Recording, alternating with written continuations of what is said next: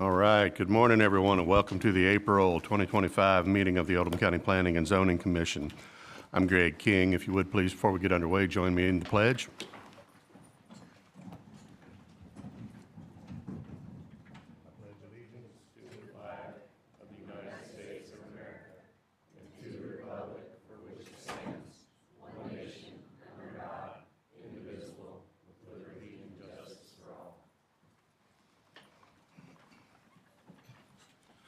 Thank you, everyone. And at this moment, take out your phones, please. Turn them to silent for the duration of the hearing.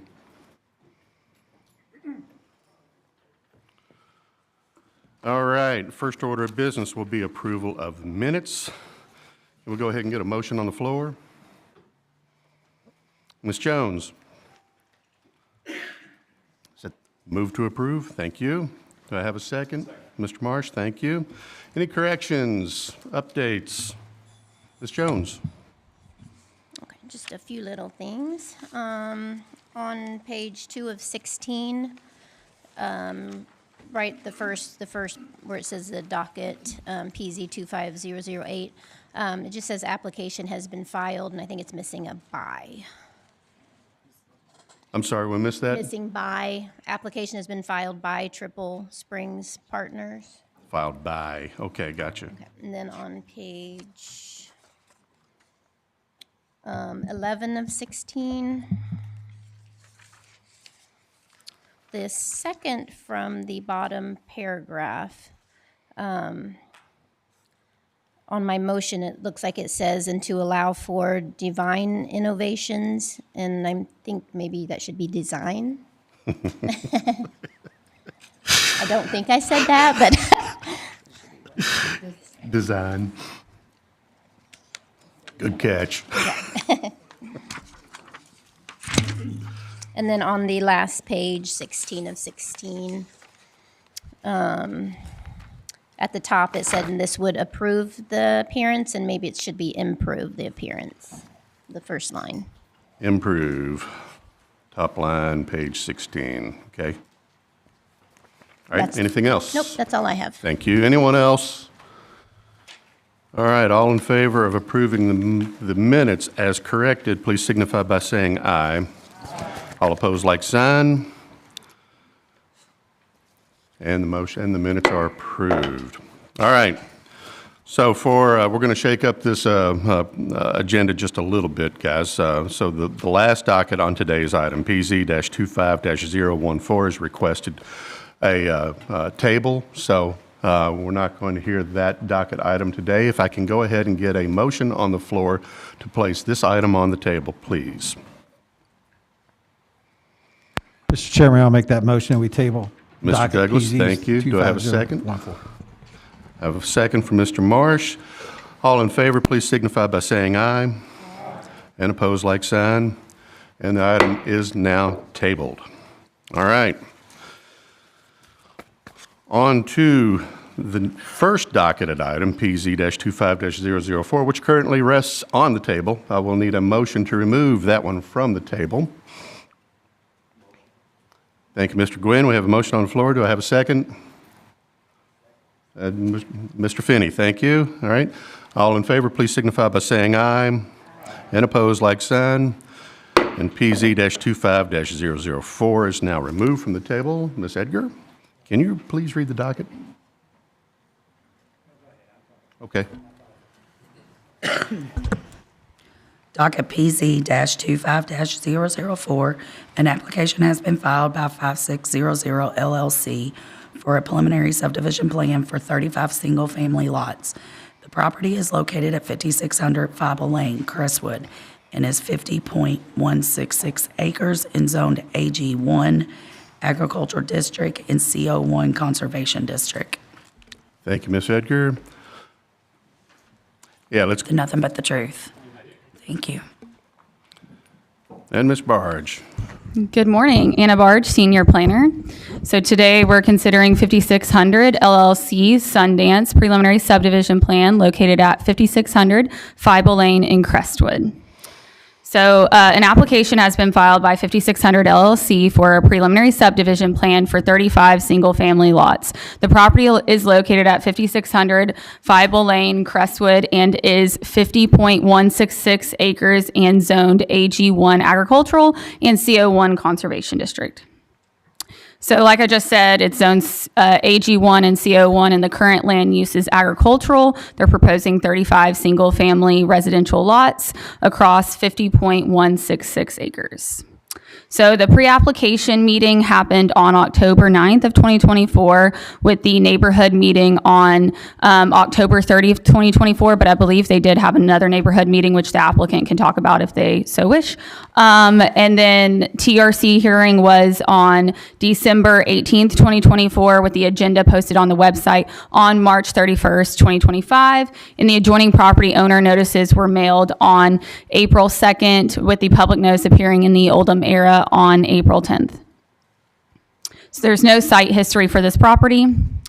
The property is outlined in red in this parcel on your screen. As you can see, the property is mostly zoned AG1, like the surrounding area, with CO1 in the southwestern corner where there's those steep slopes. So as you can see, this is the plan provided. You have a large plan as well included in your packet.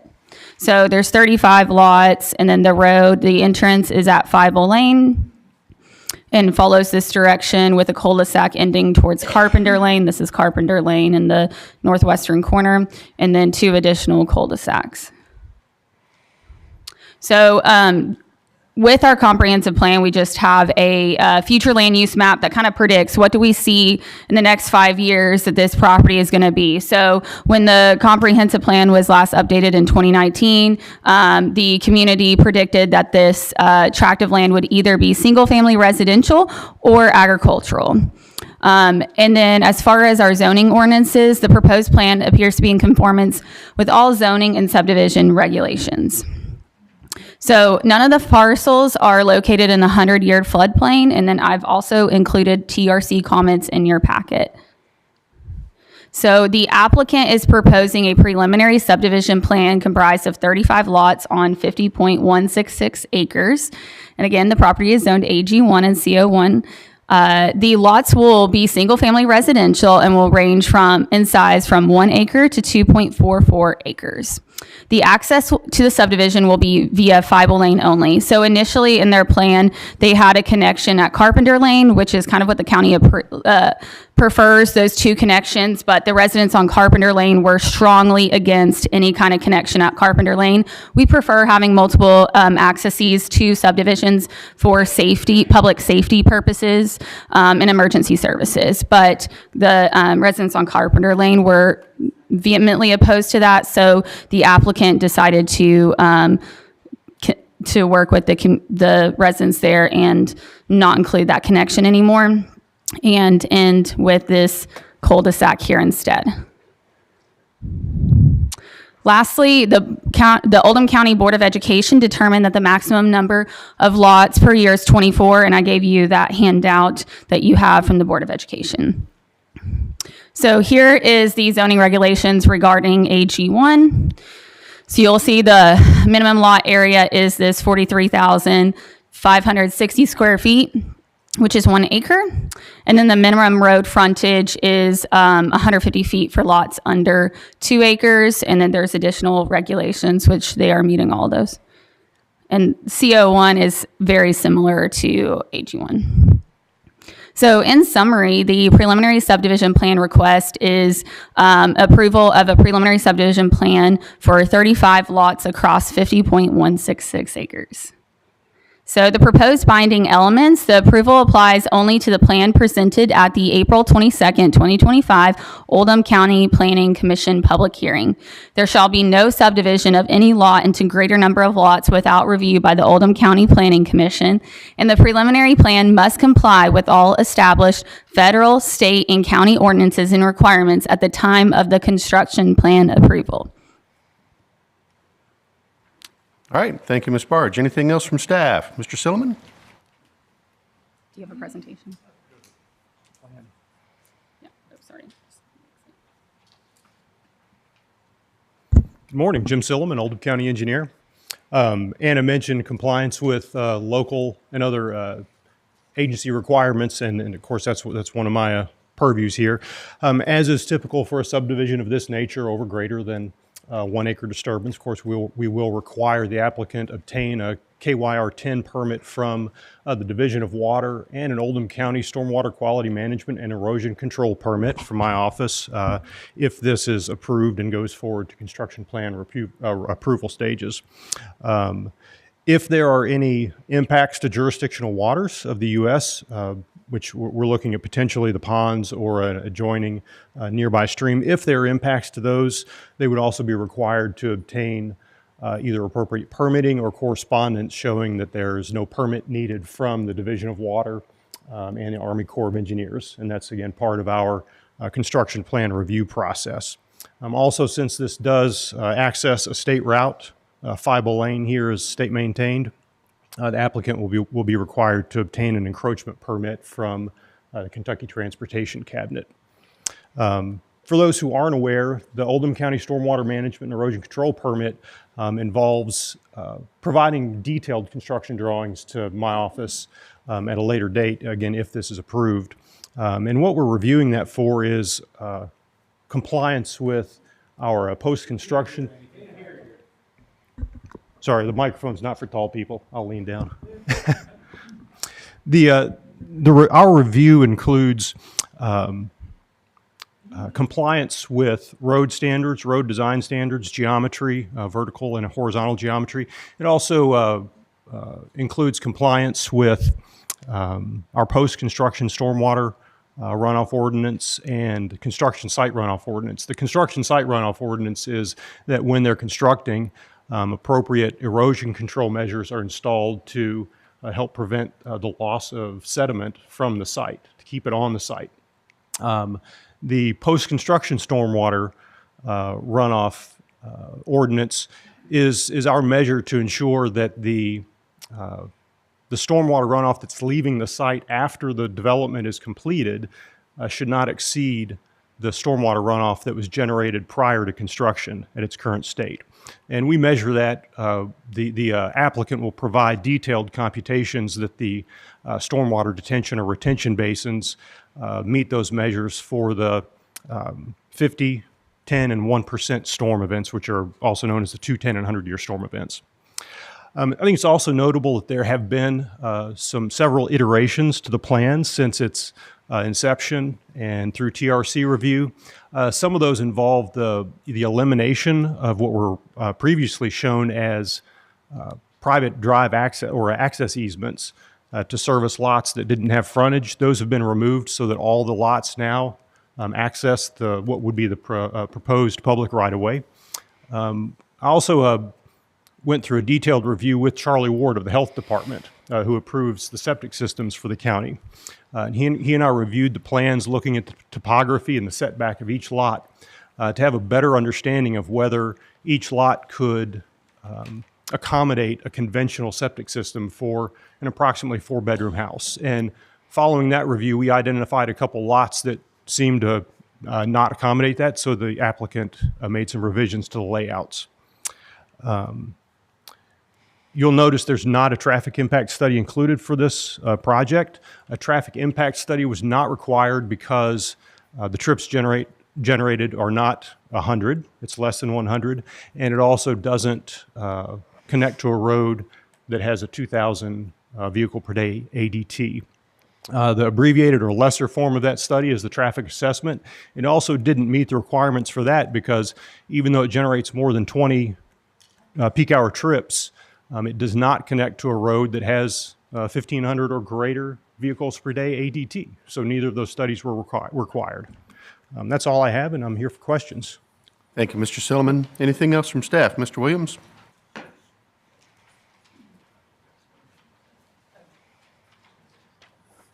So, Hang on. sorry. Let's get your name and address for the record, please. Michael Williams, Oldham County Board of Education, 6165 West Highway 146 in Crestwood. Thank you. Between TRC and presentation to you all, there was one change in the numbers. The phasing for the capacity would be at 28, not 24. because I had actually, when we went back and looked at the other approved developments in that area, I had some numbers fall off. So it brought it up to 28. All right, thank you, Mr. Williams. All right, Commissioners, Ms. Barge, is that it from staff? Okay, Commissioners, any questions for staff?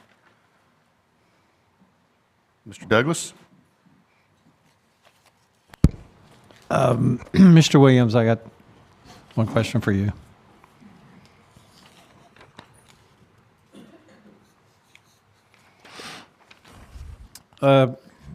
Originally, when the numbers were made, on the number of residential units on your document showed 38. So does that change anything? It on doesn't that? change any of the numbers. So it's it still- basically that 38 basically tells me I'm either getting 5 or more kids out of that subdivision, or I'm getting 4.48. Right. So that number I will change that in my carried forward calculations, but on this form, it has no impact. I didn't think so. Thank you. So you're welcome.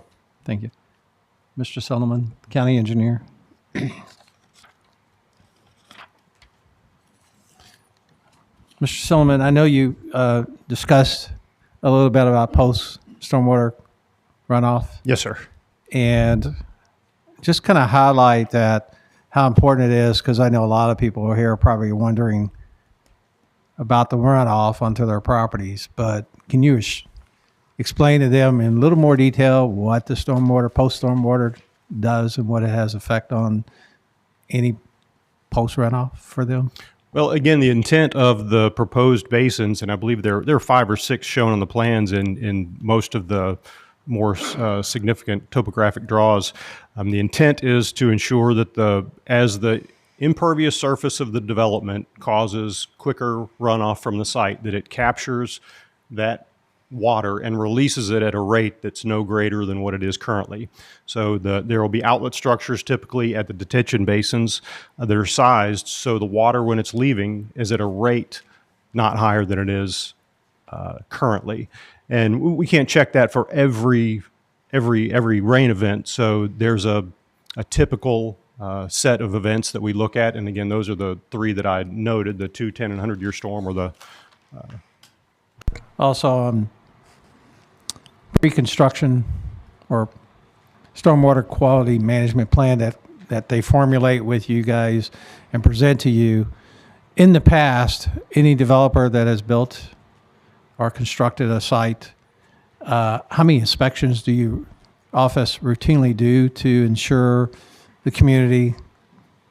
So that throughout this is the process of construction, we would like to do a monthly inspection. If we observe issues where we call it a field construction notice, if we see items that need to be addressed, we'll typically ramp that up to every 2 weeks until it's brought back into compliance.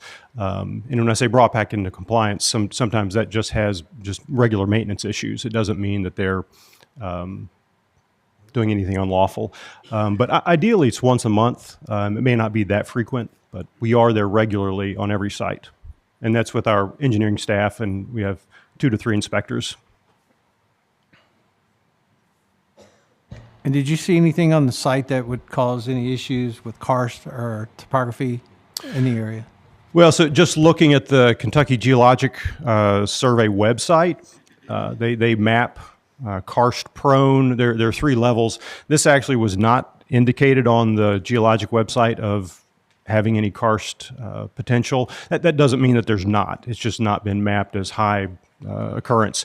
And on that same mapping, there were no identified sinkholes. Again, that doesn't mean that there aren't any. That it's just through their mapping process, they have not identified any on the site. There were a few nearby, but none on the specific site. Now, what we would require, and it's part of our regulations in the county, is that through the design and construction phase, if sinkholes are identified, they're to be indicated on the plans for documentation. Just one last question, Mr. Chairman. I know this is for the state, KYTC, because Five Lane is state-maintained highway. Correct. Was there any issue with line of sight from the entrance that you're aware of, even though it's not under your purview?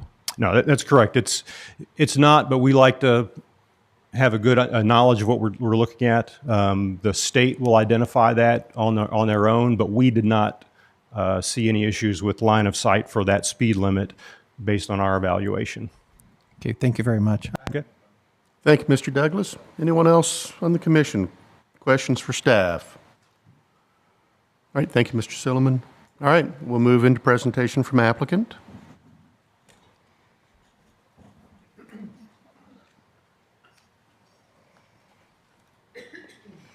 Mr. Tabbitt, you want to go ahead and get your team sworn in? I do.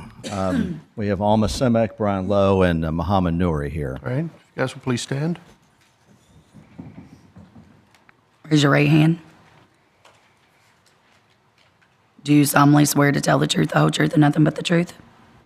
Thank you. Thanks, guys. When you approach the podium, name and address for the record. First time, please. Chairman King, fellow members of the Planning Commission, thank you all very much for your time. My name is John Talbot. My address is 1000 North Hurstbourne Parkway, Louisville, Kentucky, 40223. We are here today for the approval of a very simple preliminary subdivision plan. This is not a rezoning case. It is not construction planning review. It is simply a preliminary subdivision plan.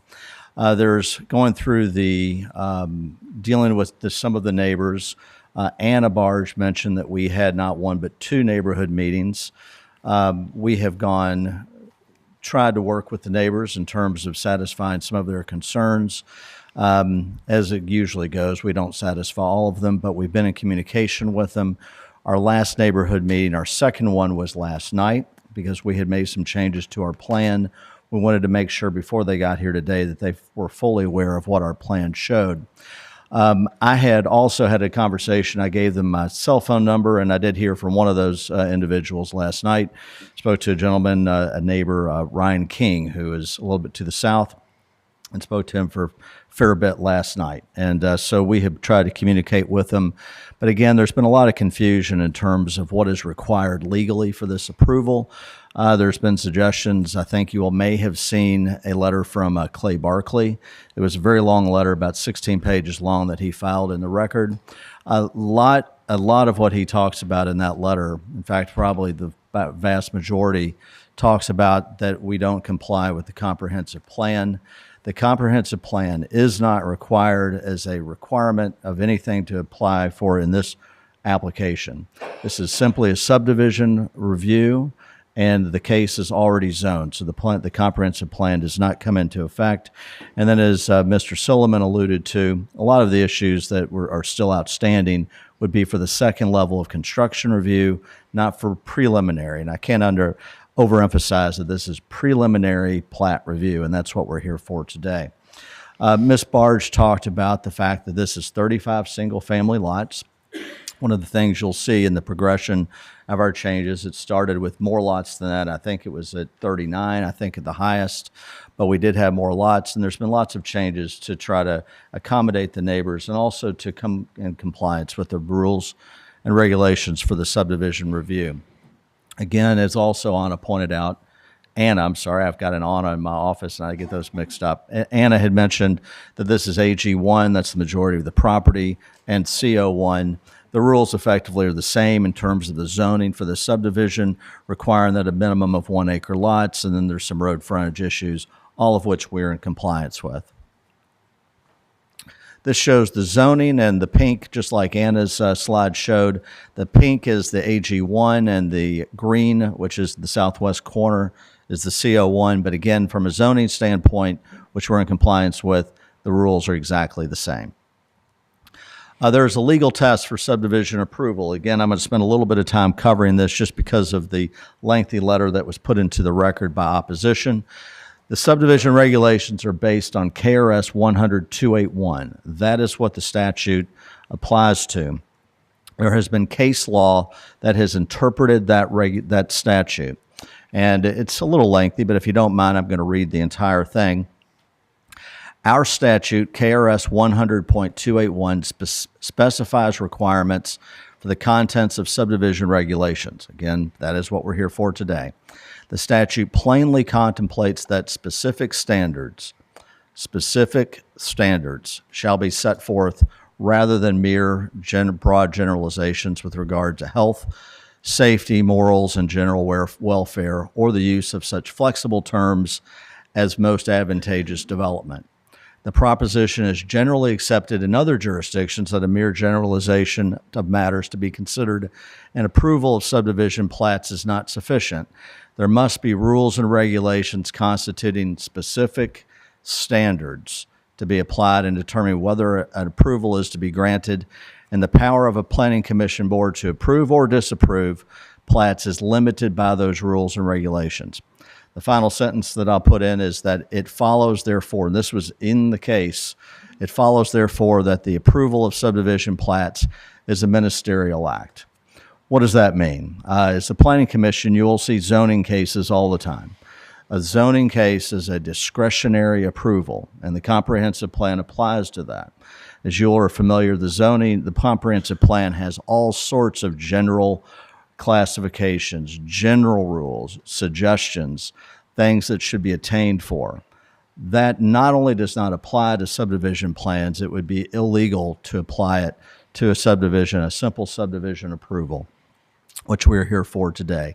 A ministerial act effectively is if we can comply with the regulations, we should get approval by right for the subdivision, and that's where we are here today. This shows the border of the property, and very similar to what Ms. Barge had showed you. One thing I want to point out is that, because I think some of the neighbors to our south are here today, you can see their property was subdivided, 10, 20 years ago. You can see their road was put right on our property line. When you see our plan, you will see that we made great efforts to keep the road away from the property line as much as possible, because sometimes roads being right on your property line can be a nuisance with cars and so forth. So we wanted to keep that away from the neighbors next to us. This slide shows, you can see two entrances, driveways, so to speak, from our property to Fieble Lane. We are I believe we're on the lower one. Is that right, Alma? Our entrance is going to be by the lower one. Is that right? Yeah, so you can see that. That's right. So the shorter driveway, that is where our entrance will be. And I have a couple slides that will show you the sight lines. I think Commissioner Douglas, you were asking about the sight lines for the road. It's very clear the sight lines are excellent at this location. And you can see our site to the right. This is the view of Fieble Lane looking south. And that's the view looking north from the site. Our site is on the left. So again, whatever direction you're coming from, the sight lines are excellent. This is the current plan, and I'm not going to spend a lot of time on that. It's a fairly cookie-cutter type plan. And again, we worked, well, not me, but the team worked very hard with staff, and staff was very helpful in trying to get this plan to meet with all the subdivision regulations for Oldham County. I wanted to show a few of the differences. This is just hitting some of the high points from the plan that we showed at the first neighborhood meeting, not the second, but the first one back in October. The plan that we showed in October is on the top left. The plan that we're asking for approval for today is on the bottom right. First of all, we reduced the number of lots from 39 down to 35. We also simplified the layout of those lots considerably. If you look at the lots up top, in our opinion, the top one on top was actually a better plan in terms of the roads would fit the contours of the land. But in trying to do that, we ended up needing more waivers and variances. And we have worked hard to try to get away from that. But to get away from the waivers and variances, we had to pull the road a little bit south. And so you'll see it's moved a little bit to the south, and our lots along the top line have gotten larger. Again, they've gotten larger also because we've reduced the number. But it's a fairly simplified plan. The one on the left that we showed in October was a little bit more complicated, and in our opinion, had a little bit more interest, but it was going to require waivers and variances, which we tried to get away from. The other thing, one of the main issues, at least for probably about half of the people at the first neighborhood meeting, they did not want to have an entrance on Carpenter Lane. And by regulations, we are not required to have two entrances. We thought it was a better plan to have those two entrances for access to emergency vehicles, and also to give better continuity with the roads could be connected and other automobiles could use that as a point to connect Feibel and Carpenter Lane. But we ended up removing that because of the opposition. Again, it wasn't required to have the two, and so we'd like to get rid of it, so we didn't require any waivers or variances on that. By having that road, it was going to create some issues in terms of waivers and variances that we needed. But as you can see, we did remove that. This shows our stormwater detention basins. We've got 6 of them on the plan scattered around. And again, this is just a preliminary plat. When we get to construction review with Mr. Silliman, those things will take a lot more detailed form in terms of what the science and engineering is required.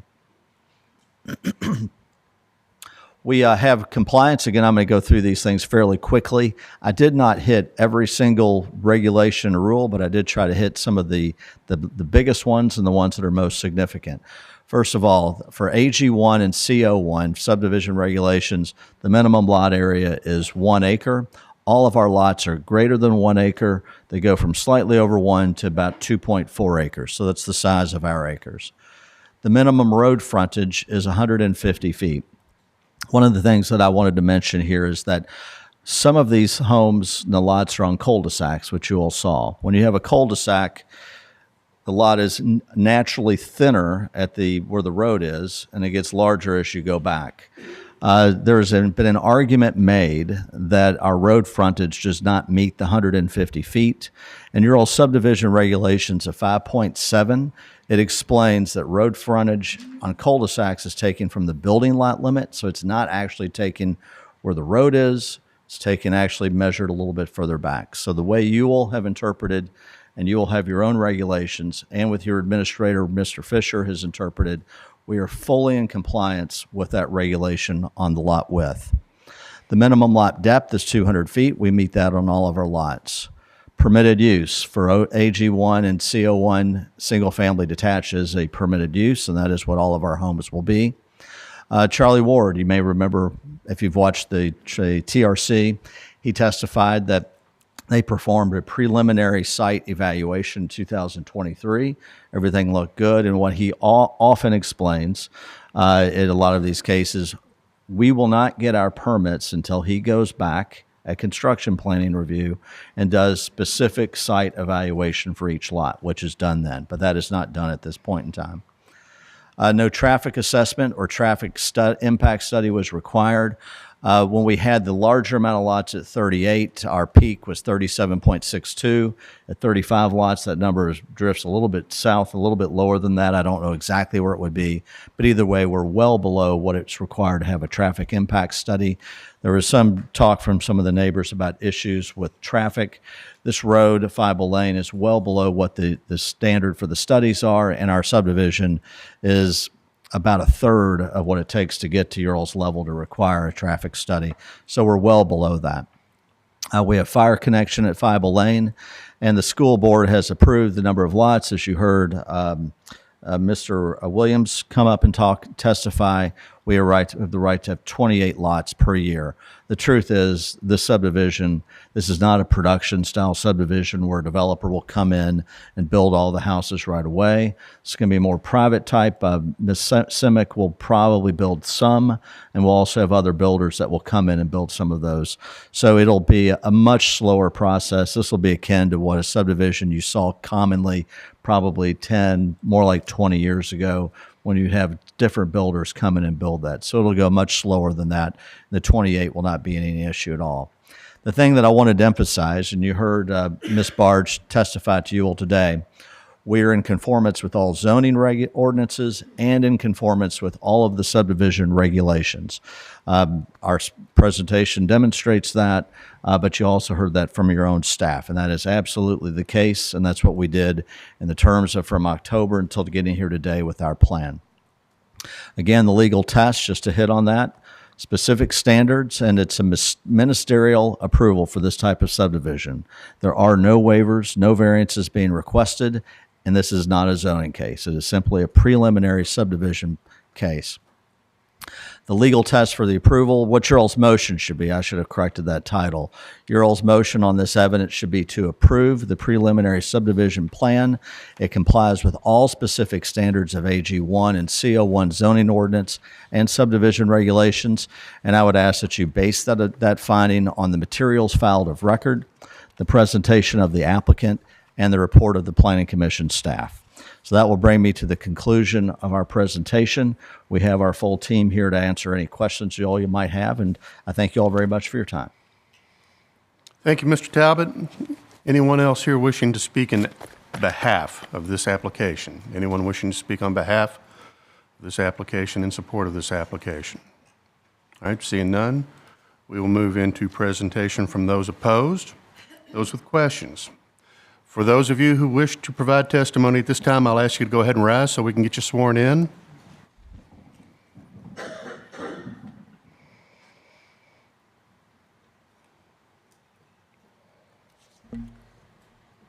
Raise your right hand. Do you solemnly swear to tell the truth, the whole truth, and nothing but the truth? Thank you. And as each of you approaches the podium, we'll need to collect your name and address. For the record, who would like to go first? Go ahead and start that clock. I'll speak first. My name is Timothy Mayer. Address is 730 West Main, Louisville, 40202. And I represent Laszlo Simoni, an adjacent landowner who I believe will also be speaking. Additionally, we also have, in addition to myself and Mr. Simoni, we also have 4 other neighbors who will also be speaking to you. So I'll do my best to mind my time and make sure you can hear as much as possible from the adjacent landowners. Now, Mr. Talbot characterized the comments that were submitted by my office, and again, I'm standing in for Clay Barkley today. But as just general or broad characterizations of issues with the development plan. That's not accurate. We did file lengthy comments, but most of the comments actually deal with specific violations of the zoning ordinances and of the subdivision regulations.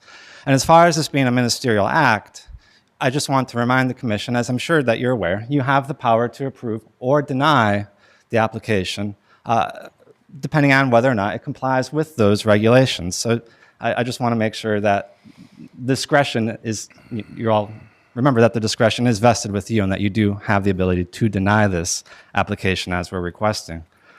I have a brief PowerPoint above, and I have a summary of the opposition from our comments, which I'm not going to go through at the moment. The focus of my comments are going to be on the effects of the stormwater runoff to the adjacent landowners, in particular Mr. Simoni. So that's what I'm going to focus on here. But what I really want to draw your attention to first is just the view of the neighborhood as it currently is. This area is characterized by lots that are generally at least 5 acres or more. The subdivision plan that's being proposed to you, as you've seen, is considerably less than 5 acres. It stands out. There's nothing like it for, I forget the exact mileage, but there's nothing in the vicinity that's anything like this development. The problem with this development that the neighbors, in particular Mr. Simoni, are concerned with is the topography and the sensitive nature of its location. It's in 2 different watersheds. It's in the Curry's Fork watershed and it's in the Floyd's Fork watershed. The concern is, of course, that the development and the creation of impervious spaces will have the effect of exacerbating runoff on adjacent landowners and also increasing sedimentation and pollution into those watersheds, in particular Curry's Fork and Floyd's Fork. So, as I mentioned, the subdivision application violates not just general principles, but the zoning ordinances and subdivision regulations. So, I know I've got the subdivision or different zoning ordinances, but I just want to start with the general understanding of the A1 and the CO the zoning ordinances. So the CO, the conservation zoning, is characterized by the protection and preservation of sensitive watersheds. And that's, as I mentioned, we're concerned with the effect of this development on the Curry's Fork and Floyd's Fork watershed. And then also the agricultural zoning district, as I'm sure you're aware, is to minimize this type of urban type of development in rural areas. And like I showed you before, this development is out of character with the existing nature of the Fieble Farm, Fieble Lane area. So specifically, the zoning ordinances that this development plan does not comply with are section 380.020 of the zoning ordinance, which provides that the development plans must contain provisions for handling surface water drainage. So far, there is nothing in this plan that shows how surface water drainage will be handled. Section 380.020E17 provides that the commission shall consider the provision for adequate drainage facilities on the subject site in order to prevent drainage problems from occurring on the subject site or within the community. Again, there's nothing in this plan that addresses that, nor is there any indication where the stormwater will flow or where the outlets for those stormwater basins that are identified on the plan, where those outlets will be located. And finally, I believe this is up there, it violates section 7.7C of the subdivision regulations, which provide that the subdivision shall provide satisfactory drainage and accommodation of stormwater runoff in accordance with Oldham County stormwater ordinances. Now, I know there was some discussion about how there will be, in the future, plans provided showing pre-construction and post-construction runoff calculations. Considering the sensitive nature of the location, its ability to impact watersheds, Curry's Fork, Floyd's Fork, and the topography of the steep slopes, we believe that those materials should be provided to the commission so that the commission can make more of an informed decision on approving the subdivision plan.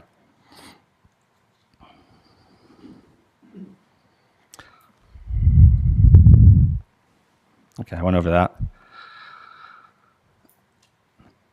Now, some of the other neighbors that we'll be talking, we'll be discussing other violations of the subdivision regulations. I just want to go into a few others that are highlighted in the letter. I'm not going to spend very much time with these.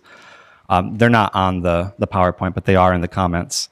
Section 5.1 of the subdivision regulations provides that the subdivision plans shall maintain and enhance the county's rural character, and 5.2C, the subdivision plan shall retain and enhance features such as mature stands of trees, slopes, drainage, swales, and streams. Again, our concern is that this plan will eliminate large swaths of trees, alter existing steep slopes, and negatively impact stormwater drainage. And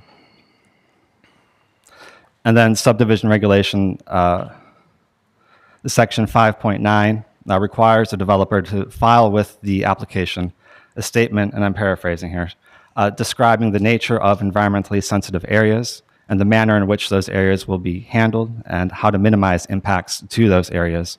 Again, no such description has been filed, which we believe should be required given the sensitive nature of this location for this subdivision plan. So that's all I have for you. I urge you to deny the application, and I appreciate your time and listening to me here. Thank you, Mr. Mayor. Who would like to come next? Please.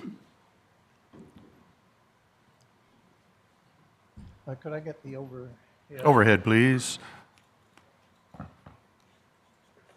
My name's John Davidson, 57015. Oh, sorry about that. John Davidson, 5701 Fieble Lane. We're adjacent to this development across the street. And I have a few items I would like to discuss that are a little more technical in nature.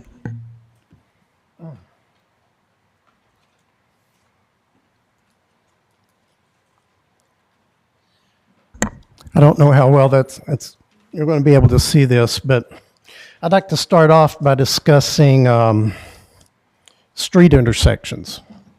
The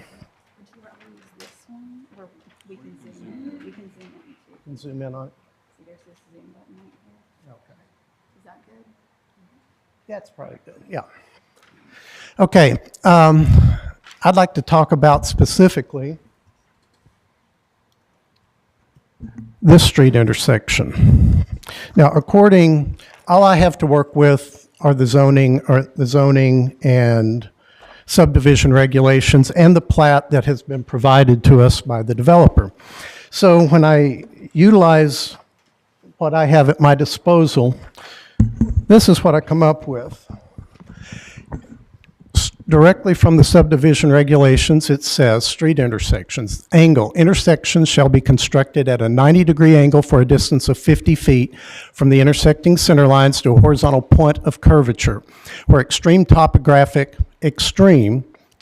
conditions are present, intersections to 75 degrees may be accepted as approved by the county engineer, so forth, so on.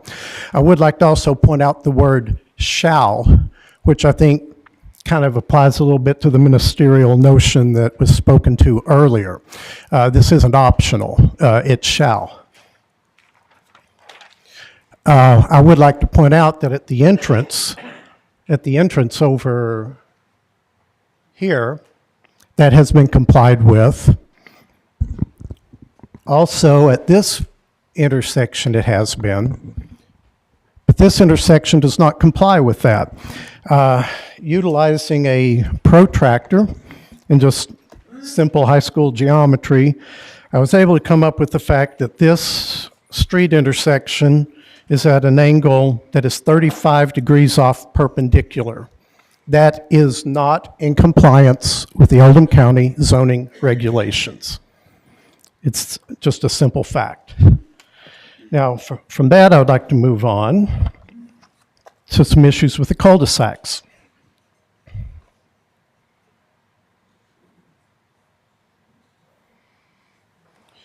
Or actually, I'm going to discuss, just one second.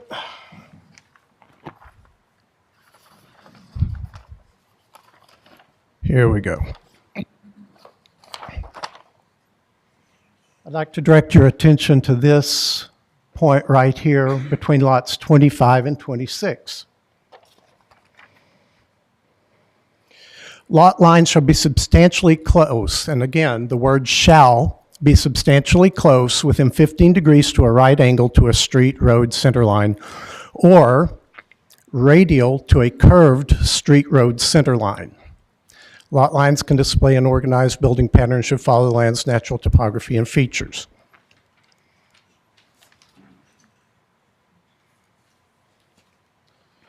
This intersection with the street is a 42-degree angle, significantly outside of what is permitted by the Oldham County zoning regulations. So that's another point of non-compliance.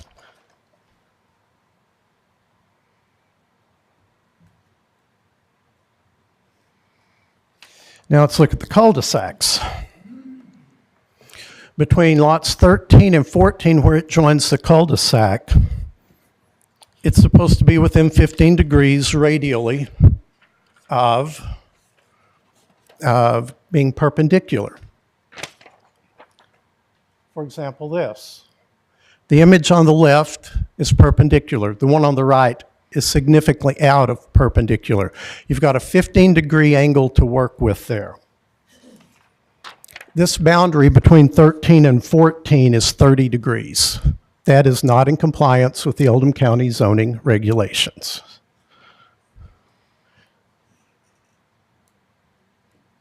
If you look down between lots 15 and 16,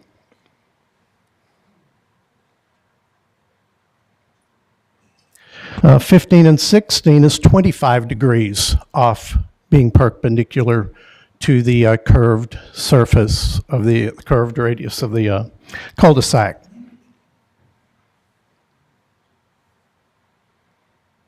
Finally, if we go on down to the boundary between lots 20 and 21, this one is a full 45 degrees off the perpendicular, significantly outside of what the Oldham County zoning subdivision regulations allow. And again, shall is a critical word there.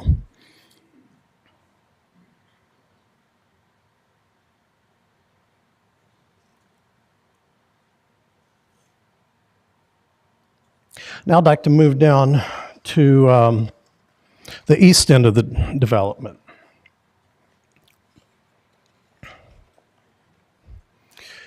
As you see across the southern tier of lots, the southern lots are all single tier until you get out to the lots adjacent to Fiber Lane. In this case, they've elected to utilize a flag lot to put an additional lot down in the corner. Now, what the regulations say about flag lots, they shall only be permitted in situations where geometric or topographic constraints make it impractical to conventionally satisfy lot width requirements. So, it shall only be permitted. So what this is saying is there's got to be a pretty darn good reason to do a flag lot. You're only limited to 2 in any development anyway. It's something that it strikes me as being something as a last resort type situation when you've got some situation you just can't deal with.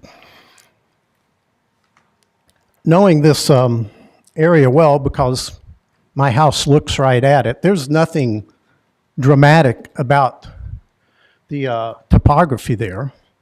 The only thing that this does is allow them to squeeze in an extra lot. There's no real driving reason to allow a flag lot. And I think they should have to justify its existence by something other than just wanting to build another house there. And I feel the wording of the regulations back me up on that notion. Should not be able to do it just because they want to get squeeze another home in there. And I should also point out, the regulations do not address road frontage when it comes to a flag lot. Now, they do specifically discuss, as Mr. Talbot mentioned, it does specifically, the regulations allow for a variance on road frontage when it comes to cul-de-sac lots. It's written out directly in the subdivision regulations. There is no exception allowed for street angles. There's no exception allowed for lot angles, and there's no mention of how road frontage is addressed on a flag lot, which frankly I feel is a significant shortcoming of the regulations. Nothing says that you're allowed to go, in this case, over 230 feet away from the road, down a little narrow strip that's 41 feet wide, and say you've got road frontage at a point 230 feet from the road. Now, if the regulations allowed the same type of situation that the cul-de-sac setback rules, I could accept that. But the fact is, the regulation's poorly written, and it does not allow for you to measure, which I assume is what they're doing, is measuring the setback or the road frontage down here. That is not addressed, and it is not allowed anywhere in the regulations. And so I feel that between all of these various issues, there are several areas where this development is not in compliance with the subdivision regulations. They have not requested variances. They say that it's in compliance. It is not. And I feel that this should be denied for being an insufficient plan that is not sufficiently compliant with the subdivision regulations. Thank you very much. Thank you, Mr. Davidson. Who would like to go next?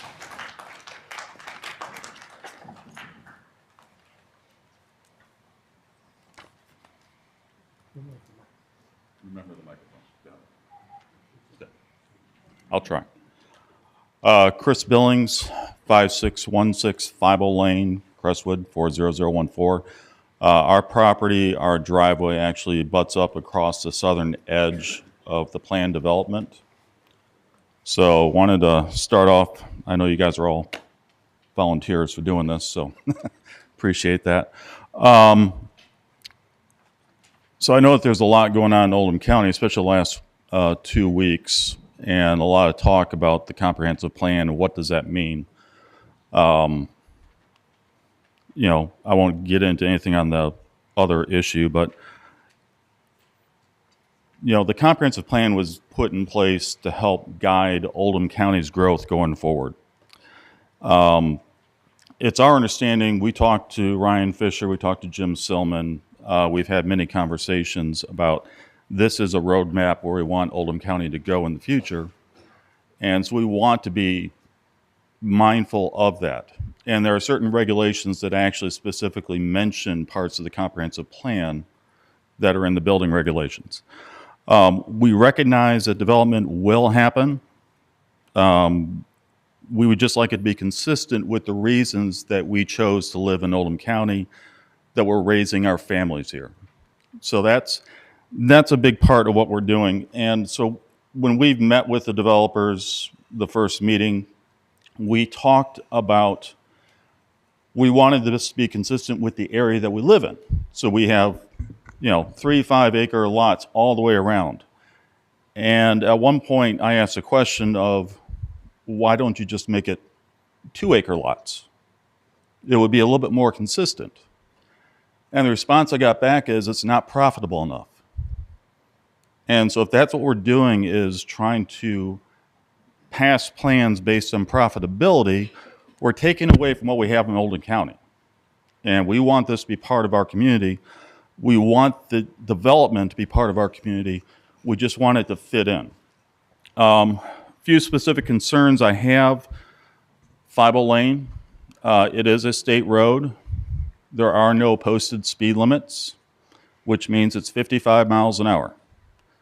My driveway is right next to the development, and so I know how dangerous that road is, especially in the morning and the afternoons. I have a special needs son that rides a bus to school and gets dropped off every day. He's now he's in middle school now. But for the last 7 years, taking him up to the top of our driveway to have the bus pick him up or drop him off, it's always been a concern. My wife really gets concerned when people come screaming around the corners and they hit that first corner and they speed up to get to the next corner and there's a bus stop right there. And there have been many close incidents right in that area. So that, you know, we consider it, living there, a dangerous curve, a dangerous area to drive. We consider it dangerous to pull out of our driveway. So why we're not addressing that, the comprehensive plan states that a traffic study may be done. As they mentioned, they dismissed the high traffic volumes on the adjacent roadway because apparently 22 doesn't count, even though Fibo Lane is a cut through for people going to Simpsonville and Shelbyville. Lack of existing left turn lanes. There are none. Inadequate horizontal or vertical sight distance at access points, which I can attest to is a challenge. And the proximity of proposed access points to other existing drives or intersections. These are reasons to do a traffic study, not to stop at development, but to study the impact of traffic of 35 new homes going into that subdivision.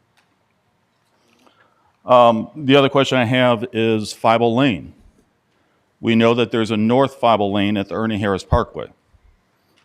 I'm guessing, because I don't have access to that information, that eventually Fibo Lane will go all the way to Ernie Harris, because you don't normally name two streets the same. So what does that do to traffic in the future? And do we need to address that now as we're looking at a subdivision of what the future impact may be if there's a corridor from 71 down Fibo Lane? What does that look like going forward? Next point I'd like to talk about is the water runoff. And I'll pull up some photos here. Yeah, which button do I hit? Overhead, please. Well, For those of you who are providing electronic means of evidence, Commission needs to collect pieces of evidence for retention in the record. I can send you this if you need it. Counsel? All right, that'll be the commitment. It does need to be provided the opposition or the opposing counsel. Okay. So I can send this to you and you can disseminate as needed, correct? I wish this focused in better. So this picture here is when they first started clearing out the land back in 23.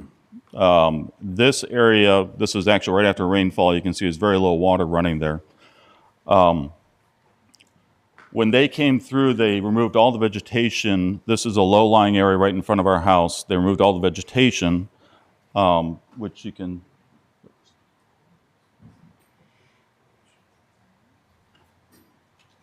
Thank you. And you probably can't see it too well, but you can see that they're clearing out everything. So they cleared out all the land, all the vegetation that was ultimately holding back all the water that would hit our driveway.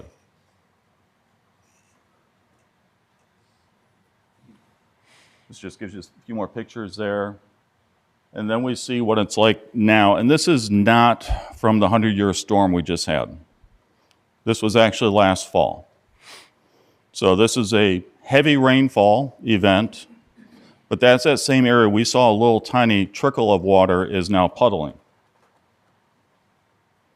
You can see it keeps puddling up and pushing up against the driveway. We have a culvert on our property that then pushes water out into the other side. It goes down behind our property, so it creates a stream. There's a stream on the property there. That used to be all wooded. And that area is flooding as well.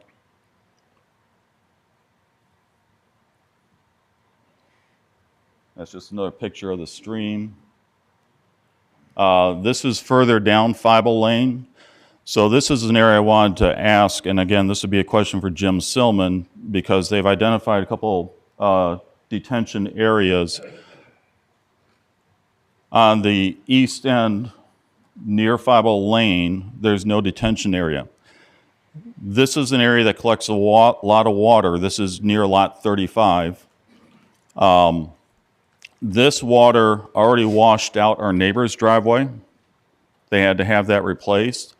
And it's currently, when we get excessive rain, it's washing out the driveway, the next one down. So there's concern that we're allowing a lot of this water to continue to puddle up and push against our driveway. So obviously we're concerned personally from the standpoint of where we live. And this is something obviously Jim dealt with in terms of looking at detention systems, but it's not something that's fully addressed because they missed the entire area. And obviously there's a lot more runoff than there was before they cleared all the land. So we don't know if the standards are, we're not going to increase the water runoff based on today's rain or based on 2 years ago rain. And I realize it would be impossible to go back in time and calculate out what that rain would be. We're also concerned about some of the septic systems. They are right on top of these detention areas, on top of these water runoff areas. We're not concerned about the septic system today.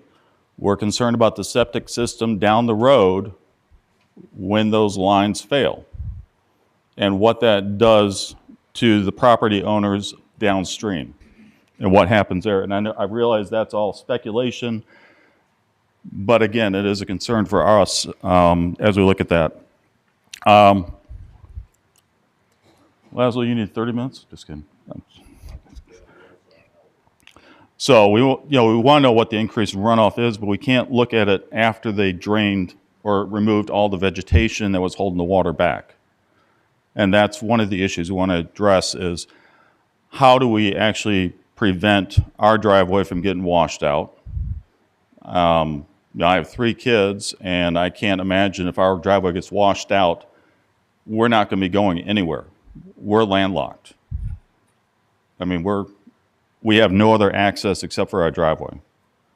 And if emergency vehicles have to come in and the driveway is washed out, there's no access. So that's a concern for us as neighbors, and we want this addressed by the developer. And I recognize that they have addressed a few things there, and they've looked at adding detention basins, so that's good. The other question would be, all these lots on our driveway. One of the things I brought up at our last community meeting, and Alma and Brian kind of said, well, we'll think about it, was can they put a fence up, make it a unified fence along the driveway to make it a real nice looking area? And I go back to L'Esprit, and I see the whole boundary is fenced in. It looks really nice. They take care of it. But if I have 9 different people, 9 different homes, I have 9 different fences up and down that driveway, it really kind of detracts. So if I want to sell my house, people are going to drive down and say, oh, whatever. But I think also from the perspective of the developer, it would actually be nice if they actually went ahead and did something like this to promote the community that they're planning on building.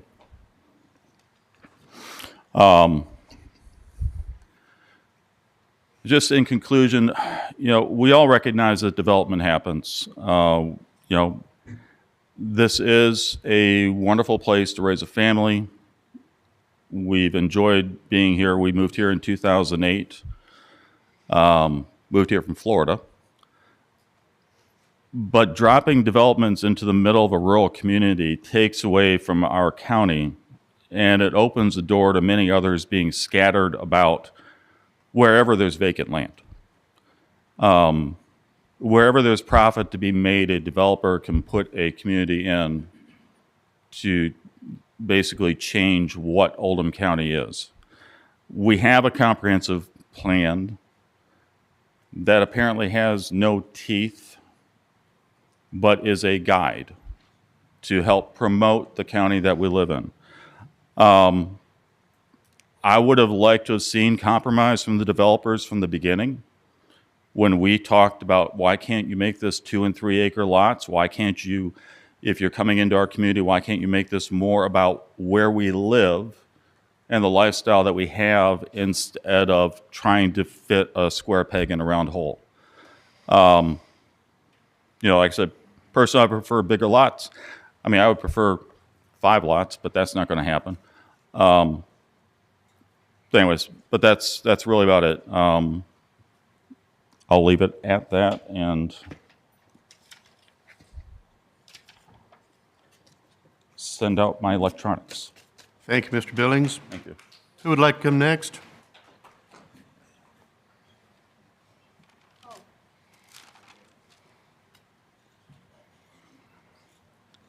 Mr. Harrison, before you get underway, just a reminder for everyone else who's waiting to speak. There are now 17 and some change minutes left for getting your points across. Use your time. Mine are different. I'm Albert Harrison. I live at 114 McMakin Manor here in LaGrange. No disrespect for the hat, but I've had multiple eye surgeries and bright lights kill me. So if it offends you, I'll take it off, but I won't be able to see you. Okay, good. Mr. Talbot made some very all-inclusive statements. They are dangerous. There are a lot of elements missing. Can we have the subdivision plat back up? Hey, come a little closer to that mic, please, so we can all hear you. Right? Is that better? That is. Sorry. Can we get the subdivision plat back up? Overhead, please. I don't have anything. It's my understanding that this plat, in addition to being a revised plat that does not show a revision date on it, is not the final plat. There's already been a revised plat created that we've not seen. So I'm not sure what it is. If you approve this today, you don't know what you're approving because we're not seeing it. This plat is not complete. It's far from complete. And I draw your attention to Fable Lane, where on Lot 1, we do not have a distance along Fable Lane. We have missing distance on Lot 34, and we have a total missing distance and bearing on Lot 35. So we really don't know what the boundary of this subdivision is. Originally, they were showing the lots properly to the center line, but then somebody found out that there was an earlier survey that dedicated or gave up 30 feet from center line to the county by minor plat, which is common. But even with that information now, we still don't have the frontage or the direction on Fable Lane for Lot 36. So to me, it's not correct to say that it's fully in compliance with anything, because it's not.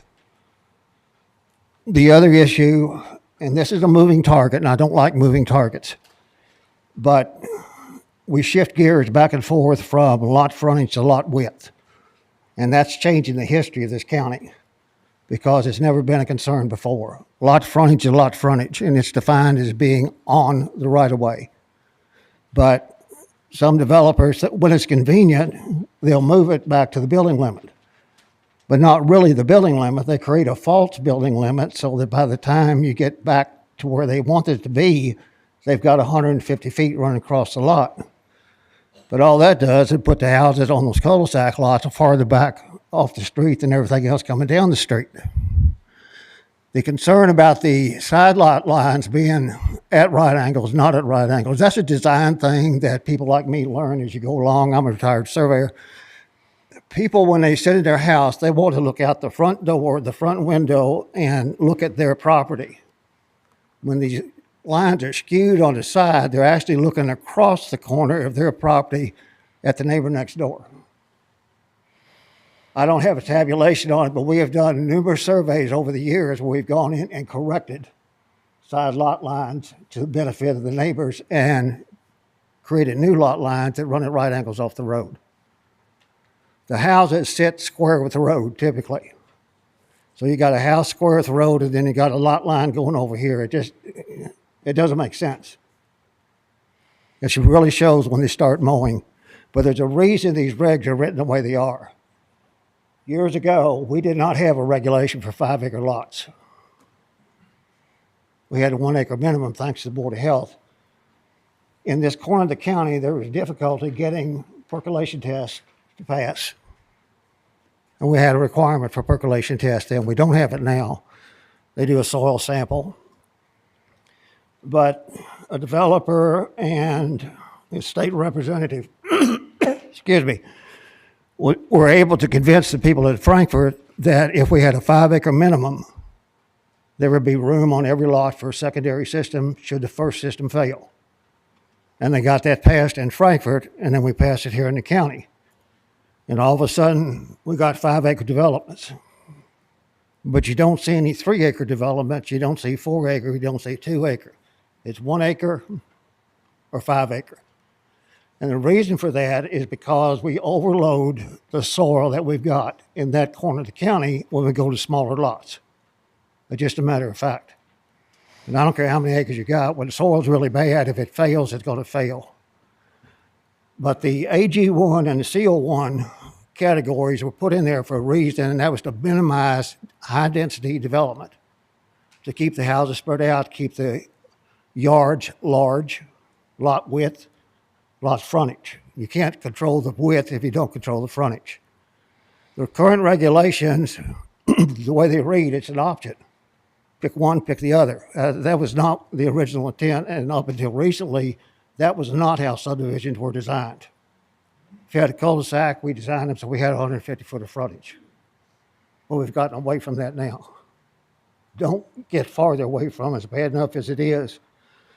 The other problem with the plat, it does not conform to the regulations. It's got contour lines on it. I think they're 2-foot contour lines. The regs require 5-foot contour lines in AG1 and 2-foot contour lines in CO1. So it's beneficial to have the additional information, but it does not fit the regulations. It's not a requirement. So again, to get back to this all-inclusive statement that we meet all the regulations, I don't think so. The other thing that is missing, and I think it's critical on here, if you look at the cul-de-sac lots, you got a bubble, you got curves. How big are the curves? What's the radius of each curve? Will they accommodate a school bus? Because one time the school board determined they wanted a larger radius if they had a school bus going down the cul-de-sac. But there's no evidence of that here. They should show what the radii are. And with that, I'll close. Thank you. Thank you, Mr. Harrison. Who would like to speak next?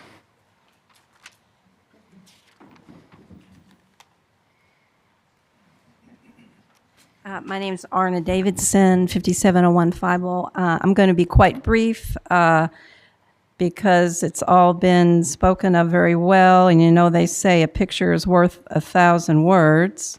So Chris mentioned the traffic issues, and we are adjoining property. This is the third time that our fence has been taken down from, you know, I don't want to say young kids, but people driving fast, and you know, we're right at the curve. That road is very unforgiving, and we also had a big tree damage that we had to have like $800 worth of preventive work on.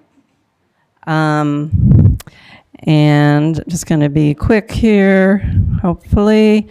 There was mention about the karst region that we are in. I'm just going to show, this is our property with underground streams. It's a very active region. And again, that was not the 100-year storm. This was, I think, back around the holiday, Christmas or something, when I took that. And this is just one of many.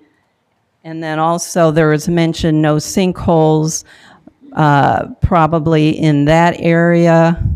But again, we're adjoining. And this is just one of our sinkholes that is on our property. You can see it's very, very active there. And then the final thing I would like to say, our septic failed 10 years or so ago, and all that we could put in was a direct discharge due to the poor soil. And again, I don't know how to clear that up, but you can see unsatisfactory 14-inch mass of clay, and there's another unsatisfactory soil structure, and I'm not a professional by any means, but this is the preliminary tests that were done on the property there. I'm not sure of the date. I think it was a couple years ago. And, you know, it's a question I have. You see, number one, 20-inch. Ours was 14-inch massive, and it was not approved. And maybe I'm comparing apples to oranges. I don't know. But here you see, you know, number one, 20-inch massive. Number two, 28-inch massive. And again, I don't know exactly how to interpret this, but it just, you know, on quick look, it looks like it's similar. And, you know, all we could do was the direct discharge, not just a standard septic. So those are my concerns. And, you know, as with everyone else, we would hope that this subdivision would not be approved, or at the very least be downgraded to fewer lots. Thank you. Thank you, Ms. Davidson. Who would like to go next? Jim Allen, 1416 Oldham View Drive. I'm not speaking for or against, but I do have a recommendation in the short time that's left. if a subdivision like this, speaking to Mr. Douglas's point, has detention ponds, retention ponds, it's really good to find out whether or not there tends to be an HOA, and if it's an HOA, it needs to be an incorporated HOA, so there's always a board to maintain those. Secondly, when you look at the final plans, there should be easements to access those ponds. If those ponds are owned by individual landowners, getting access to them and making sure they're maintained is a real pain in the neck. And absent all that, if it's a county easement, then it needs to be really shown so that if the county is responsible for taking care of those, we'll know that in the final plan. Thank you. Thank you, sir. And who would like to go next? Good morning, Laszlo Simoni, 5201 Robertson Court. Just have a brief statement to sort of wrap up and summarize, I guess, from a community standpoint for the board. Again, you listen to a number of members of the community month after month where development comes in. Some of you may know where we live in the Fievel Farm community there on Fievel. Some of you may not. We just sort of want you to get an understanding of who we are and what brought us to that community. Over the recent years, we in Oldham County have proudly embraced the slogan, quietly amazing. That phrase, simple yet profound, evokes 1,000 images. Tree-lined country roads, peaceful starlit skies, tight-knit communities where families grow and neighbors become friends. But those quietly amazing moments, the ones that made us fall in love with this county, are slowly fading into distant memories.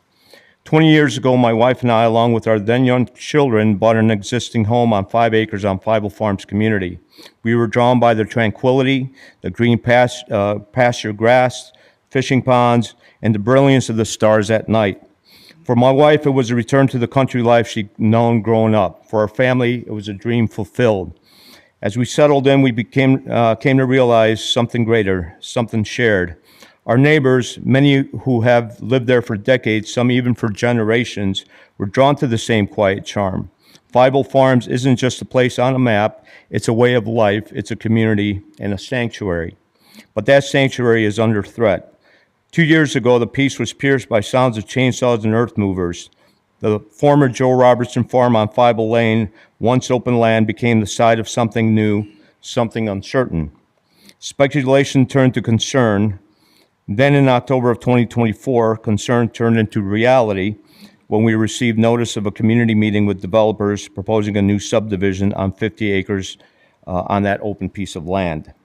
We packed the firehouse that day. We listened. We were told there's a great need for housing, that people were fleeing urban sprawl who want to find their own peace in Oldham County. But what we weren't told is how this development, densely packed, smaller plots, suburban in nature, would preserve the rural essence of our neighborhood. The truth is, it won't.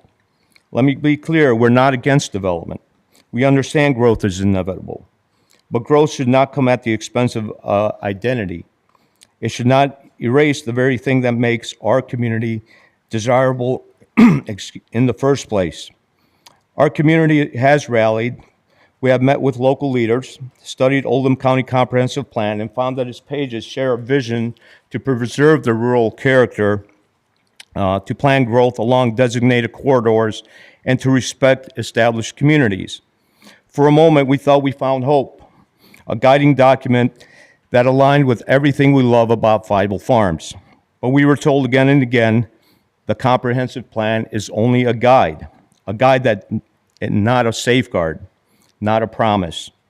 Today, you heard from those far more experienced than I, attorneys, community members, and advocates, who echoes these same concerns.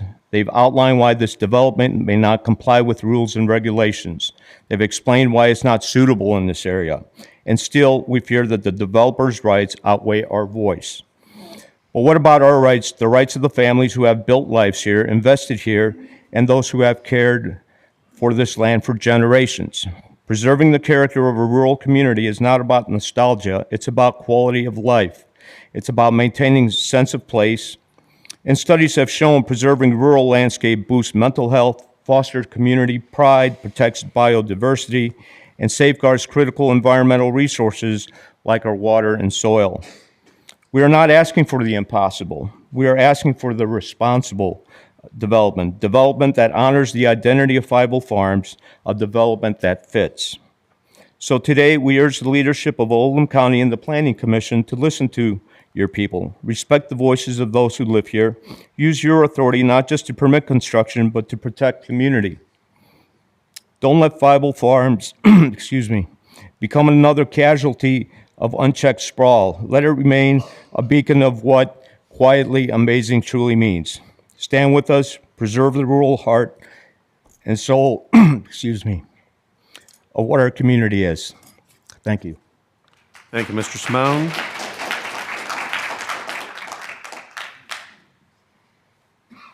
Short time. Good morning. Thanks for your participation in all this, and I appreciate everybody being here. My name is Nathan Oberg, 1414 Yeager Lane. I am a representative from a group of We Are Oldham County. This document here is the Oldham County Comprehensive Plan. When this was adopted, there was room for public opinion in that document. We have faith in that. It provides protections for our people, and I strongly recommend that we read it. In the last few years, this document has been watered down, and it's our position here, and I hope yours too, to abide by its contents. AG1 and CO1 are the designations here: conservation and agriculture. That's an awful lot of runoff. We have run out of time for opposition testimony. Thank you. Commissioners, it's in your hands at this moment. Do you wish to extend more time for opposition testimony, or do you wish to move along with the hearing? Mr. Hampton? I wish to move on. I think we've given everybody a good chance. Thank you, Mr. Hampton. At this moment, we'll take a short recess for a break. Circle back in 10 minutes, guys.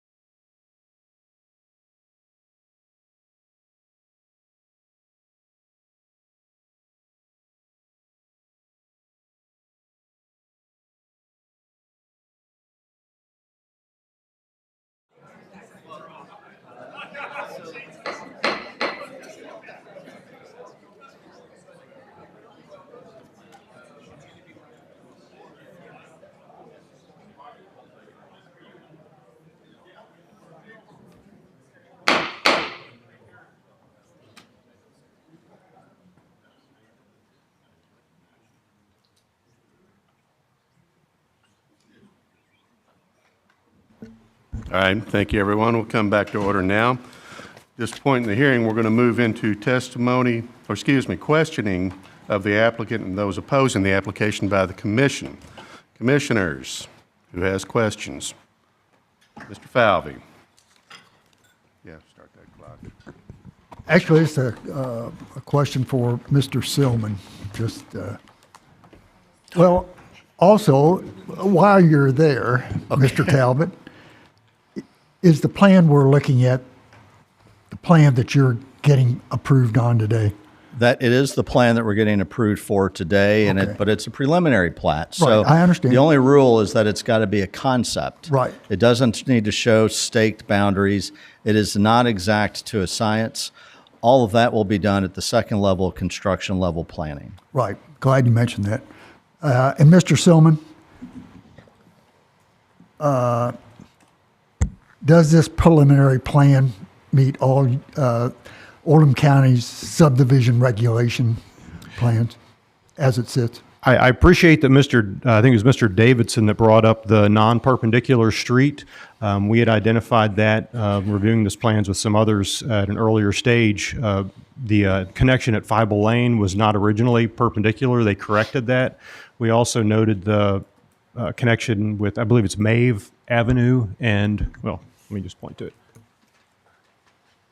That had not been corrected, so I would agree with Mr. Davidson that needs to be addressed as far as the non-perpendicular. Now, whether it's now or at construction plan phase through a binding element.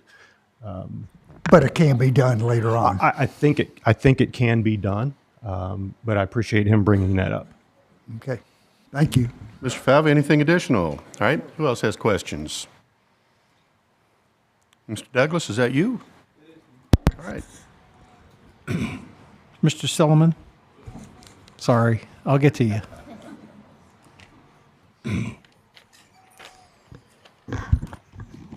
I understand that there were some conversations from the opposition regarding the sewers, and if Mr. Ward's here, I'll get a question into him. But Mr. Rose, I don't believe, is here from Oldham County Water District. But do you have any information as far as like where the fire hydrants would be located in this subdivision? Because I know in the TRC meeting there was indication that they requested a connection or fire hydrant connection to the 6-inch main on Carpenter Drive. That's a question for the water representative, not me. I couldn't answer that. You couldn't answer that? No. All right. And also there was conversation about from, I believe, Mr. Billingsley that talked about the stormwater runoff off of, he indicated lot 35. I'm not sure where the driveway is accordingly, but it looks like there's an 18-inch corrugated pipe that I saw on that property, but which is way down, I guess, off of that roadway where they live. Are you familiar with that pipe and why it's there? I couldn't pick it out specifically, but we did receive a call or a couple calls a couple years ago concerned about the potential clearing of the land, and our inspectors observed the site, inspected it, and some of those photos that Mr. Billings showed of the runoff. Again, our inspection involves determining if there's actual land disturbance to determine if it requires a permit. At that time, it appeared to be more of a maintenance nature. And so we did not pursue requiring the applicant get a permit at that time. So is that corrugated pipe, was it put in there for the roadway? Is that a private road that affects the He could building? answer the better, but that's his private driveway, I believe. Okay. And then obviously somebody put that corrugated pipe At some across time, that? because there's a couple topographic draws that receive the water and need to carry it across that way. Would they had to get a permit for that back then? Since it's a private road, no. No. We would only permit within the county right of way. Okay. I just want to put that on record, that it's a private road. I guess next question I have is that there was conversation about lot 35 off of Feibel Lane, and there was talking about frontage. Yeah, Yes, so subdivision regulations, you're talking about this one in particular. Subdivision regulation 5.7D, and I'll read it out to you. Lot frontage. All lots shall have frontage on an approved public street, private road, or access easement. So they have this frontage on a public road, which is one of those categories. So we deemed that as they have more than what's required of road frontage there. They have more than that 150 feet of road frontage. So they could access the driveway as, this is deeded land going to the back of the house, and that's road frontage. Either way, it's road frontage. We heard the word flagged lot. Yeah. Does that consider to be a flagged lot? It could be considered to be a flag lot. If you want to talk about the character of the community, there are one of the people that came up, this is a flag lot right here, although they did, I believe, if I remember correctly, get a road frontage variance, the neighboring right here for this lot. So that's a flag lot as well. Okay, so the 41-foot easement to... Well, it's not an easement, it's deeded. It's deeded. The flagpole is deeded piece of land. There is a difference, yeah. All right, and that complies with our... Yes, it's over the minimum size of 40 feet. Right. Yeah. I just want that on record. Yes, it's good to get it on record. Mr. Chairman, is Charlie Ward here? Charlie Ward. Oh, there he is back there.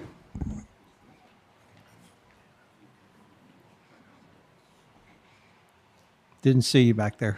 Mr. Ward, let's get you sworn before you start. Do you solemnly swear to tell the truth, the whole truth, and nothing but the truth? I do. Thank you. And your name and address for the record, please. Charles Ward, Environmental Health Director, 1786 Commerce Parkway. Thank you, sir. I don't know how much testimony you've heard from opposition or the applicant, but there was a lot of questions about septics. Sure. So can you tell us what your findings were when you went out? If I can go to the overhead, I'll just kind of do a little clarification. Sure. I did email this to Mr. Fisher. Thank you. So this is the Oldham County Health Department made a county ordinance in May 5th of 1989 requiring a minimum of 1 acre. That would be the first line right there, system to be a minimum of 1 acre in site. And this is also requiring 100% of a preliminary septic system, and then also covering the repair area. So if or when that primary septic system should fail, there is a backup area for that to go to. The idea being is once you have 2 lateral fields associated with your septic system, you start alternating between one or the other. You have one large system that's working for the house, 20, 30 years it starts to fail, you install another system for the house.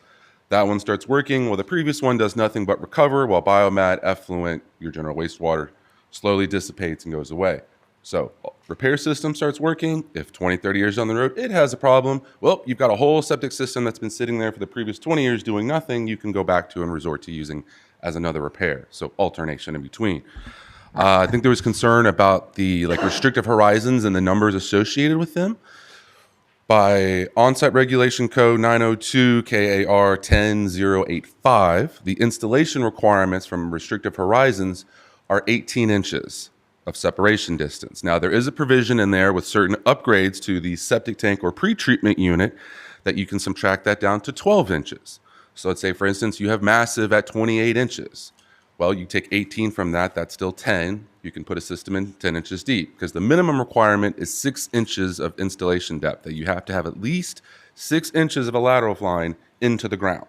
Now, ideally, you would like to go deeper than that because dirt cheap is no longer a valid saying, and you'd have to put a lot of dirt over top of that lateral field to accommodate it. So even if you had a system that was 20 inches to massive horizon, be it rock, clay, something, well, we'll take 12 from 20. We're now going 8 inches deep. There were very few test holes dug across this property because it is a preliminary subdivision site evaluation. This isn't a specific lot. Because even when I was out there were no property lines, there were no corners. It's relatively like, well, look at the topography, where are we standing? We think we're in this area. So the idea was to find any kind of topographical features, be drainage, slope, sinkholes, things to be aware of and know that, well, when a house is built upon this property, we will come back and do an individual site evaluations for said property to determine the exact location of their lateral field and the specific installation depth that we required. That will write up the site evaluation report. That will be given to the homeowner, the realtor, and the installer of what to know where and what can be done ultimately. So yes, the soil out there is provisionally suitable because we have unsuitable, provisionally suitable, and suitable. Anything that comes up provisionally suitable can have upgrades or things added to it in addition to bring it up to suitability. Hence, like you have groundwater presence, you need a curtain drain that goes around your lateral field. Curtain drain is the same as a French drain that goes around the house, but it protects groundwater from infiltrating the lateral field. Well, you install a curtain drain, your provisionally suitable lot has now become suitable. So it's always assessment specific to the property, knowing what soil quality and characteristics we have, and then making those adjustments in order to allow for correct installation. Then, So, if this was approved, developer comes in, comes to the health department, says, need to come in for this particular lot. You come in to do what? so once I receive a application for a site evaluation, we schedule a time with the excavator and the homeowner or the builder, make a site visit to the property, determine the site location, any utilities, driveways, hard structures that are going to be setback distances that I need to be aware of. So we make the site visit to the property, we dig several test holes that I go into the hole, look at the stratified layers of the soil to determine an ultimate installation depth, what group soil and type it's being installed to. Because if it's installed in a depth with a lot of clay, well, it's going to have more lateral footage. If it's something in a silty loam type soil, it'll be less linear lateral footage because it's all about absorption rate. So I will dig several test holes in the lot and then flag that area, marking it designated for the lateral field. Radiate to the homeowner, the builder, and everyone that is now my section. Do not touch it. Just mow it and look at it, but don't touch it because you can ruin your chances of cracking your eggs and not having a good field to put in. From that, we'll generate the report that's given to the installer to know where and the what. Then the installer, the homeowner, will come back to me after selecting which one of the options they've been provided with to generate the septic permit. That then gives them a building release letter to come to planning and zoning to build the house. Then ultimately, I would come back out once before the system is completely finished and installed to verify and do my inspection that it's all done with correct Kentucky approved components in accordance to the regulations and installation code. So I'm literally your first and almost last inspector on the property. I see it when nothing is there. Then I come back when the house is like 80% completed, at least when the plumbing has been roughed in, so then they can set a tank and then install the lateral field. Have you ever seen any property or land here in Oldham County that has never passed? Sure, yes. And what happens? So if a site becomes unsuitable, there are options to upgrade that to provisionally suitable within further options to regain suitable. That would be your type of system. If you have say you have 12 inches to rock, well, you still have a 12-inch separation distance, so then you can install a mound system. That's where it's actually like a little hill that has sand, dirt, and used as a filtration method, so you can do a mound. You can also do a fill and wait. If you can find enough truckloads of dirt, you haul in all the dirt that you need to make a fill pad for that lateral field. It has to sit there for a year because it actually needs to settle out with a wet season, dry season, wet season, dry season, that theoretically being a year. After 1 year of settling, I would come back out, do a core sample, make sure that soil was settled correctly and is at the correct installation depth to allow for a lateral field installation, and then I could issue them a permit for a septic system. I don't want to say your best worst case scenario is you're on a lot that's got a lot of topography, it's got sinkholes, you can't meet setback distances, but they do have some form of drainage. That would be referred to back to the surface discharge system. That is plan Z. I want to get through all of A and exhaust all options before we can go to that option. That surface discharge system or direct discharge is actually permitted through the Division of Water. Same way that MSD or any large sewer municipality, well, we don't reuse that water, we throw it back in Floyd's Fork or it goes out to the river. We don't drink what MSD provides to us or the Grange utilities. It's all recycled and put back out in nature. That system being permitted through the Division of Water actually still has to have quarterly inspections where someone, a licensed operator will come out, verify that that system is operating correctly and that there is some form of sanitization on the back end of that system, either being chlorination, dechlorination, or UV light, just like the sun we use as a form of sanitization. So there's a system of checks and balances, because normally with me in the health department being beneath the ground, well, your system's working until it either backs up into your house or fails onto the surface of the ground, and then someone is aware of it and then calls and contacts me, and then I come out and reassess for a repair.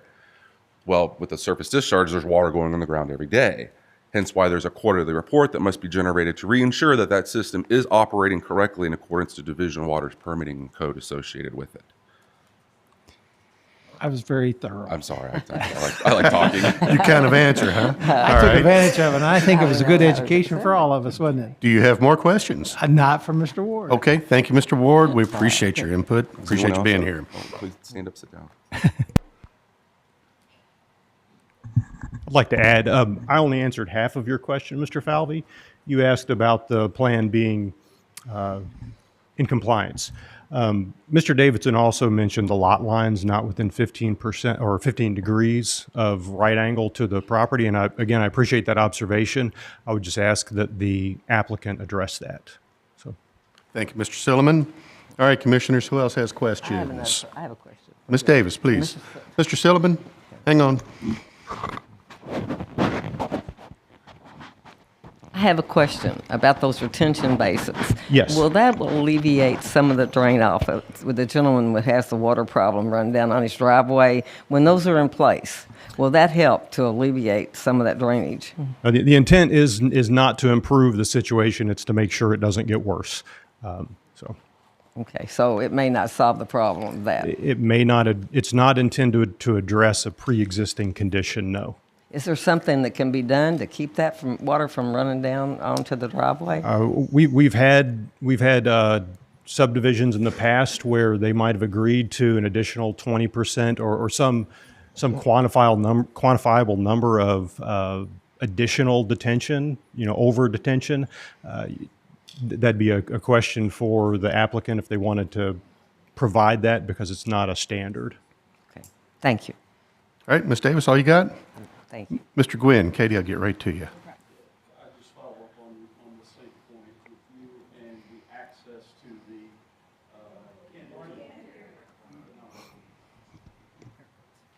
check.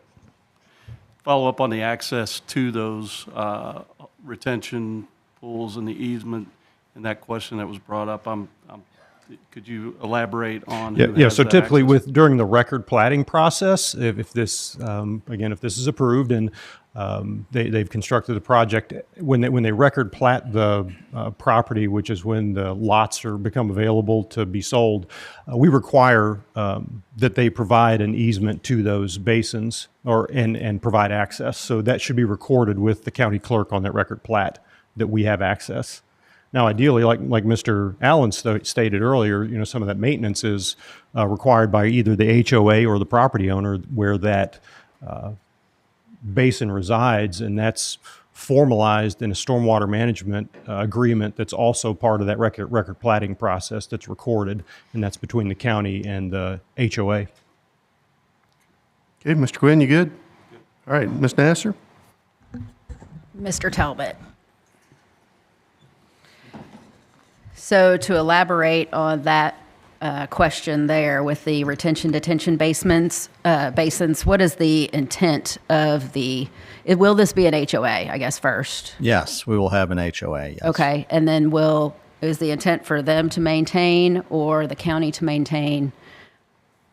Or I'm not, if we're required for the county to maintain, they definitely will. If they're not, I'm not sure we've made that decision, but do you know, Brian? I'm going to need you guys to come to the podium and get your testimony up here, please. And we have not had you at the podium yet. Let's get your name and address for the record. So my name is Alma Simic. My address is 9915 Constantine Circle, Prospect, Kentucky 40059. Thank you. Okay, so we are required to provide easement for county to maintain detention basins and regularly inspected. We did not make any decisions about whether HOA will have such provision. We have not written. All right, Mr. Silliman? And if the county requires it, that's what we'll do. So understood. Yeah, I just wanted to add that as part of the stormwater management agreement that I mentioned earlier, it requires that the HOA or the entity maintains those basins. So they need to keep it functioning properly, mowed so the outlet structures don't get clogged. That's regular maintenance. We also, as a county and our stormwater board, understands that if there was a more critical failure of the structure, which hopefully we don't see, but there could be, then the county can assist in maintaining that. But ultimately, that stormwater management agreement that is included with the record plating process makes the HOA, the subdivision, responsible for this maintenance. Thank you. Thank you, Mr. Silliman.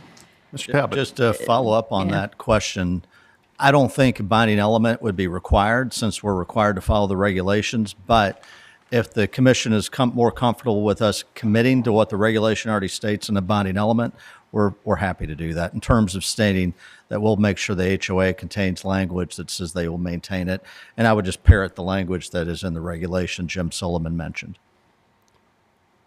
All right, good. Keep going. Another follow-up question for you. With this being a subdivision and a homeowners association, will there be signage at the entrance or anything planned for that? Any signage, Alma? Sure. Okay.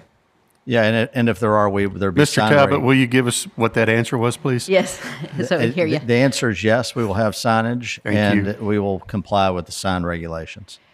Also, one question that was brought up regarding continuity with the area. Someone brought up L'Esprit, fencing, that type of thing. Is there any plan for something along that road frontage for some type of... You're talking the road frontage, you're talking about the driveway frontage to our south, or are you talking about on Fieble Lane? On Fieble Lane.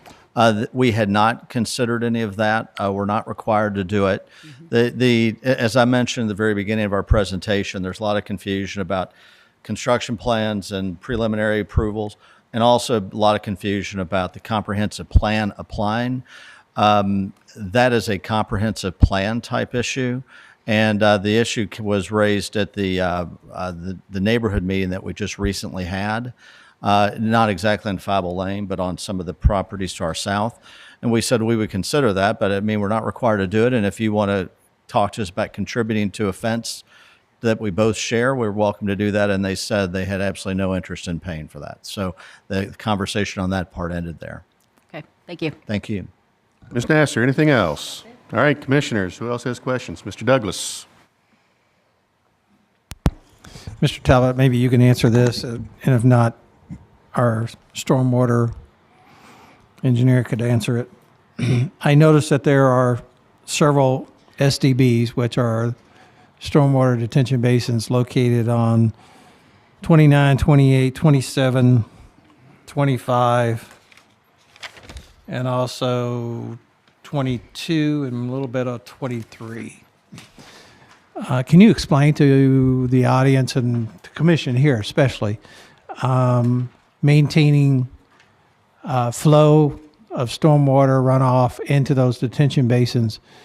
Because one of those detention basins does appear to have that 18-inch corrugated pipe going across and into the Billingsley Was that property. was that a blue pipe that was? It looked like a corrugated pipe, and it is on your plan, whoever drew your plans, elevation drain inlet 18-inch corrugated metal pipe. And it's linked to one of the SDBs, which is your storm detention bases. So how do you avoid water going under their property if it's going into that 18-inch corrugated pipe? Well, I would like to bring either Alma or our engineer to answer that question specifically. But again, the stormwater detention bases do not prevent water from going. In fact, you usually are going to put that where the water is naturally going by gravity. So if water is flowing there now, water will probably still flow there. We're simply constraining the volume during peak times when you have a heavy rain where it comes out more slowly, but it doesn't necessarily stop the water. Now, I tell people this a lot. The fact is, even if you have a farm with no impervious surface, I mean, if you have rains like Louisville and Oldham County have in the spring, you know, that ground gets waterlogged. And once it's waterlogged, it might as well all be impervious surface because it doesn't absorb any more water at that point and it sheets off. To the extent that we have detention basins, I would think theoretically, I know I can't say there's a scientist, but theoretically it should restrain that unless it's such an enormous flood or rain that it overwhelms even all of your detention basins, because all we're doing is reducing the quantity of water during time, but not ultimately the volume over, you know, it just goes out more slowly. Mr. Sullivan, would you come forward?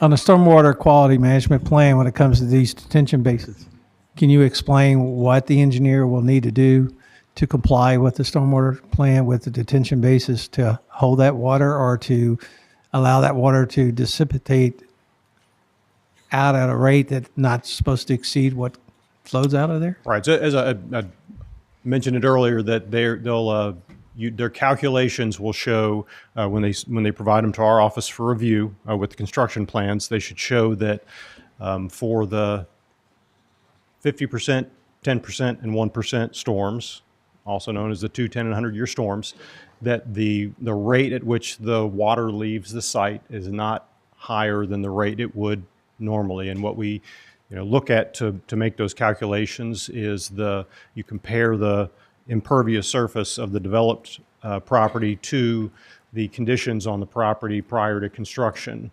and factors that go into that are whether it's treed or agricultural crops or just brush. So all that's taken into consideration to compare these two from a calculation standpoint. And again, the intent is, and I would agree with Mr. Talbot, that the water will likely still run to that pipe. The intent is to make sure you're not overwhelming it any more than it was before the development.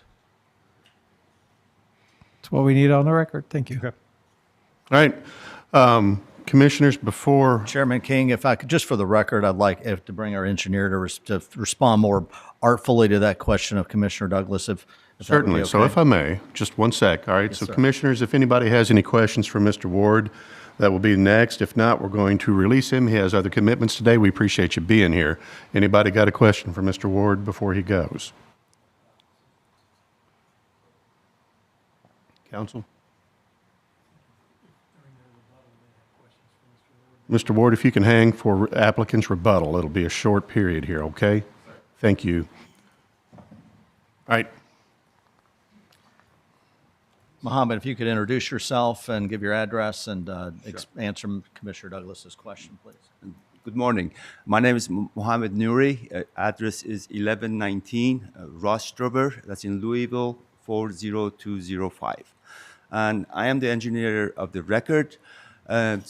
Regarding the stormwater, there's been a lot of discussions this morning. And to complement, in addition to what Jim Silliman had provided those information, this is a preliminary concept plan. As part of that, we had to determine these individual stormwater detention basins. We use the topography of the land to divide the land basically into the 6 areas, because there are some natural ways that the land is discharging itself. So we took advantage of that in order to basically respecting the topography, etc. In addition to that, we have sized these individual detention basin. We took a very, very conservative approach. The design guidelines are for 40 years or maybe 50 years and so forth. We size these for 100-year storm events. So again, we couldn't go any beyond that because there are no really accommodations for it. So the point is that these are large enough that we can, whenever that we have that storm event, we can detain them. That's what we call them, detention basin. And then we will design them as part of your detailed construction plans. How do we release this water? And the key point here has been said several times, that these outlets will be equal or smaller than what we are doing, what's happening today with no homes or no roadways in that system. So I hope that I have provided a clearer answer on those questions. All right. Thank you. Commissioners, further questions? Yeah. So far, no one's answered me about my fire hydrants. I know they're not.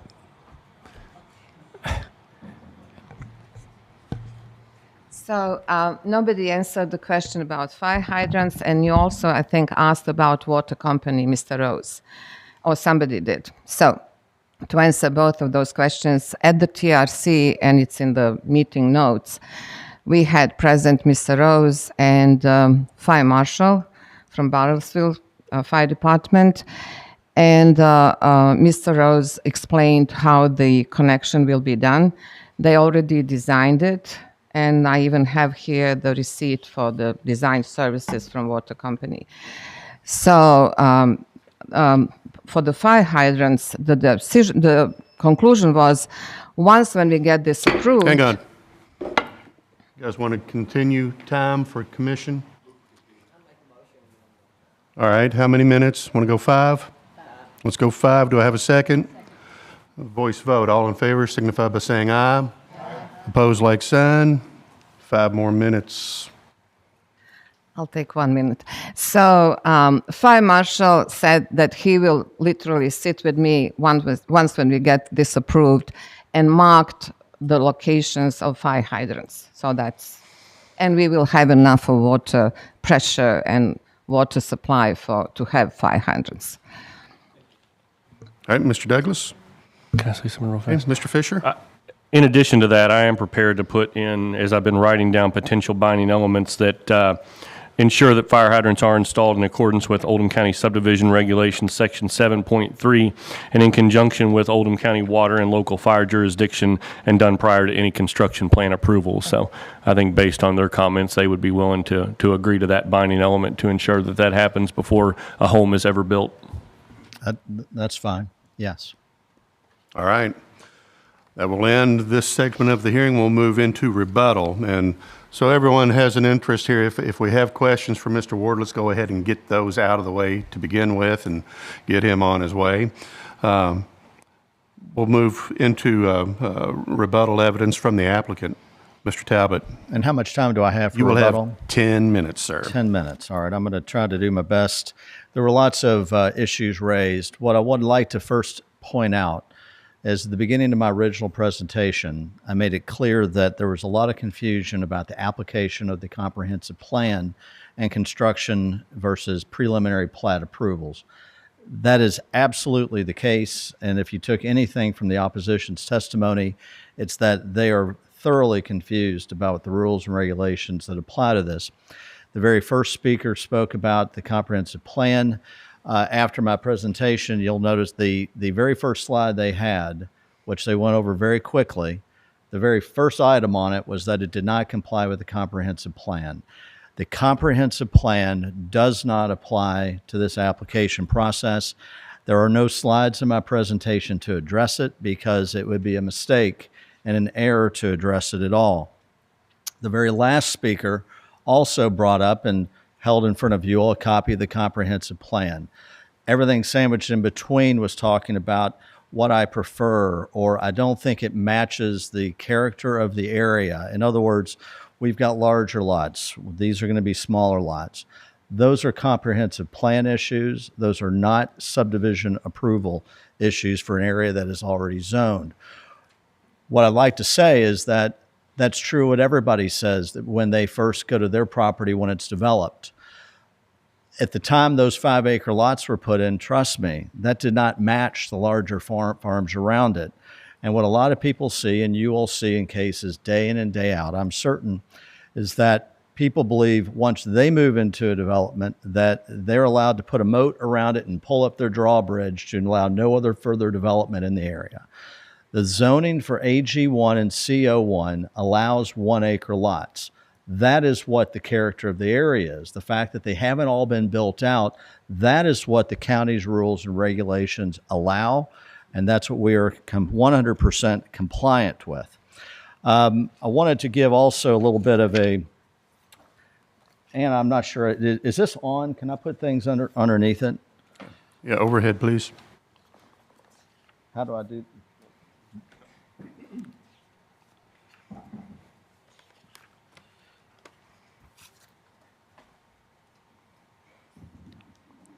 Yeah, just a little, zoomed out just a little. That's perfect. We are here for a preliminary subdivision plat. This is from your all's regulations, your subdivision regulations.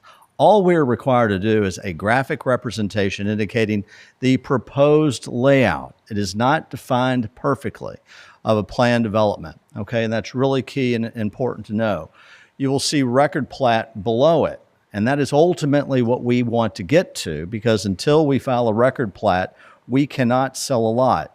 A record plat will require compliance with all your rules and regulations. It will require signatures from the agencies approving it, including signatures from your engineer, Jim Silliman. A record plat is a graphic representation of all of a portion of the subdivision, which is presented for final approval by the commission and then recorded in the offices, a much higher level. And if I can also turn to this, because this is the interim step between what those two mean. Construction plan. This is the interim step, and I would have covered that second, but a record plat is too close for me to flip back and forth.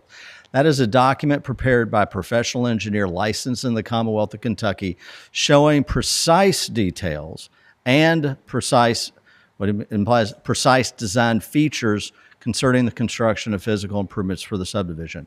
We are not at that level. So keep in mind, everything that was mentioned in terms of we don't meet regulations currently, they're applying construction level plan details, not preliminary plan details. I'm going to go through some of the specifics of some of the items that were mentioned. And I apologize, I probably will jump around a little bit because I don't have these in any particular order.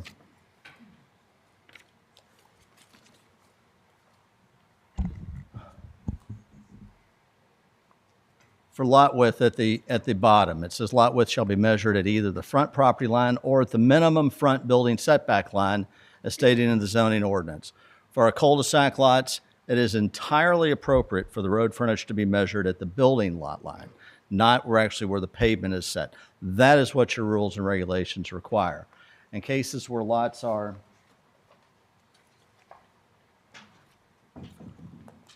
thank you, Anna, are located on the outside edge of curved streets or cul-de-sac radii, the measurement shall be taken at the minimum front building line specified in the zoning ordinance as measured by chord distance tangent to arc. We are 100% in compliance with that on our cul-de-sacs for the width. It then says lot line shall be, this was one of the criticisms, that our lot lines didn't meet the exact angle. Lot line shall be substantially close. That part was glossed over. Substantially close, not exact, substantially close, within 15 degrees to a right angle to a street or road, centerline or radii. That is what the rule says. And for construction level plans, that is when we will get into those precise details. If we don't satisfy that, Jim Silliman will not sign our plan, and we will not be allowed to file our record plat. That is not an appropriate condition to put at this level of planning when our concept shows us generally in that order. And even where those angles are off, I haven't measured them precisely because we're not required to. We are substantially close, as anybody just looking at the design can tell. There was also questions about the flag lot. It says flag lot shall only be permitted in situations where geometric or topographic constraints make it impractical, not impossible, just impractical, to conventionally satisfy the lot requirements. Our flag lot has a flag lot private road of about 200 feet. We are entitled, because of the zoning, to 1 acre lots. If anybody can come up with a way to show how you could get that 1 acre, approximately 1 acre lot in the position of lot 35 without the flag lot, you've really informed, you're going to have to really prove that to me. The geometrics of that do not allow it to have that lot without that flag lot. That satisfies your regulation. You also heard Anna talk about the fact that we don't have road frontage. Well, that was the criticism, that we don't have road frontage. Anna read from the regulations in section 5, I think it was 5.7D, I believe, and your subdivision regulations Road frontage can be measured from feet 5 lane, which it does. All of those things are 100% satisfied. The last one was the road angle towards the back of the subdivision. There's a slight angle that was pointed out. Jim Silliman asked us to address that. We believe there's topographical issues that make that difficult to do. But again, the regulations say it's up to the county engineer. And I don't have that regulation right in front of me, but I was taking notes as it was read by the person in opposition. It says, as approved by the county engineer, a construction planning, we're either going to have to satisfy that to Jim Silliman's satisfaction, or we will not get approval of our construction plans, and then we will not be able to go to record plat. So we're going to have to do one of the two, either satisfy him or make it fit the angles, either way. But again, we are just at the concept level stage, not at the precise level of details that's required at construction planning. So that is not an appropriate argument or appropriate reason to turn down this subdivision. The pictures, if I can now jump to some of the issues about the water drainage. First of all, what was removed was just underbrush, dead underbrush, a lot of it. I honestly have no idea if you just couldn't see water puddling there, but I find it hard to believe.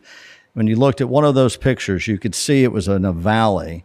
I find it very hard to believe that has never had an area collect water, because that's where all the water was directed before. I find that very difficult to believe.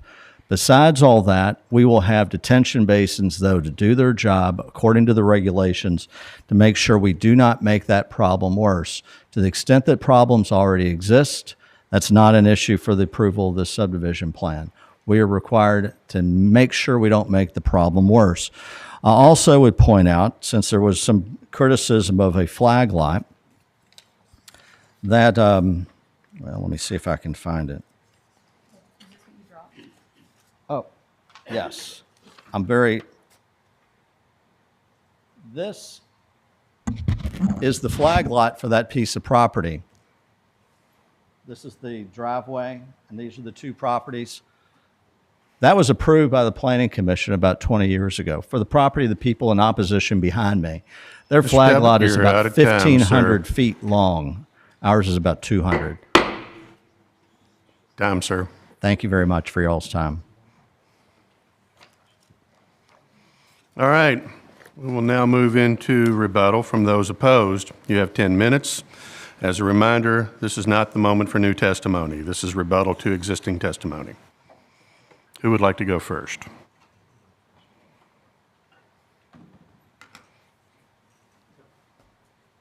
Yeah, I'd just like to make a few comments. I fully understand that this is a preliminary plat, but everybody here today, the commission, everybody out here, this is what we've got to generate our questions on. What's going to happen is based on what we're looking at today.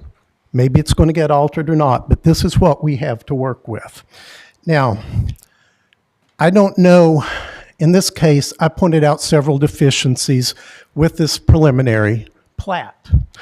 The thing is, I'm not certain if the developers were unaware of these deficiencies or if planning and zoning was unaware of these particular deficiencies. But the fact is, I brought them up based on this. So this is our only chance to connect with you guys, to have our input and our voice heard. Already we've had things presented, a plan brought that does not meet all the requirements of the zoning regulations. So how are we supposed to have faith that these items are going to be complied with when what was brought to us today is not in compliance? We don't get to see what happens next. This is going to all happen on, we're just going to have to take good faith that what everybody says here today is going to happen. But we've been presented something that was deficient. Maybe not on a lot of points, but it was definitely deficient in many areas of compliance. So you can say that it's going to be addressed, that the lot angles will be corrected, that the street angles will be corrected. Where do we see the results of that? I mean, I don't know how much faith I have in it now, because this plan, I don't feel should have been brought with glaring obvious deficiencies unless no one was aware of it. So, and I would like to address one other thing. The zoning, I believe, says it's a 1 acre minimum, 1 acre minimum lots in the Ag 1. Nowhere does it say that you are entitled as a developer to get 1 acre lots. That's not your right. You can work toward it. You may not be able to attain that. And if in meeting the regulations of the planning and zoning of this county means that some lots are not going to work out to be 1 acre, I'm sorry, I did not write these rules. They were written by the county. I didn't make this stuff up. So they need to understand 1 acre lots are not a guaranteed right to a developer. That's just the minimum that they can make it.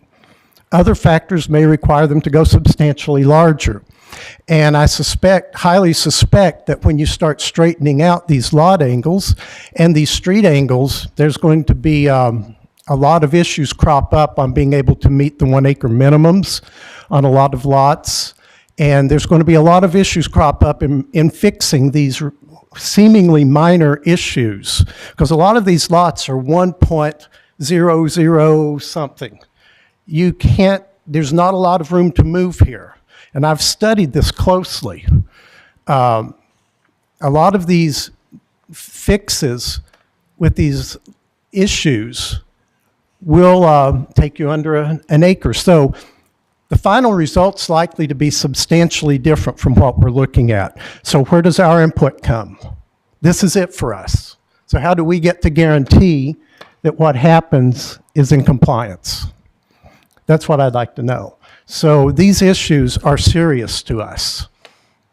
We need to have confidence that this is going to be addressed adequately. Thanks. Who would like to speak next? I just want to address a couple of things that were brought up in the applicant's rebuttal. And like Mr. Davidson said, this is the community's opportunity to address the issues that they've identified with this plan and how they believe they're going to be impacted, and probably negatively about that. The concern here for the community, for Mr. Simone, is that once the horse has left the barn with this plan, it's going to be impossible to get it back in. So while issues relating to surface water runoff and stormwater runoff may potentially be addressed at a later date, this is the opportunity for the commission to hear how the neighborhood is currently being affected by those issues. And you heard from Mr. Billings about I believe it was his driveway that's already washed out. And I know the concern from Mr. Simone is that the property has already been altered and large swaths of trees have been taken down. So how will this future runoff for the pre-construction be measured against the post-construction, since so much has already changed and the community is already being impacted? And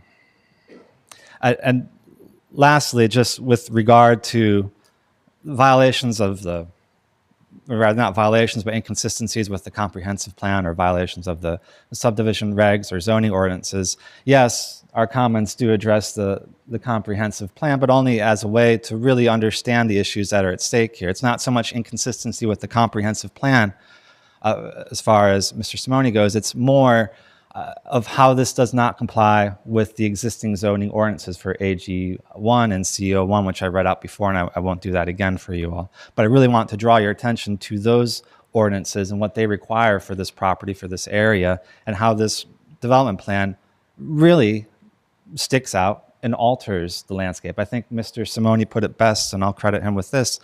Nobody here is asking for the impossible, just for the responsible. And a responsible development is one that looks more like what currently is out there. 3 acre, 5 acre lots at least. That's what they're asking for. Not no development, just development that meshes with the community as it exists. Thank you. Please. Just a quick rebuttal. Mr. Talbot has not lived in my house for 17 years and has not seen the land change 2 years ago. That area that is flooded out used to be considered a marshland. The farmer that used to have his cattle there would not let his cattle near there because they would sink into the ground. With the clearing of everything there, it's created an impervious surface that is now collecting water. So the changes that they made 2 years ago when they ripped out all the vegetation, all the trees down there, and pushed dirt around actually made it worse. So for him to claim that this has always been like this, I've been there 17 years. I take my dogs for a walk up there twice a day, and I know exactly what's going on with that property. Thank you. Thank you. Anyone else wish to speak?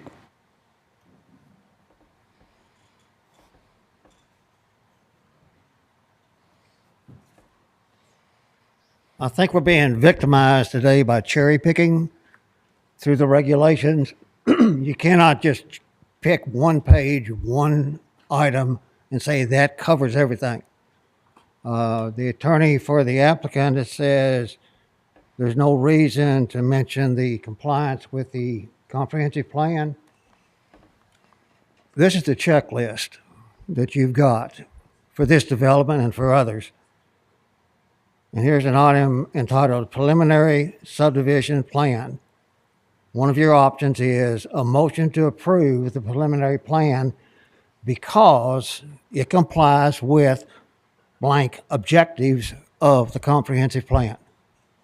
So the comprehensive plan is part of what an applicant has to consider. And it's also what y'all have to consider.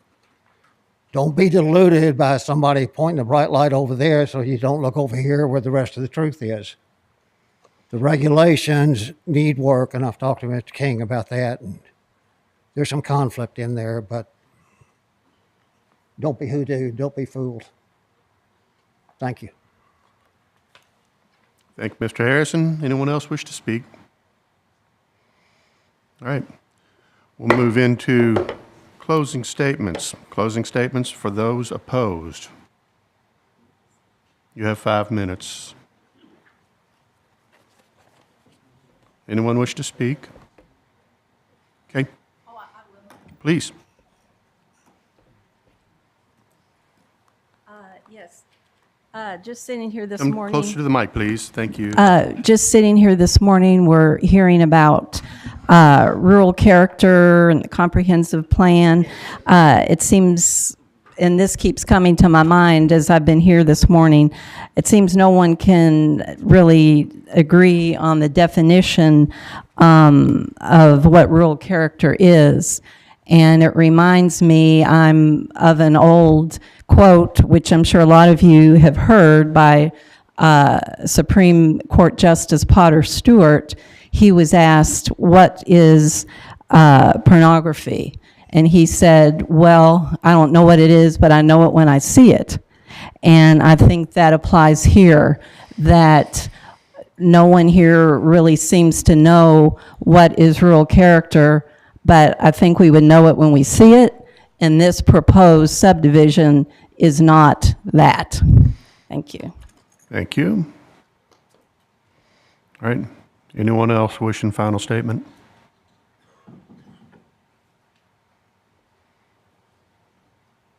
Only because I love to hear myself talk a lot. The one thing that bugs me most about this is the developers keep saying, we meet all the minimum requirements. I won't hire anyone to work with me who's only trying to meet minimum requirements. I want people to go above and beyond. And that's not what we're getting. We're getting, this is the minimum requirements, this is what we're going to do. And that's just not good enough for most people. I'm sure you have people that do things for you, and if all they do is a minimum, what's the point of working with them? So that, I just kept hearing, we met the minimum requirements, we met the minimum requirements, and that's all I keep hearing. And it's disturbing that that's where we are. Thank you. All right. Anyone else? All right. We'll move into final from applicant, Mr. Talbot. We just did that. First of all, I think. Mr. Chair, fellow members of the commission, and also to everybody behind me, I thank your all's attention. Even for the opposition, I thank them for their time. Anytime there's change around where anybody lives, it's always emotional. And I live in a house. When there's change around me, I worry about it too. I do understand that. We had attempted, and I think we made good efforts to communicate with the neighbors. The Carpenter Lane, you don't see anybody from Carpenter Lane. That was a big thing to get rid of, and we did that. We tried to make changes to accommodate the requests that they had for us to the extent that we could. The comment about just meeting the minimum standards, I'm a lawyer, so that's the minimum standard is what we need to meet. I mean, that's all. If you win the race by a hair or by a nose, you win the Kentucky Derby. That's all you do need to do. But with that being said, we are far over those minimum standards. This tract is over 50 acres. We don't have 50 lots. We have 35. Most of our lots are well over an acre. If you look at them, they go, certainly there's more than 50% are probably around an acre and a half or greater. Lot 35, which is the one with the flag driveway that also abuts Feibel, that's 1.8 acres. So we're not just doing the minimum on those things. Also, Commissioner Nasser, you had asked about a fence. And before anybody spoke in opposition on rebuttal, I had spoken to my clients. We are willing to put a four-board fence along Feibel Lane. And Mr. Fisher, we're willing to put that in a binding element. We think this subdivision does meet the rural character. We're not changing the hills and slopes. We're keeping them the way they are. Your zoning of keeping them in acre lots, I think, meets the definition. But a four-board fence has been the definition of what meets the rural character, even where you have substantially smaller lots, where you have them on sewers, where you have them quarter acre or even smaller lots in your county. That has been applied time and time again to meet that standard, and we're willing to do that. There were questions. I keep hearing about the trees that were cut down. I got to be honest with you. If there were a lot of trees cut down, you would see evidence of that from the opposition. Our testimony was that we cut brush down. You would have seen, and I think the testimony was that it was lots of trees. You would have seen evidence of stumps, maybe the trees on the ground, but you would have seen evidence of the stumps at a minimum. If that was accurate, it simply is not. Regarding the water flow, I said I would be very surprised if that's the first time that's ever happened. He's right. Mr. Billing is right. I do not live there. But the way the topography of that land does, I would be very surprised that that's ever happened. But what I'd really point out is that his driveway is built right on our property line. We're not doing that. His impervious surface is right next to us, not the other way around. And there is no impervious surface there right now. It's all empty land. Despite what he said, there is no impervious surface on our property yet. That is the precondition, and we do not have to change that. I think that's really all I need to say. The comments about the comprehensive plan, I think, have been well covered. I think the opposition has acknowledged that their statements that applies simply are not accurate. It does not apply. We meet the conditions.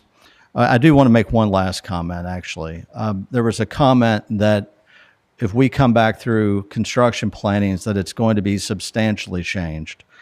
That is semantics and a term of art, but here is what we're talking about. This intersection right here that will have a stop sign on it. I haven't measured that, but it's not that far off of 90 degrees. And if we have to straighten that out, if the topography allows it, we will straighten that out. If the topography does not allow it, Engineer Mr. Silliman agrees, we will not change it and it will be allowed. But if we can, we will. But even if you straighten that out, I just put it on you all to look at that. To put that at 90 degrees versus what it is now is far, far from a substantial change. That is the difference between concept plans at preliminary plat approval, which we're here for today, and construction planning and record plat approval that you would have much later. So with that, I would ask you to approve the plan. I hope that it's unanimous vote. We meet all the regulations by accordance by your own staff, and I thank you again for your time. Thank you, Mr. Talbot. All right, commissioners, we will move into decision phase on this. Mr. Fisher, what do you have for us? All right. So you've heard a substantial amount of evidence and testimony today from both the applicant as well as the opposition. Mr. Harrison did point out already in your staff packet that you do have suggested motions on there to both approve or deny the preliminary subdivision plan. Once again, based on that evidence and testimony that you did hear this morning. Proposed binding elements, Ms. Barge's case did mention 3, and the first one is this approval applies only to the plan presented at the April 22nd, 2025 Oldham County Planning Commission public hearing. There shall be no subdivision of any lot into a greater number of lots without review by the Oldham County Planning Commission. The preliminary plan must comply with all established federal, state, and county ordinances and requirements at the time of construction plan approval. And then through the course of evidence and testimony, we did hear several more. The first one there would be the issuance of building permits shall be limited to 28 building permits per calendar year in compliance with school capacity standards determined by the Oldham County Board of Education. The next one, ensure fire hydrants are installed in accordance with Oldham County Subdivision Regulations, Section 7.3, and in conjunction with Oldham County Water as well as the local fire jurisdiction, and done prior to any construction plan approval. The next one, and I may need help with wording from Jim Silliman on this to make sure I word this correctly, because this isn't a common one that we get, but non-perpendicular curvature of the road at Mave Avenue and Mara Lane, I hope I said both of those correct, shall be corrected and comply with Oldham County subdivision regulations in conjunction with the Oldham County engineer approval and prior to any construction plan approval. Okay. And then the last one, or 2 more, we talked about the fencing, and this is similar to one we did in another development, so I just copied this. A 4-board black horse fence shall be built and maintained along Fieble Lane. And then the last one will be the HOA will maintain the detention basins and done so in conjunction with the Oldham County Engineer's Office. The 4-board fence, I think it should indicate should be maintained by the developer and any successor HOA.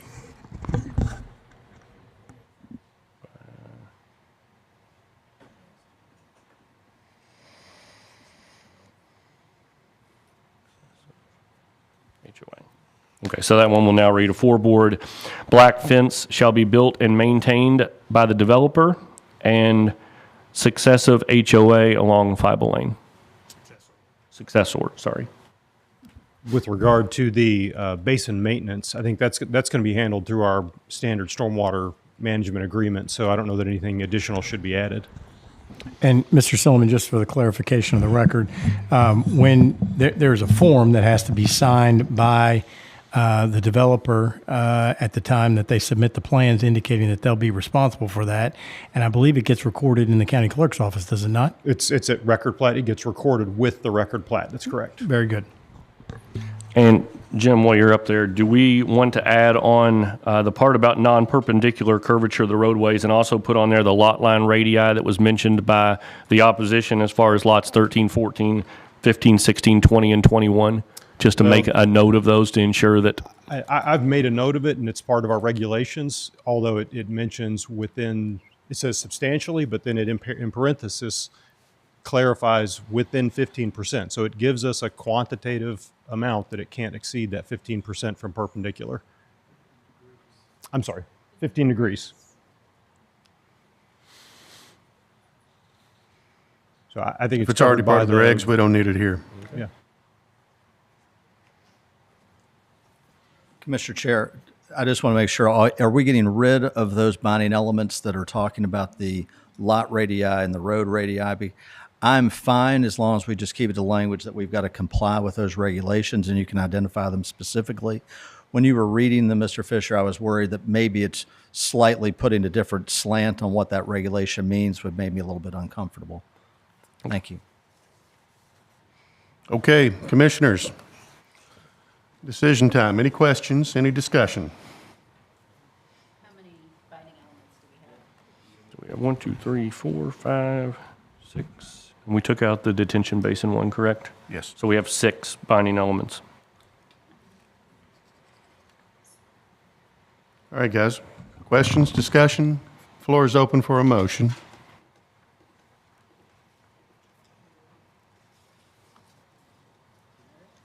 Ms. Nasser, is that you? It is me. You're up.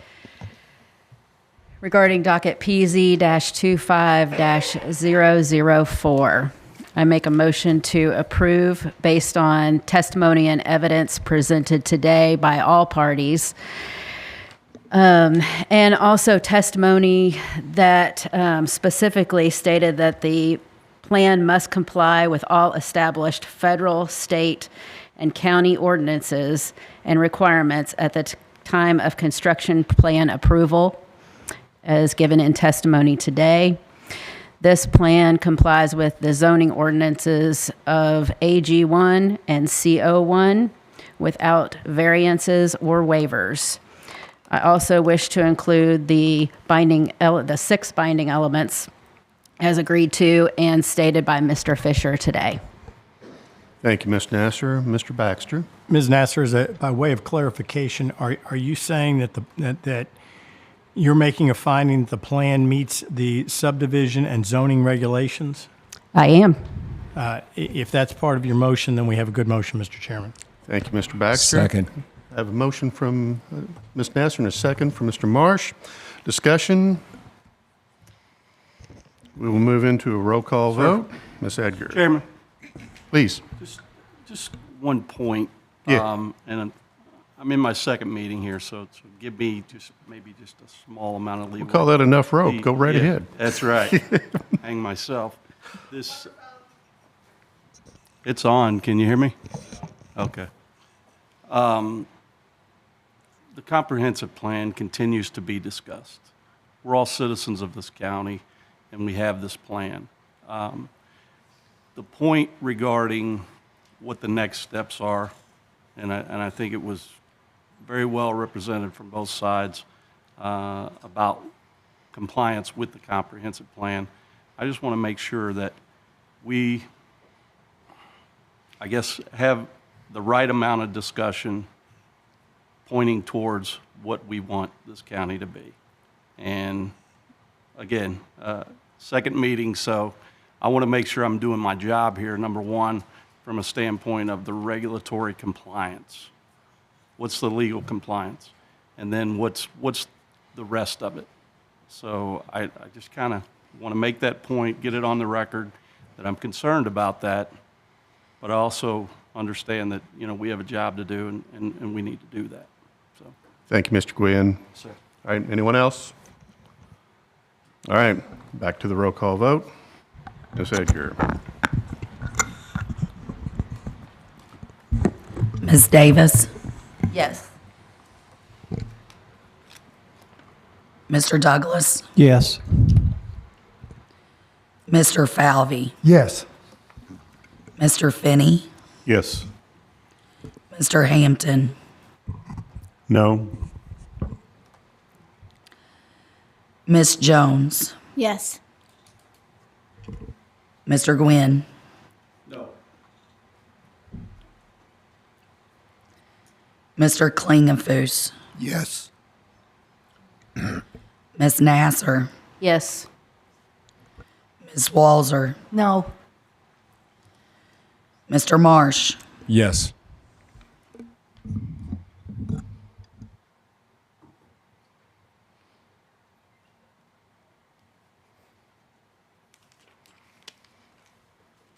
Thank you, Ms. Edgar.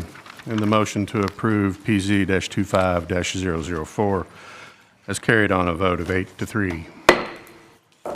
We'll go for a short break, guys. Before the commission leaves, here we are midday, right? We've got 2 more docket items. What's your preference, guys? Do you want to push through? Do you want to go grab a quick bite? Which would you rather do? Push through? Is that what I heard? Opposing voices? All right. We're going to take a quick break, and then we'll circle back and finish up, guys. Thanks.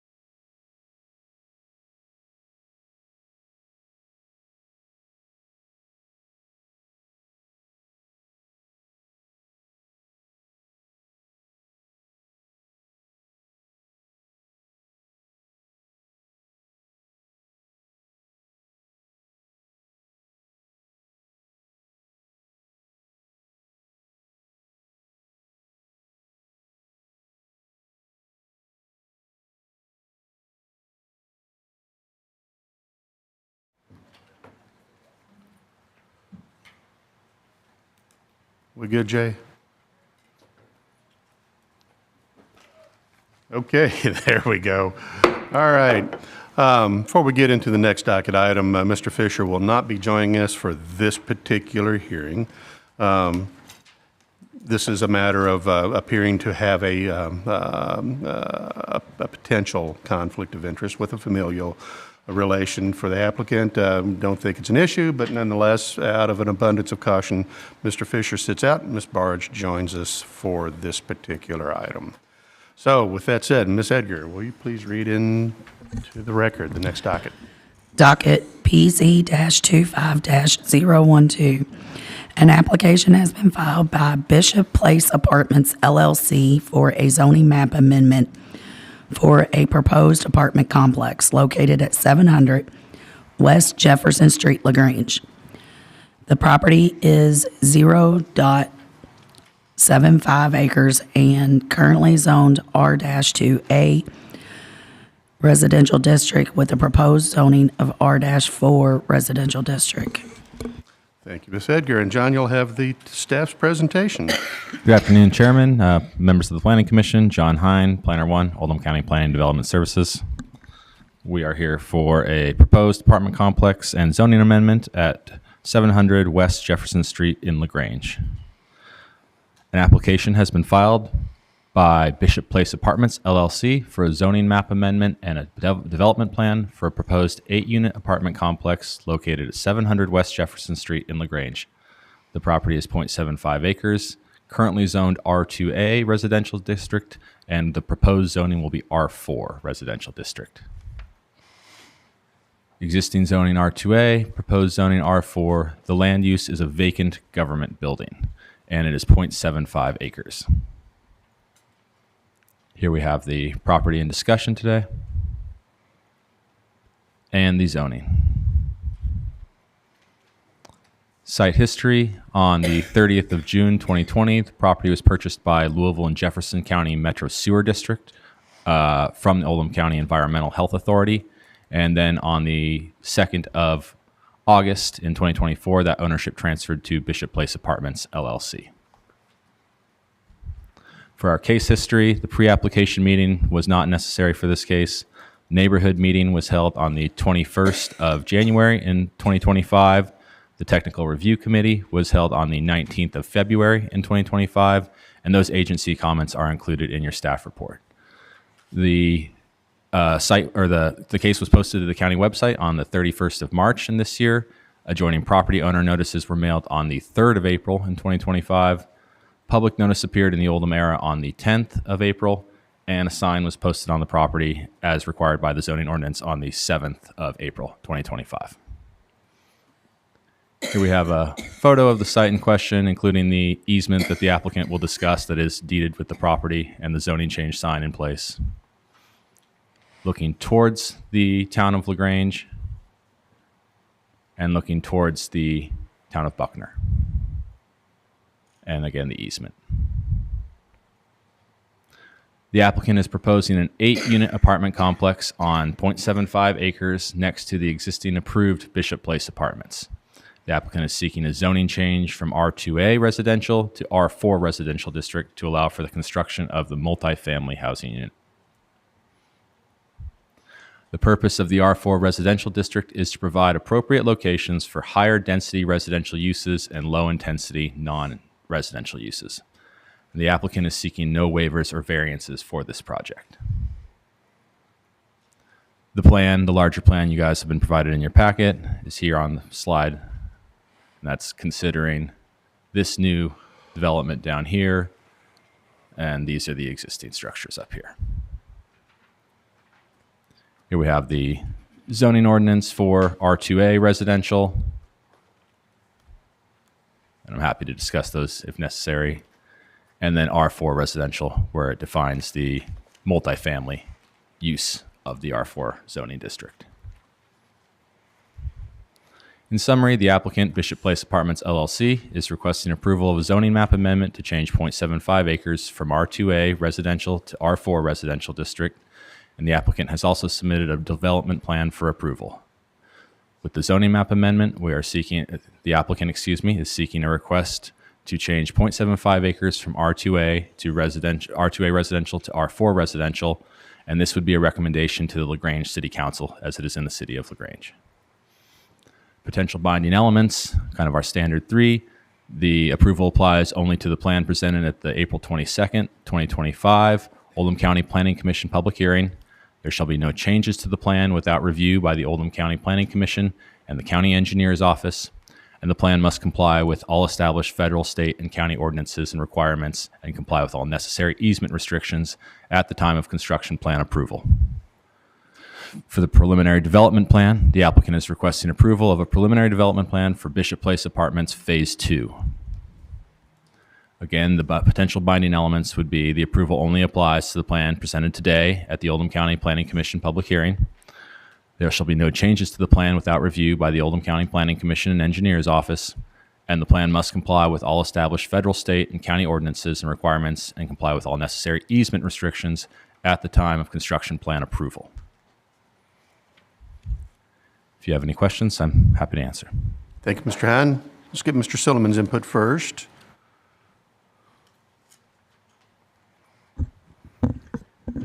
Hello again. So many of my comments, as you're aware, are typically with traffic and stormwater. With regard to stormwater, since this is a phase 2 of an existing development, it simply would require that the applicant's engineer provide to us updates to the detention and stormwater calculations that have already been approved so we can update them.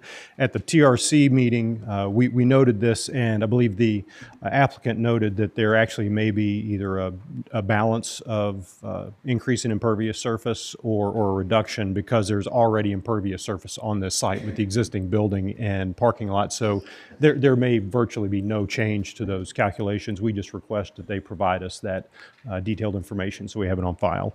That would also require an update to the permits they have on hand with the KYR 10, and that'll be part of our stormwater quality permit update. Another comment we had at TRC was with regard to access and traffic, and where the site currently accesses via the funeral home driveway. And at that time at TRC, I made a comment about ensuring there was an appropriate easement for that access, and the applicant actually pointed out that part of that driveway appears to encroach on their property, so we understand there just needs to be coordination between the two to ensure that access. Thank you, Mr. Silliman. Anything else from staff? All right. Commissioners, any questions for staff in this regard? All right, crickets. We'll move into presentation from applicant, Mr. Swansburg. Mr. Chairman, members of the commission, Mr. Baxter, Ms. Edgar, good afternoon, everyone. My name is Mike Swansburg with the law firm Swansburg & Smith, 117 West Main Street here in LaGrange. I also have with me, Mr. Chairman, Derek Triplett, who is the engineer on this project, and Billy Delker, who is a member and owner of the property here with Bishop Place Apartments. If they want to stand, and we can go all just get sworn in now just in case, and get that out of the way. We can go do that now. Thank you. Do you solemnly swear to tell the truth, the whole truth, and nothing but the truth? Good deal. It's okay if you whisper, right?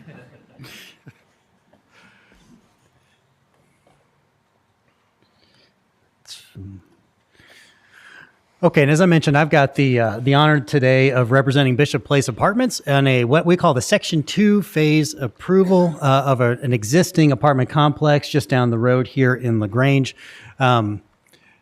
We talked about this. You've already seen this particular image, but the applicant is coming to you all seeking approval of an amendment of the Oldham County zoning map for a parcel located at 700 West Jefferson Street from the current R2 classification to R4. And I said I was going to make a joke about the fact that the last presentation talked about you all having discretion, not in that case, but in zoning map amendments. So I appreciate all that discretion being saved for this particular case.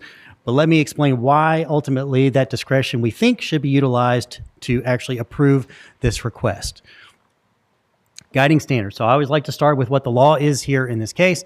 Kentucky State Law, KRS 100.213, sections or subsections 1A through B, talks about that before any map amendment is granted, the Planning Commission must find that the map amendment is in agreement with the adopted comprehensive plan, or in the alternative, in the absence of such a finding, that one or more of the following apply. And that could either be that the existing zoning classification given to the property is inappropriate, and that the proposed zoning classification is appropriate, or B, that there have been major changes of an economic, physical, or social nature within the area involved, which have substantially altered the basic character of such area. So there are actually a number of different possibilities here for the commission to approve a zoning map amendment.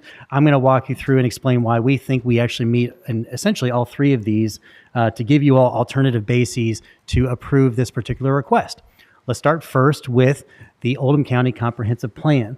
And the Oldham County Comprehensive Plan and how it adheres to that Oldham County Comprehensive Plan. From our perspective, I would point you out to Land Use Objective LU-2-1, for instance, which encourages connectivity between neighborhoods and compatibility with adjacent development. As I already indicated at the beginning, and as the staff's already talked about, this is a continuation of an existing project. There's already an existing apartment complex on the lot that is literally next to the lot that we're talking about today. So when we talk about compatibility with adjacent development, we're talking about a project that is a continuation of an existing project. It is essentially going to be merged into and essentially be enveloped within the existing apartment complex. That's why we think that it meets this objective. Also, LU-2-3 asks the county to, quote, address affordable housing opportunities within all areas of Oldham County.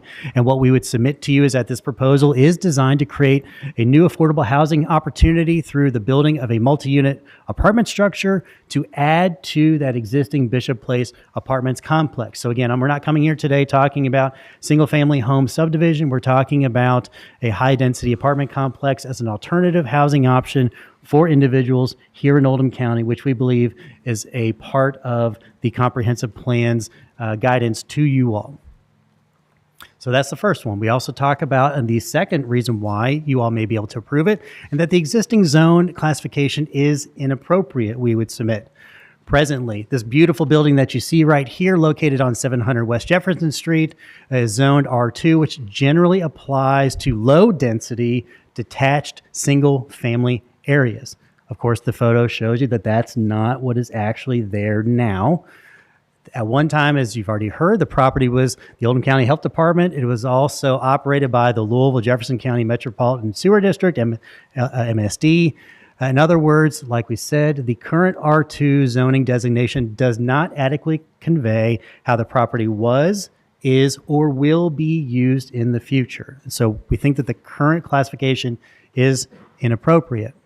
And quite frankly, our proposed idea is going to be appropriate, we would argue, because an R4 designation, which is what we're asking this body to approve, in which it generally exists to, quote, allow higher density residential uses and low intensity non-residential uses which are served by adequate infrastructure while maintaining the unique character of neighborhoods at densities up to 16 units per acre.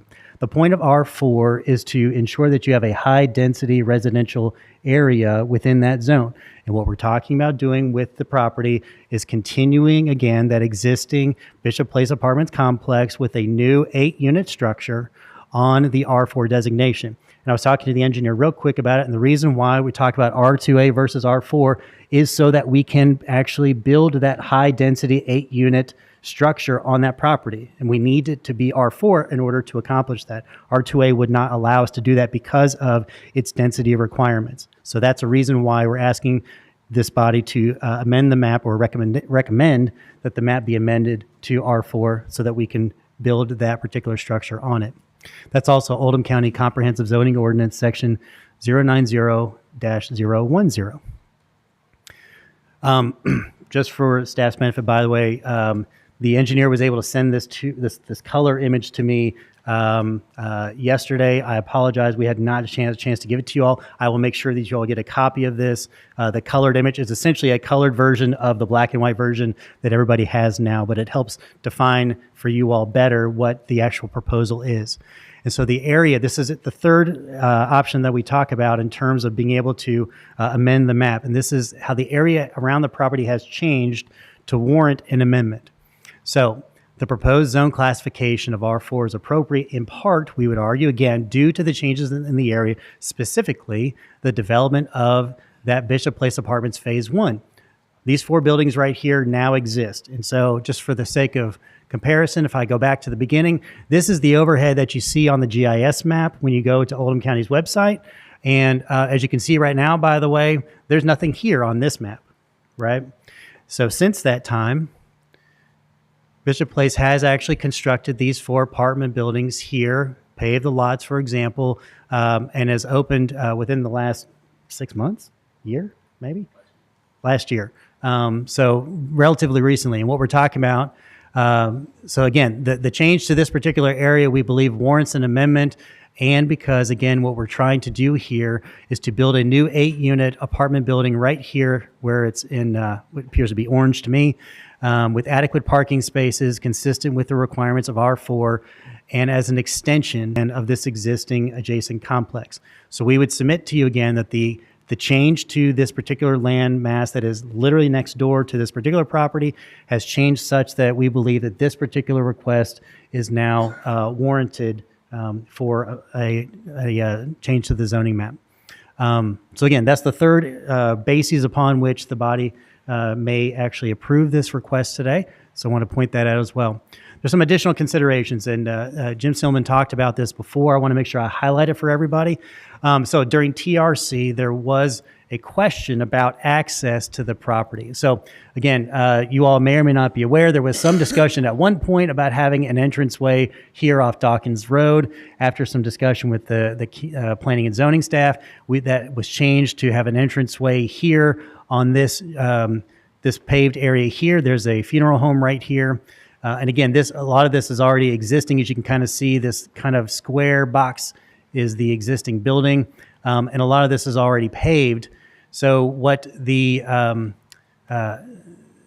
plan here is going to do is actually share this particular roadway out onto Jefferson Street with the funeral home that's next to it. So the question, of course, then is there some understanding or agreement between these two landowners to ensure that that is accommodated? And the answer to that is yes. There's already an existing easement on file with the county. And in January 2019, the previous property owners for both parcels entered into what's known as a shared access easement. It's recorded in Oldham County Deed Book 1211, pages 1 through 4, and that allows for shared private ingress and egress by both parties, and it does not allow public access or maintenance. I can actually show you a copy of it. I've got it here on the screen. I also left it for the staff to include with them as part of their packet if they need to at some point. But there is, in fact, a shared easement agreement between these two property owners that would allow us to access and use this property, in addition to allowing the funeral home to access and use this property as well. And that is already on record with the county. So that concern has fortunately already been addressed, as we have found out through the clerk's office. Ladies and gentlemen, that's really going to be it in terms of my presentation. Summary of the request ultimately is that we're asking this body again to approve an amendment of the Oldham County zoning map to designate the parcel located at 700 West Jefferson Street as R4 from the current designation of R2. I think it's actually R2 on the basis that it comports with the Oldham County Comprehensive Zoning Ordinance, as I pointed out, or alternatively, because the proposed zoning classification is appropriate and because the area around the property has changed such that an amendment to the zoning map is warranted. So again, we would highlight for you that there are at least 3 possible ways that we just discussed a moment ago why this zoning map may be approved, and we of course would certainly and respectfully ask for your approval on that front. And with that, Mr. Chairman, unless Mr. Triplett, you've got anything else to add, that's all we have in terms of our presentation. Thank you, Mr. Swinesberg. Anyone else here wishing to speak in favor of this application? Anyone wishing to speak in favor of this application? All right, seeing none, we'll move into testimony and questions from those opposing the application. Anyone wishing to speak in opposition to this application? Please approach. Let's get you sworn in, get your name and address for the record. Raise your hand. Do you solemnly swear to tell the truth, the whole truth, and nothing but the truth? Yes, ma'am. Thank you. My name is Mike Whited. Live at 119 Oakwood Circle in Pendleton, Kentucky. I'm a funeral home consultant for Hetty Radcliffe Funeral Home here in LaGrange, 706 West Jefferson Street. Our proposal, our thing, could I get the overhead, please? Overhead, please.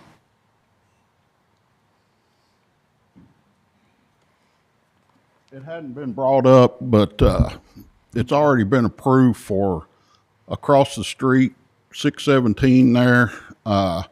There's going to be a gas station there with pumps, all that kind of stuff.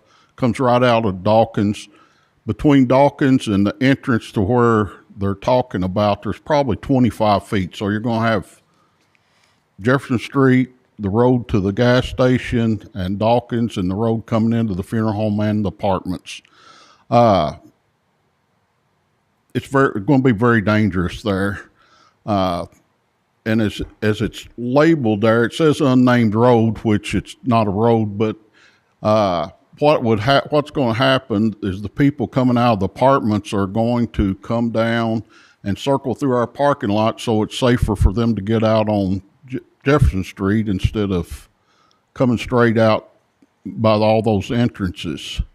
They've talked about signs, but signs really don't work. I mean, you've got an instance right down in front of the James Beaumont Center where their sign says no parking here at the corner, and you go down through there every day and there's cars parked straight down through there, including our mayor. So that's just an example of why signs don't work. So that's our biggest concern, is people cutting through our parking lot and the danger there. Thank you. Anything to add to that? That's our main concern. The apartment doesn't really bother us. It's just we'd like for them to come off Dawkins because I think it'd be a lot safer for everybody. Thank you. Thank you. All right. Anyone else wishing to speak in opposition to this application? Seeing none. All right. We're moving into questions from the commission. Sorry. What have I missed, Mr. Douglas? What have I missed? Okay. Questions from the commission. Okay. Mr. Halfling, you're up. Thank you, Mr. Chairman. Is concerning what we just heard from Hetty Radcliffe representative, is there a way to solve this problem as far as the driveway? Get your name and address for the record, please. Billy Delker, 4751 Fox Run Road, Buckner, Kentucky, 40010. Thank you. Commissioners, that was something that was brought up at the TRC meeting, and the best solution that we've come up with is to provide some type of signage. In fact, the conversation was kind of a little bit of a both ways. They don't want our traffic going their way, and we don't want, when the funeral has a big funeral home, parking being used for the apartment complex for the funerals. So that was what our agreement was at the TRC meeting, is we're willing to do whatever kind of the best we can effective signage to try to make sure that is minimized.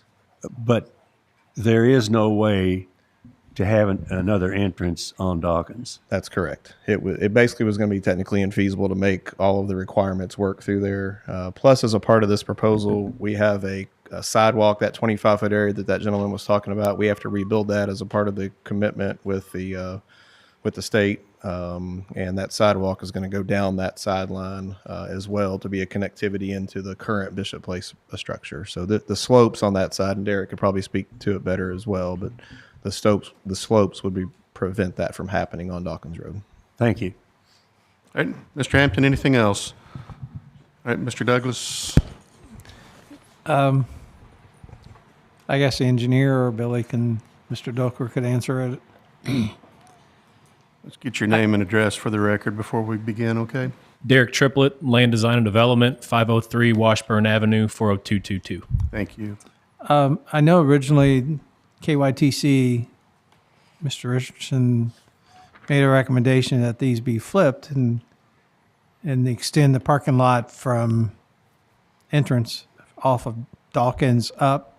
And I know there's a little gradual slope to get to the parking lot to switch the buildings around. Why was it you guys decided not to adhere or go along with KYTC's recommendation? Sure. So we looked at that. and there were a couple reasons why we weren't able to accommodate that. First reason is the grade change between this site relative to the existing apartments. There's about a 10-foot grade change there, and so this building would have had to be sunk down into the ground with pretty significant cut to even make that connection feasible from a topographic standpoint. There are a series of utilities in the way. There's a fire hydrant, transformers in that location. And also his layout would have pushed the proposed building into the side yard setback along Dawkins as well. So it was a litany of reasons why we weren't able to accommodate that suggestion. And as Mr. Delker mentioned, the grade change between this site and Dawkins is also pretty significant. There's about a 6-7 foot grade change there, and not a lot of room to make up that. So we wanted to avoid that steep slope of that entryway and the proximity of that drive lane to the intersection at Jefferson Street wouldn't have allowed really substantial stacking at that stop sign on Dawkins as well. I heard that the attorney mentioned that there be, because there's already impervious surface there in the building there already, with the 8-unit apartment complex and appears to be the 4-car garage going there also. Does the added roof lines add additional stormwater runoff down to the existing phase 1? Or how are you going to capture that into the existing, I believe you have curb and gutter there too? Correct. Or you have some Correct. type of drainage system there. Right. So we are reducing impervious surface on this site from existing conditions, about a 20% reduction, 4,000 some odd square feet of less impervious surface. But we will be capturing that runoff, and we'll coordinate with the engineers, county engineers as well, as to whether or not we'd be better served to let that existing runoff follow the existing conditions where there is some runoff into a swale along Dawkins, or if it would be better off for us to direct all of our runoff into the phase 1 detention basin, in which we would be charged with proving that the detention basin can handle that additional flow. But for the most part, we are reducing impervious, and so we don't have concerns and be able to mitigate and manage the stormwater runoff. And since you're the designer or engineer that did this, can you just clarify to me what you meant by 8-foot RY on your, that's right behind the plan of the garage? What are you just? Oh, that's a required yard, 8-foot required yard. And so that's a setback off of that property line. But you're still meeting the 25-foot rear yard setback? Well, we will actually be consolidating this piece of ground with the larger piece of ground, and so there is no rear yard setback. The RY is a required yard, so that's actually a side yard setback in that location. So you're considering that a side yard setback? Yes, sir. What are the take, and I don't usually ask this question because I really don't really care. What is the makeup of the building? Is it going to match the rest of the phase 1 process? The aesthetic of the facade will match the rest of the buildings, yes, sir. Okay. And I'm still hung up on the concern with the traffic because Mike is right. There's going to be additional traffic coming in off Dawkins because the Planning Commission did approve a gas station going in on that location. Are you guys concerned with the additional traffic of 16, 18 cars? It's our opinion that the existing drive that is, under this cross-access agreement is going to be sufficient for the minimum traffic that these 8 units will create. Yes, sir. And this question is for staff. Thank you. So the deeded recorded easement agreement goes with the property, not owners, correct? I believe that anytime you have an access easement, it goes with the future owners in perpetuity. Is that correct? I haven't read it, but I would say that would be my opinion that is something that goes with the property, yes. It is not personal to the owners of the ground. That's what I thought. Thank you.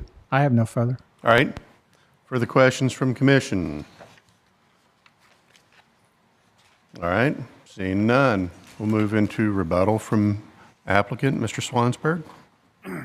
Mr. Chairman, I don't know that we necessarily have any rebuttal. I think we talked about most of the issues that were raised as part of the responses to questions from the members of the commission. So I would yield whatever time we have for rebuttal purposes back to the commission. Thank you. And sir, do you have any rebuttal testimony? Either of you wish to provide a final statement? Only again, just as a reminder, ladies and gentlemen of the commission, again, thank you for your time. I know it's already been a long day for everybody, and certainly appreciate the comments from the folks on behalf of the funeral home. Just again, for everyone's benefit, we would just ask, obviously, that the commission approve our request to rezone this particular property from R2A, actually to R4, on the basis, again, as I talked about before, really for three different reasons that it could exist. One is because it does comport with the Oldham County Comprehensive Zoning Ordinance, as I talked about, particularly those two specific areas, those LUs that I talked about a little while ago, in addition to or alternatively, I should say as well, because the proposed zoning classification we believe is appropriate, given that the current zoning designation is inappropriate as the property is currently being used and what we hope to use it for in the future. And then, of course, because of the changes that have already existed to the property that are literally next door with that existing Bishop Place apartment. So again, we're respectfully asking the body to recommend that the zoning map amendment or the zoning map be amended to make this an R4 designation. And with that, Mr. Chairman, that's all the statements I have, and appreciate the commission's time. Thank you. And sir, anything to say in closing?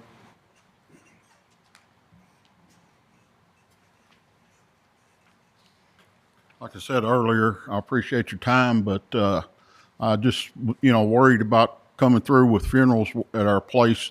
The other driveway doesn't really bother us that much. It's just going to make a danger for everybody, and everybody's going to cut through ours to get out, and that's what we're worried about. Thank you. Thank you. All right, commissioners.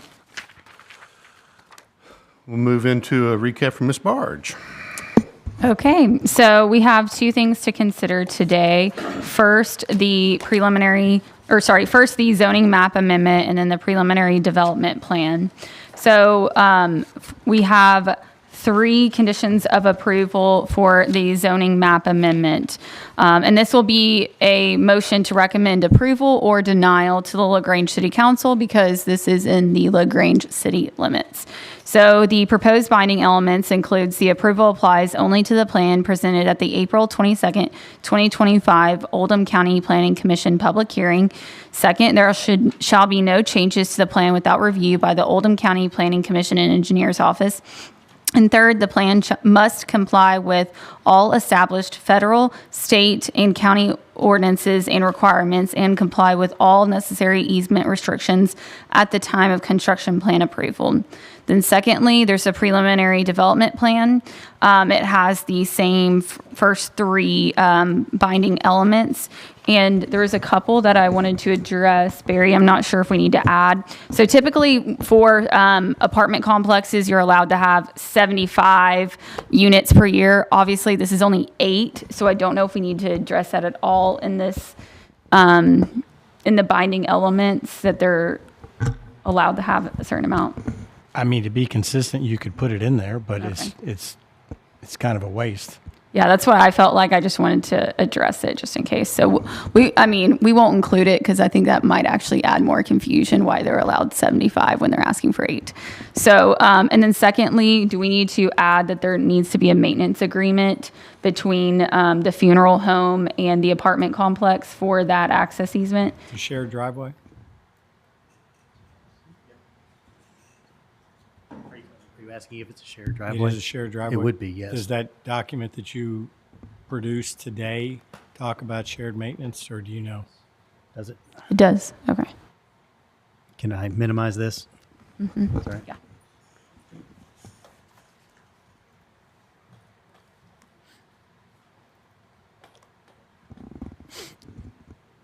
Okay, great. Obviously, it says the county at this point, that the successor to the county, of course, is the funeral home. And and actually the successor to the county, quite frankly, is Bishop Place. The successor to Mill Creek would be the funeral home. But yes, there's all costs and expenses incidental to maintenance, which lies on both, et cetera, by agreement prior to the expenditure, would be equally borne by the owners of the tracks. So. Okay, so my 2 questions were addressed, so I think we're good unless anyone has anything that they would like to add. All right, commissioners, questions? Ms. Barsh, so there are 3 binding elements, right? The other 2? For each, yes. Nothing has been added. Thank you. Okay. All right, floor is open. Mr. Start Chairman. with the zoning request, please, Mr. Marsh. I move to recommend approval to the LaGrange City Council, the zoning map change from R2 to R2A to R4 because it complies with the objectives of the Oldham County Comprehensive Plan, and the proposed zoning is appropriate because there have been major changes to the economic and physical nature of the area, with MSD moving out from a commercial office situation, which leaves R4 as appropriate in that area. And I would also include the 3 binding elements as presented by Ms. Barge. Thank you, Mr. Marsh. Mr. Baxter? We have an adequate motion, Mr. Chairman. Thank you. A motion on the floor. Do I have a second? Mr. Hampton, thank you. All right, guys, any discussion? We'll move into a roll call vote. Ms. Edgar? Mr. Marsh? Yes. Ms. Walzer? Yes. Ms. Nasser? Yes. Mr. Klingenfuss? Yes. Mr. Gwynn? Yes. Ms. Jones?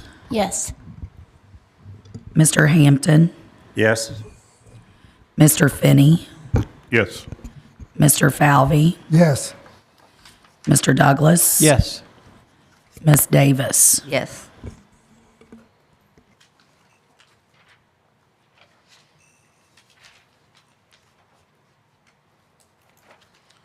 Thank you, Ms. Edgar.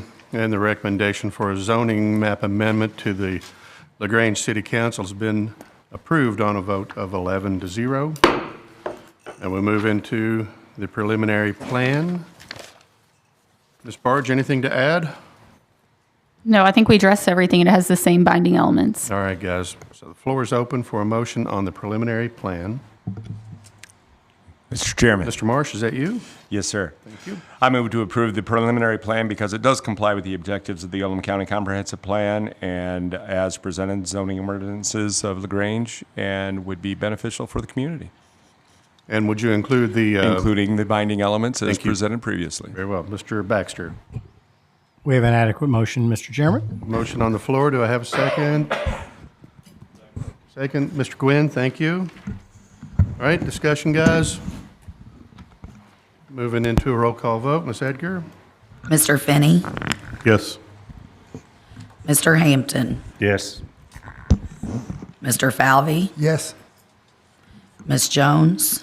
Yes. Mr. Douglas? Yes. Mr. Gwynn? Yes. Ms. Davis? Yes. Mr. Klingenfuss? Yes. Mr. Marsh? Yes. Ms. Nasser? Yes. Ms. Walzer? Yes.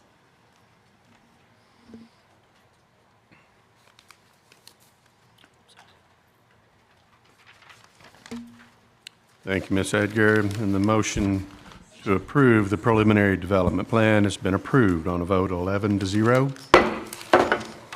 Thank you. All right, guys, everybody holding up okay? We're good? Let's invite Mr. Fisher back into the room. Oh, there he is.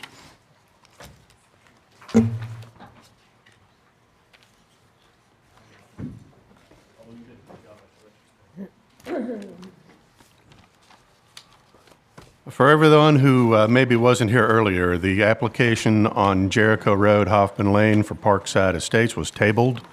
Don't know when it's going to come back, if that's what you're here for. Won't be talking about it today. All right. Ready, Ms. Edgar? Docket PZ-25-013. An application has been filed by, I don't know, Chateau Cerise. There we go. For a zoning map amendment located at 2419 South Highway 53, LaGrange. The property is 20.34 acres and currently zoned C1, Local Business District, with the proposed zoning of C4, Highway Service District. Thank you, Ms. Edgar. Okay. And staff presentation. Sandy Bergroden, Planner 1, Oldham County. Oldham County Planning. Scoot over here. Docket number PZ 25-013, an application has been filed by Chateau Cerise for a zoning map amendment located at 2419 South Highway 53, LaGrange. The property is 20.61 acres and currently zoned C-1 Local Business District with the proposed zoning of C-4 Highway Service District. The existing zoning is Local Business District. As I've mentioned, proposed zoning is C4 Highway Service District. Existing land use is commercial. The proposed land use is commercial.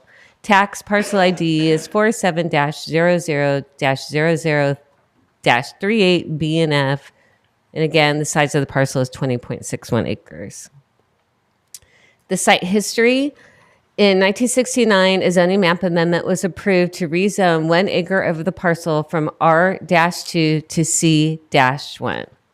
In 1979, additional zoning map amendment was approved to rezone additional acreage from R-2 to C-1. In 1984, final zoning map amendment rezoned the rest of the parcel from R2 to C-1. The case history, a pre-application meeting was held in August 2024, and a neighborhood meeting took place on November 19th, 2024, with Technical Review Committee 12/18/2024. The applicant took comments back from those meetings and input from staff and amended their application from including it was an IPD request for the rezone and included 2 residential parcels. And they amended their application to just include the commercial area from C1 to C4 and took their residential parcels out. A neighborhood meeting was held on February 18th, 2025. Technical Review Committee was March 19th, 2025. It was posted to the county website on March 31st. The sign was posted on April 7th. Adjoining property owners' notices were mailed on April 1st, and a public notice appeared in the Oldham Era on April 3rd, 2025.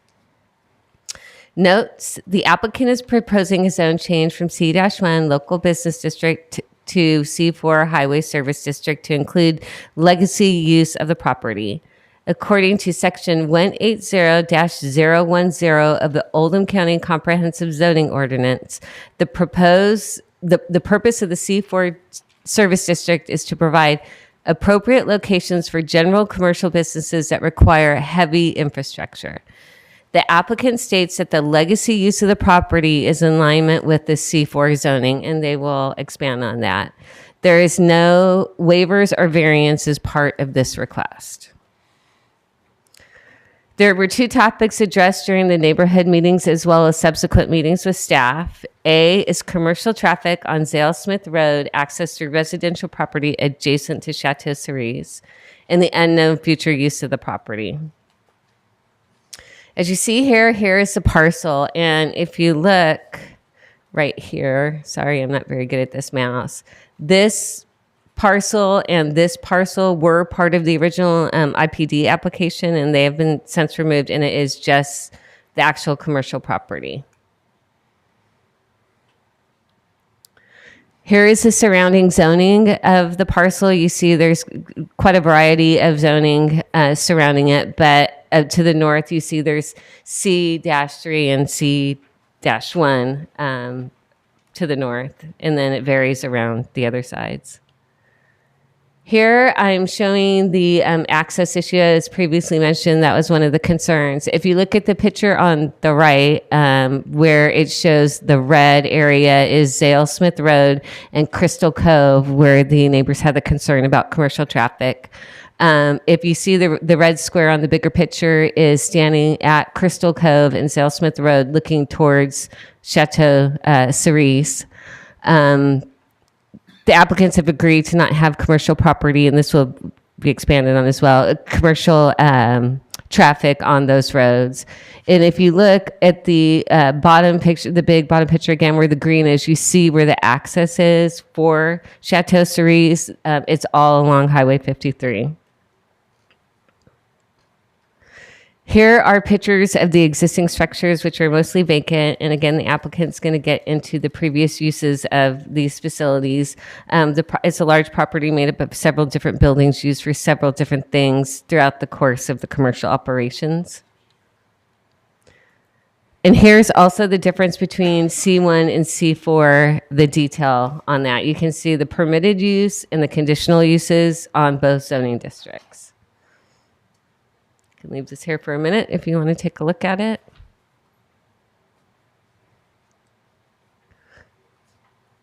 On the next slide, I've highlighted some of the key differences between the uses that are permitted and permitted is right and conditionally permitted in both zones.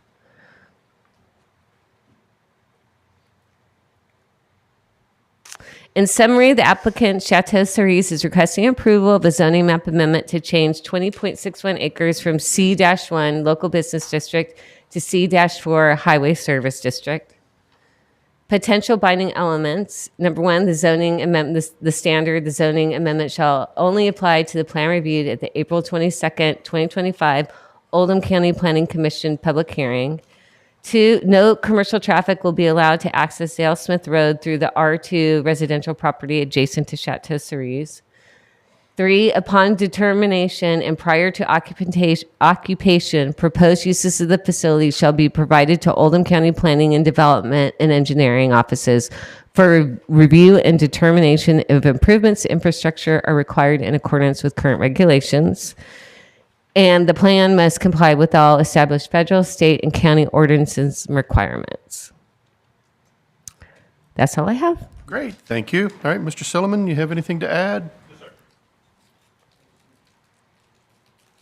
I'll just scroll back to the proposed binding elements because, as was noted at the technical review committee stage, both myself and Jason Richardson at KYTC were challenged with how to review our typical processes because if there's no proposed change in use, we can't evaluate if there's a need for changes or improvements to infrastructure, either stormwater or traffic. And what I mean is if we don't know if we don't know that there's going to be use that generates more traffic, we can't determine if we need left turn lanes or any improvements. So that was the challenge, and that's the reason for binding element number 3. Now the applicant did address this to some extent by revising the request for the zoning change from IPD to C4. Is that correct? And also eliminating the R2 property and the binding element restricting access to Zale Smith Road. But we still have the question of if there were a use to come in later that increased traffic, we'd need to address it. So I think this adequately addresses that by stating that they're required at future stages. And this is similar to our stormwater requirements, where right now their plan doesn't show any changes to the impervious surface, so there would be no requirements to provide any additional accommodations for stormwater. But if they do add impervious surface or change the runoff, they would need to come to our office and have an application reviewed. So I'll say it's similar to that, except we would want to evaluate the uses and determine if there are any improvements required. Thank you, Mr. Silliman. Anything else from staff? All right, commissioners, questions for staff? Mr. Falvey? I think Mr. Silliman really just addressed it, that future use, if it is approved today and they find a different use to create another building, it still has to come to us for approval for that building, right? And utilities and so forth.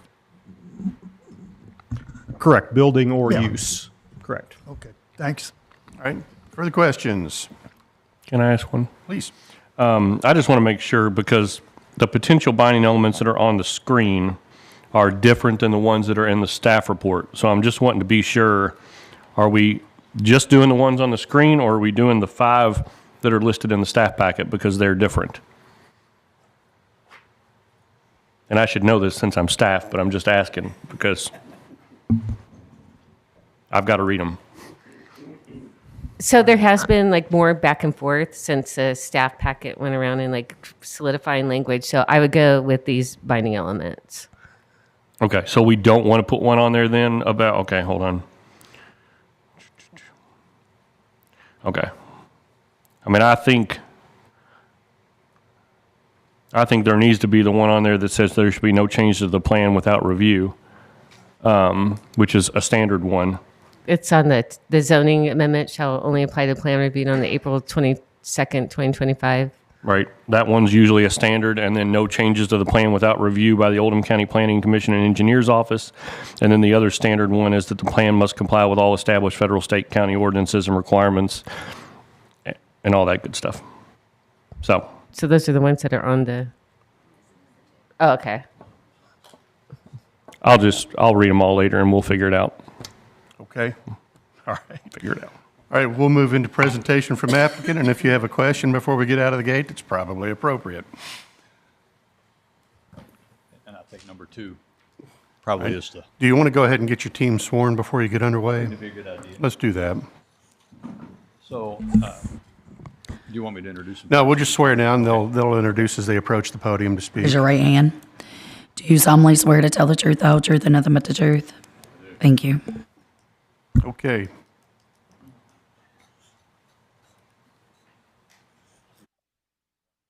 Computer up. I'm getting in. Are we already logged in, Sandy?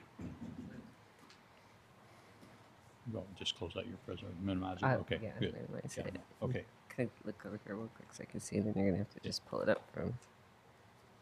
Oh, yeah. Yeah. That's what you want right there. Yeah. Okay. Do you want to go ahead and do Yeah, it for when me? I get there. Okay, great. Sorry about that, everybody.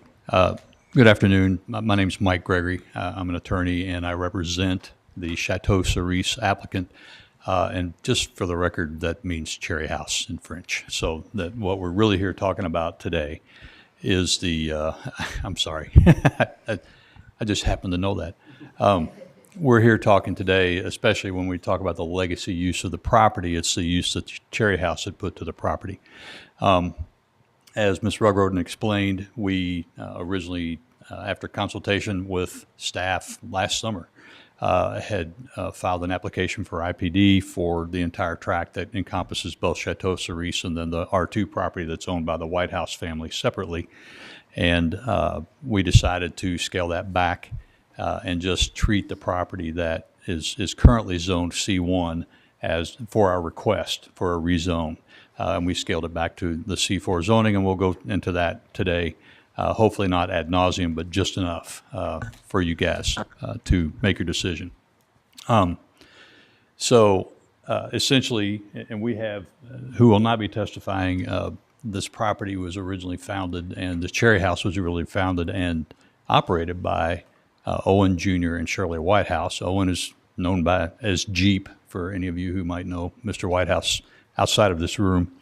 They operated the property for over 55 years before the decision was made to retire and try to do something else with it. So what we have, I'm going to introduce first Bob Vinsand, who is ordinarily an engineer, but today is not necessarily acting in that capacity because we do not have a separate plan to offer you, as Mr. Silman pointed out. What we want to do with the property is essentially be able to utilize it or have tenants utilize it to the same extent and possible uses that the Cherry House had for the property. So what we'll do is explain those to you, and also how we got here is kind of important in this case. Included in your packet, I think, was our demonstration of appropriateness and some attachments to that, which I'll go through in a little bit of detail today as well. So before I start or get into my part, I would like for Bob Vinsand to come up, and once I get back to, I'm going to show you, I'll put his map on. Now let's see.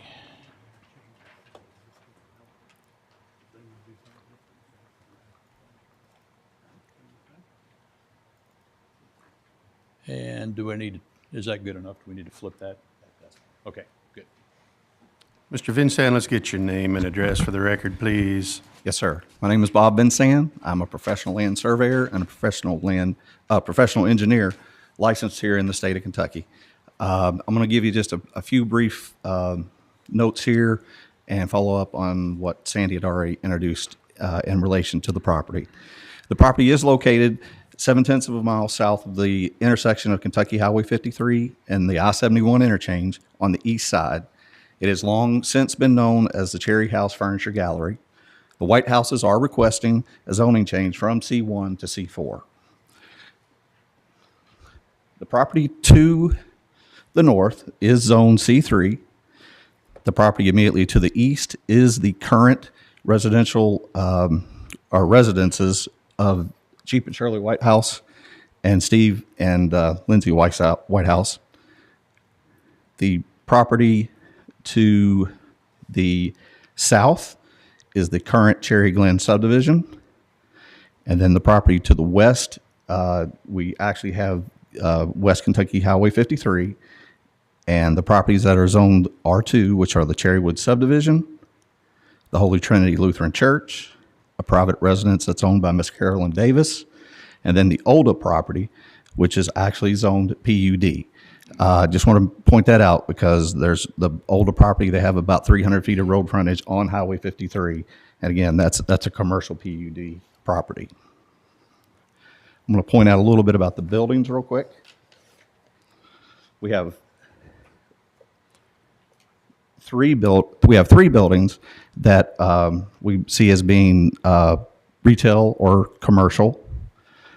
This building right here is approximately 3,308 square feet, and it is currently under lease to be a child care center, which is allowable in the C1 district.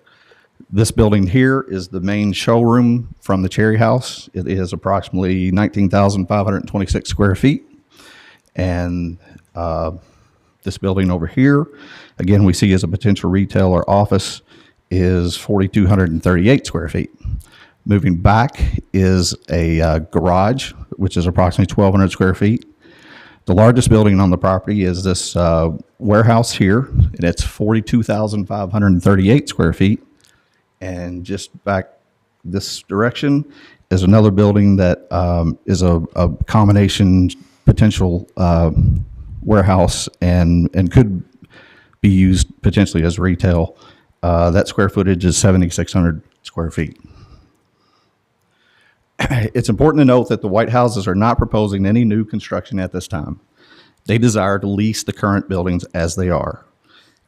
As stated in the binding element, any new construction will be reviewed on a case-by-case basis.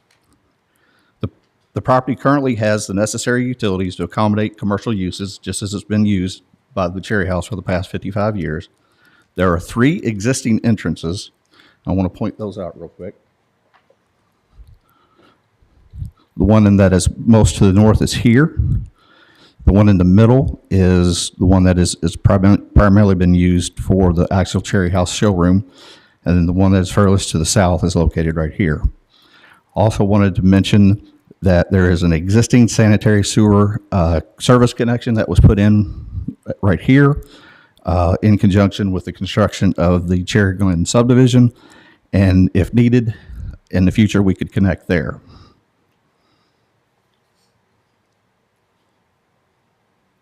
The last item that I wanted to mention is that there are currently 3 ponds on the property and the adjacent residential property to the east. There's a pond here that's immediately behind the showroom. We have a pond here that is behind the warehouse. And then we have a very large pond, which is on the property that is owned commercial and also on the property that is owned by Jeep and Shirley Whitehouse.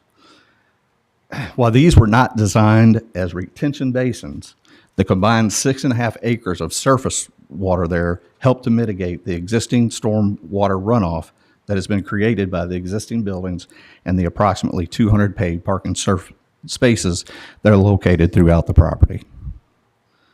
And that's really all I had to say. Thank you. Thank you, Mr. Vincent.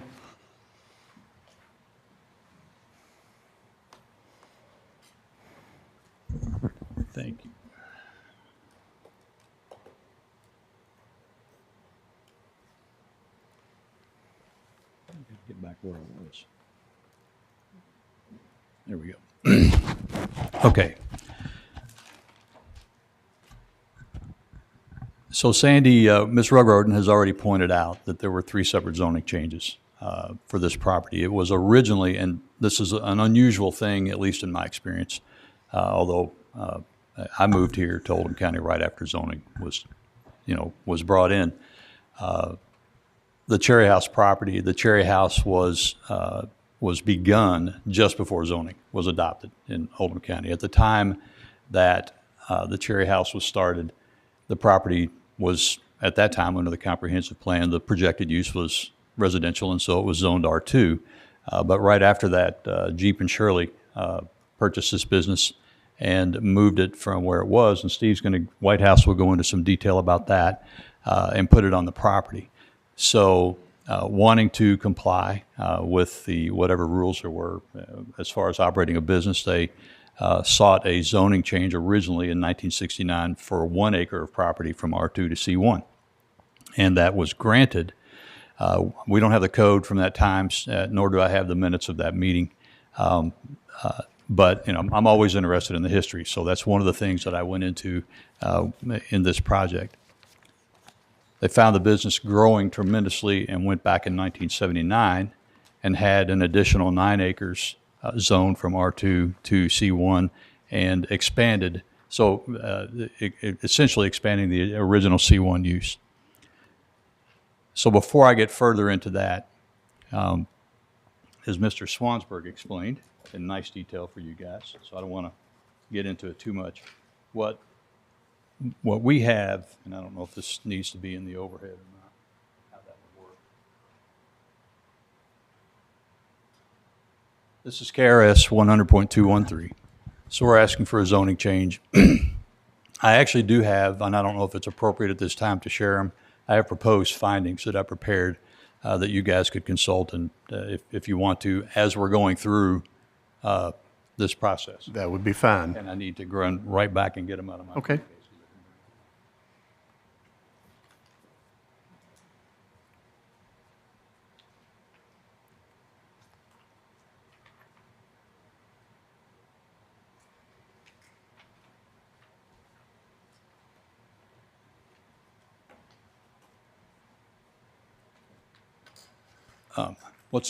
Do I hand them to you, Mr. Chairman? Okay.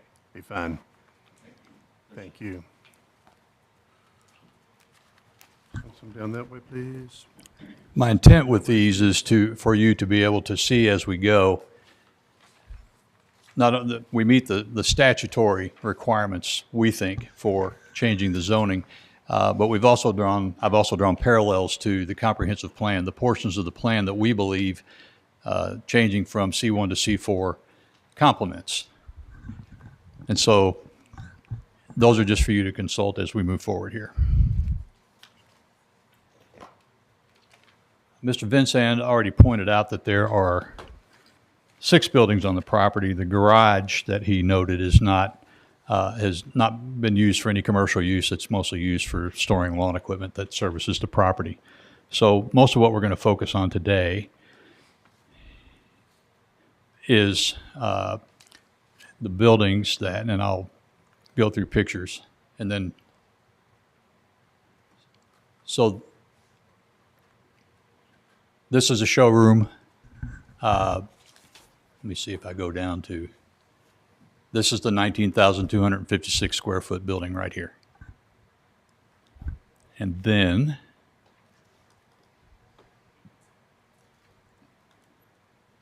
we have, and actually what looks like 2 barns. It was a barn and then was added on to. Steve will explain that to you, but that encompasses 7,600 square feet. That has at times been used as a showroom in addition to storage and other things.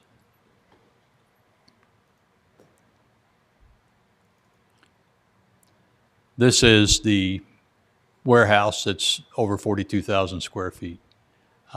What you can't see in the pictures are the various docks that it has and the space inside, which ultimately was used not just for warehousing, but also for light assembly of furniture as the business developed.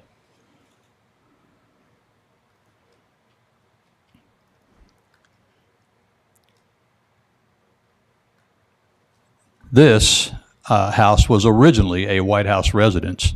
And again, Steve will explain, as the business began to boom, the White House has decided to utilize this structure and another one on the property, which had also been a residence for the commercial business. And they built houses on the residential portion of the property.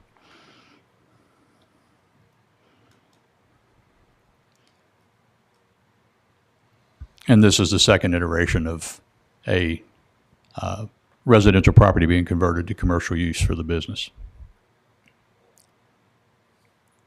So in the zoning hearings that I mentioned earlier,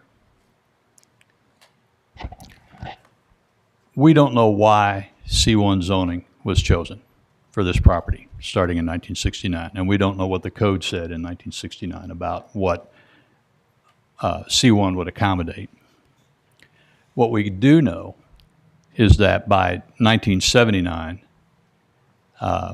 the business had expanded, and I'll go to the minutes of this meeting. I think this is important. The business had expanded to the point where when they felt like they needed to, the White Houses felt like they needed to have additional C1 property to operate the business from. These minutes give the history for the first zoning change in 1969, so that's where we get that actual record. And then we have in the minutes that what they're requesting is just an expansion of the existing C1 zoning. So here, what was presumably a conforming use and a legal use in 1969 was expanded in 1979 to encompass up to 10 acres.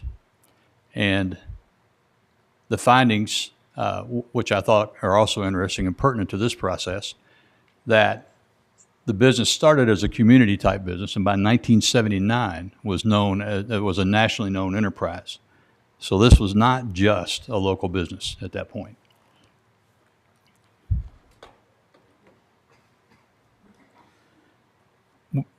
We moved to 1984 when they asked for the last zoning change. And I don't see my highlights.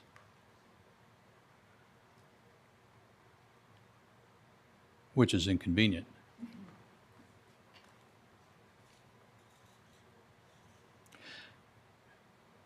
On the decision in 1984, actually the findings are the most important part. You see number one there, the new comprehensive plan for Oldham County indicates this area should be zoned commercial, so the proposed zoning change is in keeping with the comprehensive plan. And at that time, the new zoning plan was dated July 1983. So we are in April 1984 getting a change in zoning and an expansion in zoning from R2 to C1. It also discusses that there's been a great increase in the Cherry House business. And so at that time, the Planning Commission and then ultimately the Fiscal Court agreed to expand that zoning from R2 to C1. And so here's our conundrum. We don't know, I don't have what code was in effect in 1979 or in 69, but we do have what was in effect in 1984, which was also dated July 1983.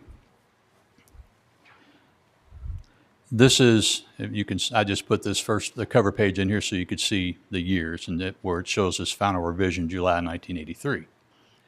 And this is section 601 of the zoning ordinance at that time, which lists what is supposed to be. What I like about this, and you know, at least one other later code that we have is, we get specific uses that can give us a guideline.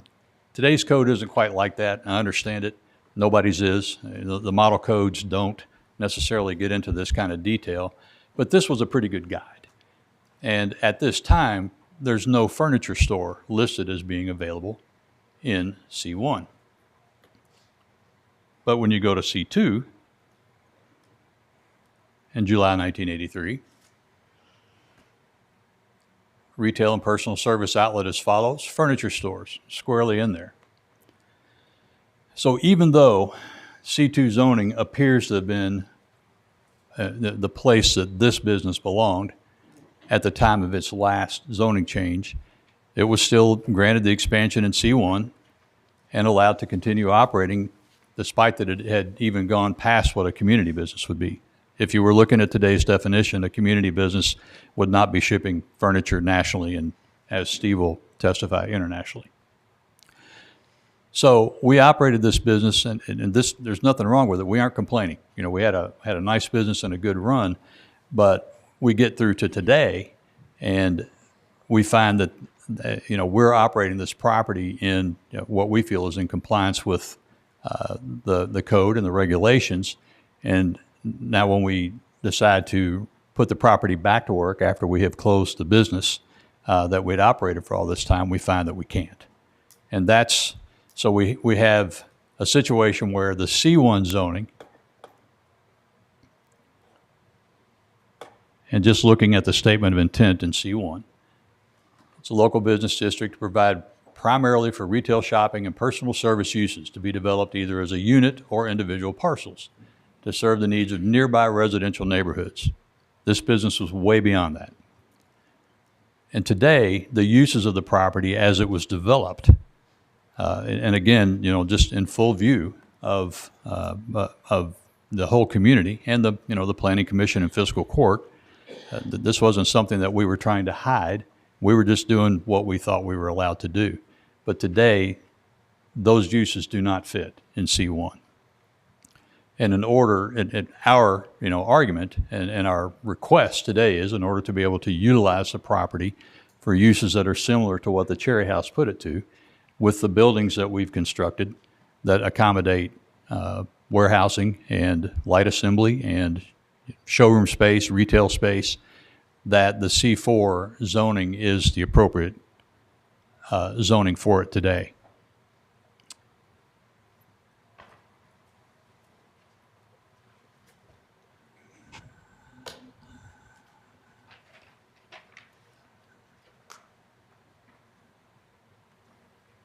One of the, and I think we put this, try this again.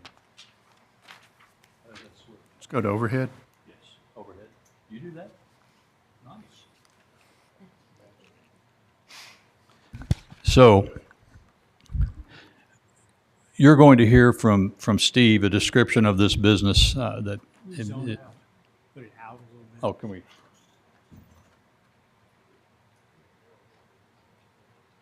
How's that?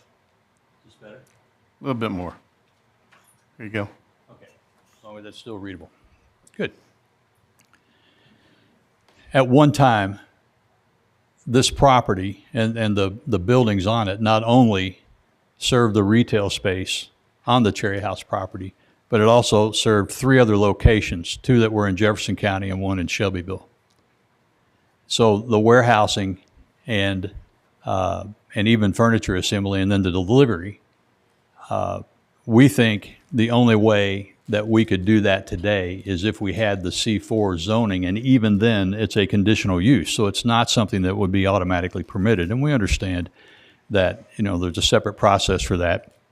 But if we were to locate a tenant that might be able to utilize the property the same way, then this is why we feel that the C4 zoning is the most appropriate for the property. So what has occurred in the years since the Cherry House was founded is a tremendous amount of development along the Highway 53 between I-71 and the Cherry House property. The property below it is obviously mostly residential and, you know, a variety of those types of uses, but everything, for the most part, to the north, including you know, at the entrance to Zale Smith Road is either C3 and or C4. There's C4 where Feeder Supply is, the Burger King, Walgreens, all of that property is located on what, you know, has been zoned C4 for a long time. So all of that and everything on the east and west side of 53 between 71 and the Cherry House that's developed today. Actually, I don't know if this is interesting to you guys, but I have it. I'll show it. How do I do that? How do I switch? Oh, sorry, Mr. Chairman. Let's switch back to the computer, please. Yeah, I've got a. There we go. This is a picture of this house belonged to J.M. and Ethel Eldridge. This picture is dated around 1980. You can see right here next to it, this is the old Crestwood State Bank. This is what this area looked like in 1980. And by that time, the Cherry House was well on its way to this national expansion. This house is now torn down, and today is Cox's Smokers. Oh no, it's the Papa John's building. Excuse me. And what's in the old Crestwood State Bank is now the Cox's Smokers outlet. So we have liquor stores, the Walgreens, the Baptist Hospital complex, Walmart, the auto parts stores, there's optometrists, dentist office, everything you can imagine has developed on that corridor since the Cherry House was first founded. Our position is that those represent the significant socioeconomic changes that have occurred that would justify amending this property from C1 to C4. And that in fact, because of the zoning that is to the north of us already being very similar in scope to what we're requesting, that it is in conformance with the comprehensive plan as well. So with that, I'm going to, one other thing I want to, excuse me, I got ahead of myself. Regarding the binding elements,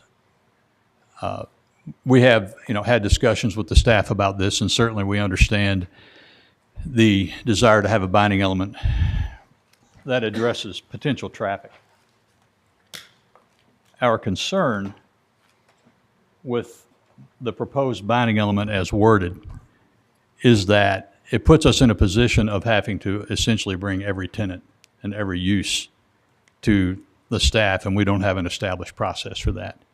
In addition, and you'll hear this testimony from Steve, we believe that the Cherry House put this property to maximum use on most days,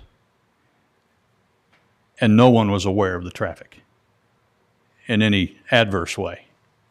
People shopped and enjoyed it, but we believe that we understand the traffic that it generated. There's no historic information or numbers that we could consult, but I have a proposed binding element that I will also put up on the screen now that we would, we're going to ask the commission to consider.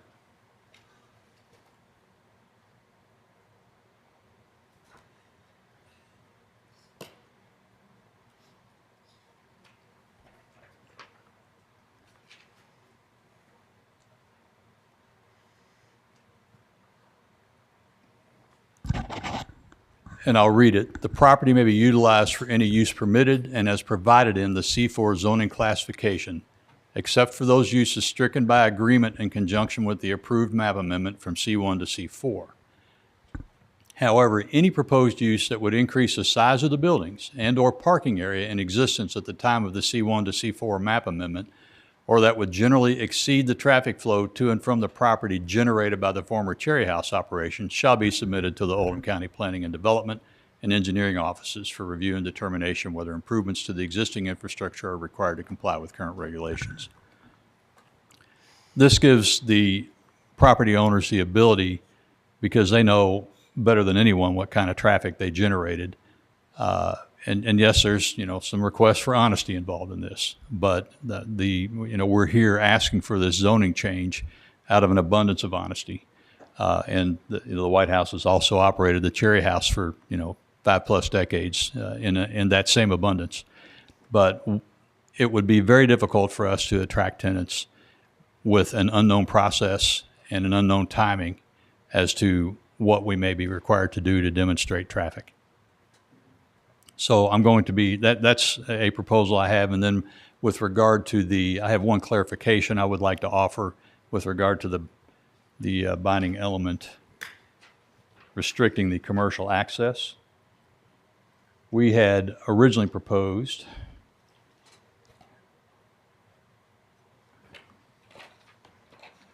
that We have no issue with no commercial access through the R2 property as long as it's zoned R2. What we are concerned about is if there is a change in zoning and a need for that access, but it can't be utilized because it's restricted by this binding element. So we would just like that clarification as long as that property is zoned R2. And that's not before the commission at the moment as far as that, a zoning change, nor is there any plan to be in the future, at least by the current owners. So I'd like to call Steve Whitehouse now, and Steve is going to give you his own statement. Mr. Whitehouse, let's gather your name and address for the record, please. Stephen Whitehouse, 2419 South Highway 53, LaGrange, Kentucky. And Thanks, I'm sir. one of the owners of Chateau Cerise and the Cherry House. I thank you all for your time and hearing our case. In my mind's eye, I get up here and do this very eloquently. I'm afraid the reality may be a little different, so I beg your indulgence with me as I try to get through this. My mom started Cherry House in 1969, and she and my father took out a second mortgage and built a building on our property to house this little business. It was just when 71 had opened. The opening of 71 allowed this business to thrive. It's a little history. My parents originally purchased this property from Miss Anna Crum. She owned most of the property from Zale Smith down to the Kinzer Farm, which is where the big hump in 53 is past our property. The intention was for my parents to build a home and have a part-time farm. My father was in construction. He built a barn that you see and the brick house that the daycare center will be occupying. My mom had purchased this business from Phyllis Cash. Phyllis Cash was the wife of the developer of Green Valley. She had a little storefront business up in LaGrange. My mom purchased it from her. They built the building and moved it onto the property where it currently sits, and she renamed it to the Cherry House. I will have to read this because this is like the Cherry House history in 45 seconds. We built the showroom, then the barn became the warehouse. The barn and the showroom were both enlarged. The barn was converted to a showroom and a warehouse. A pole barn was built behind the barn. That warehouse was torn down, a newer warehouse was built. A house was built for me when I returned from college. Then my parents, Ann Leslie, and I built houses on this other side of the lake, the R2 property, and we converted both of the houses into showrooms. Then we built a bigger warehouse. Then we doubled the size of the warehouse again. We were unloading a trailer the day they were putting the roof on the third warehouse into that area because we didn't have any place else to put it. By 2000, the business had grown to 4 locations. We had the LaGrange property, one in Shelbyville, and 2 separate locations in Louisville. We were generating in LaGrange. Well, out of LaGrange, we managed 100 employees.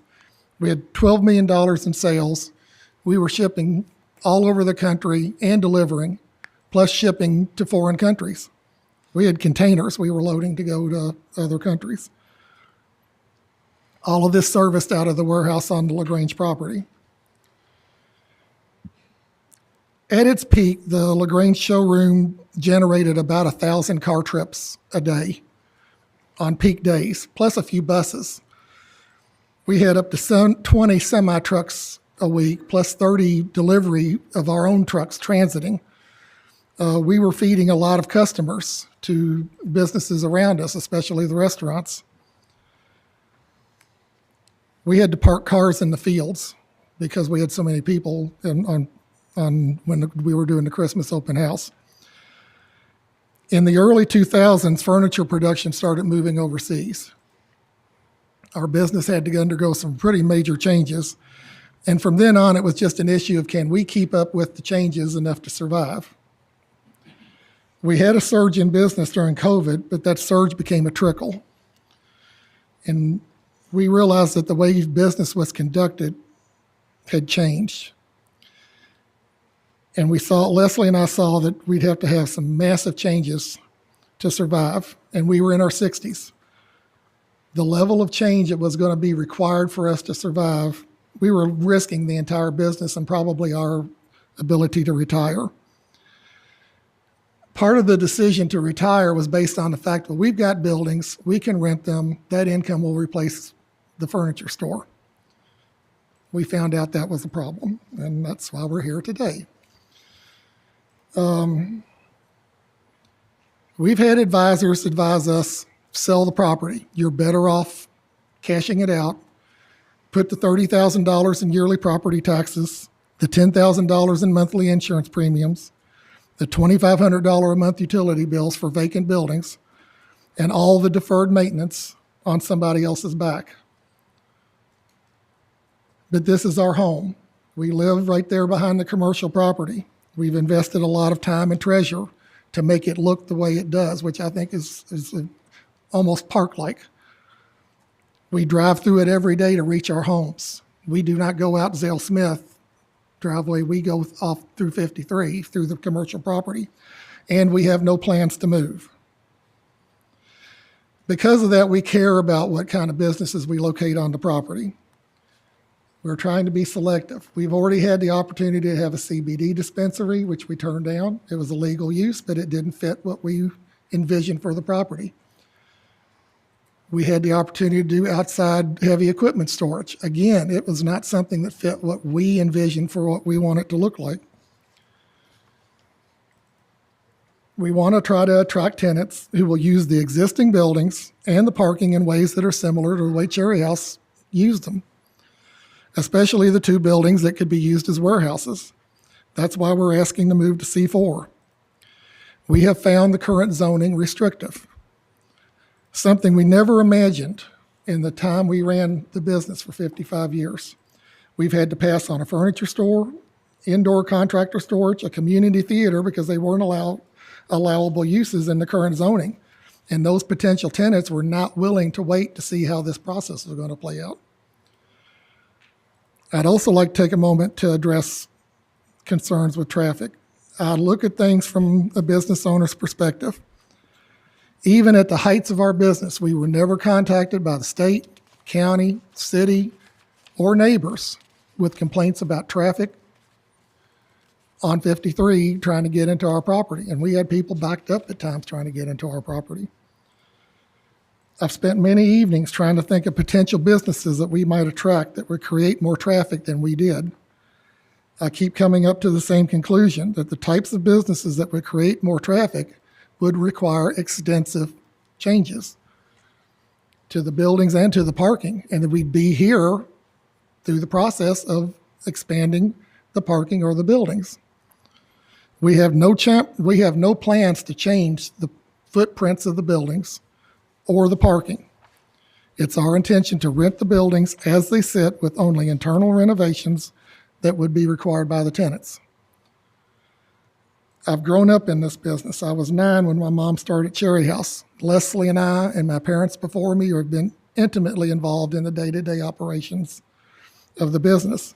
I know firsthand what kind of parking traffic we were generating. I personally have had to go out many days, grab guys from the warehouse to direct traffic on our property because we had so many people driving around trying to find parking.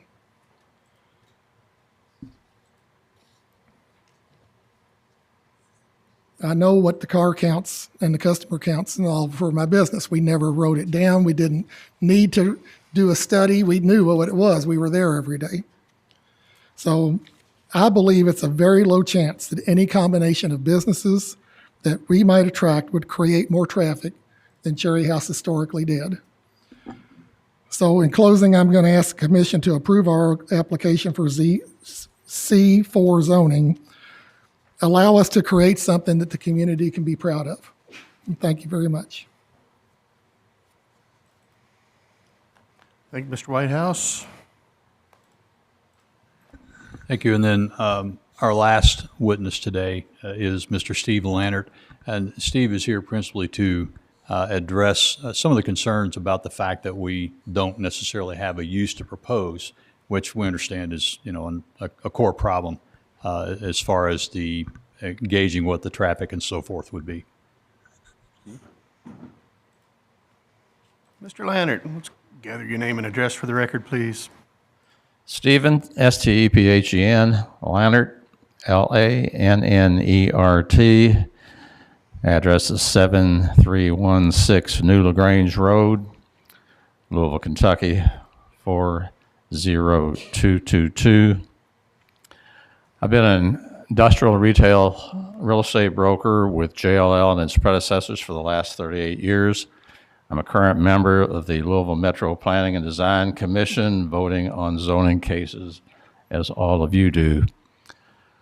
Although I'm not a resident of Oldham County, I've constructed 3 warehouses on Button Lane. I'm currently constructing a 4th one on a shopping center on East Crystal Drive across from Cracker Barrel. I was married in the building next door, the LaGrange Christian Church, to Linda Long Lannert, who's a 1978 graduate of Oldham County High School. My mother-in-law, Barbara Long, has been a member next door at the LaGrange Christian Church for 80 years. So I do have some connections to Oldham County. When I began to help the White House family approximately 1 year ago, it quickly became apparent that the C1 zoning was causing us to lose a lot of prospects, with the exception of the child care center, that leased one of the smaller buildings. We have had no other tenants. The uses to which we had to turn away included furniture stores, ironically, used furniture stores, household goods stores, interior decorators, a community theater, and numerous warehouse types of operations, including storage of anything as diverse as mowing equipment to vending machines. Consequently, I suggested to the White House family that they apply for a rezoning from C1 to IPD, later amended to C4, that would actually bring the property into compliance with the uses that had been there in the past, and hopefully the current uses moving forward. After some discussion, the White House family made the honorable decision to ask for a rezoning from C1 to C4 rather than attempt to lease the buildings and not be detected. Consequently, if this zoning is granted, it gives the opportunity to lease these buildings to companies with uses which existed in the past. In particular, the proposed binding element 3 would make it very difficult for a prospect to wait and determine if the Planning Commission would grant them the right to lease a building or not lease the building. This is onerous for the prospect, and it creates additional work for an already overburdened staff of the Oldham County Planning Commission. There really isn't a need for that. The substitute offered by Mr. Gregory is much more reasonable and would save a lot of time for everyone. In closing, the change from C1 to C4 zoning will not materially harm the health, safety, and welfare of the general public or the neighbors. In addition, this zoning change proposed from C1 to C4 would add minimal, if any, traffic to South Kentucky 53. Anecdotally, most tractor-trailer traffic and much vehicular traffic moving northbound uses Ernie Harris Parkway to now access the new exit 20 on I-71, and arguably is reducing some of the northbound traffic. Are there any questions? We'll come back to that. Thank you. Thank you.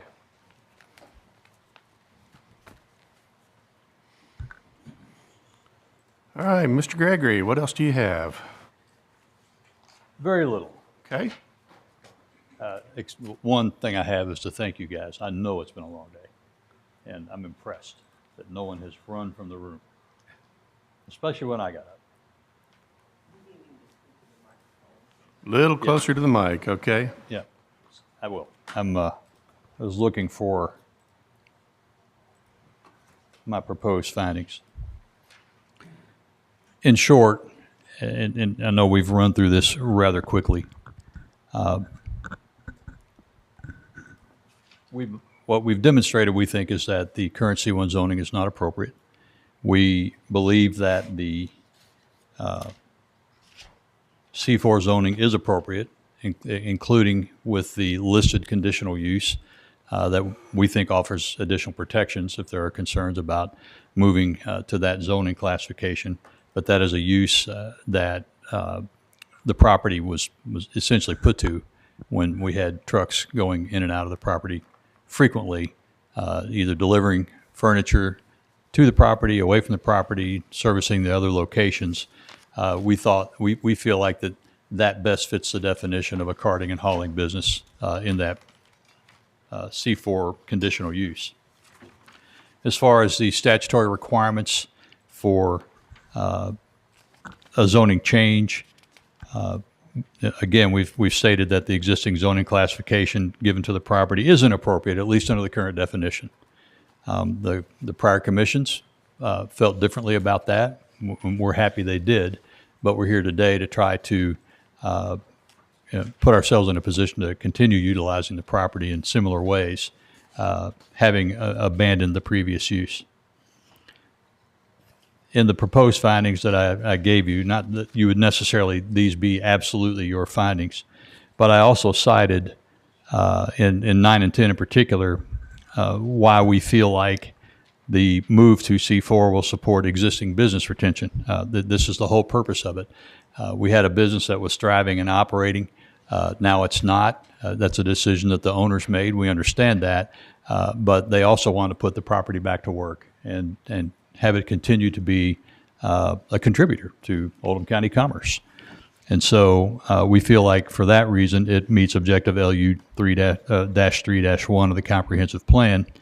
And then we also feel like the move will encourage highest and best use of the applicant's existing commercial land in conformance with objective B1-1-2 of the comprehensive plan. And with that, I thank you very much. Thank you, Mr. Gregory. Is there anyone else here wishing to speak in favor of this application? All right, seeing none, we'll move into testimony and questions from those opposed to the application. Does anyone wish to speak? Mr. King? Yes. Can we take just a 2-minute break? I need to consult with Mr. Baxter. We certainly can. Short break. We'll circle right back, okay?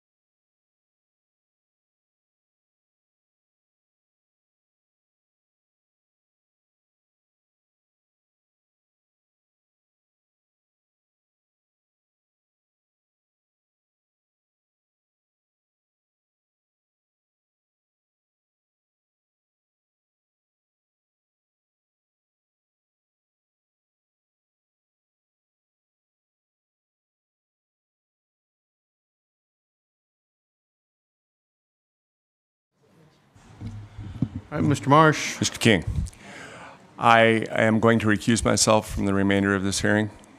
Thank you, sir. Thank you. We'll catch up with you later. All right, Mr. Allen.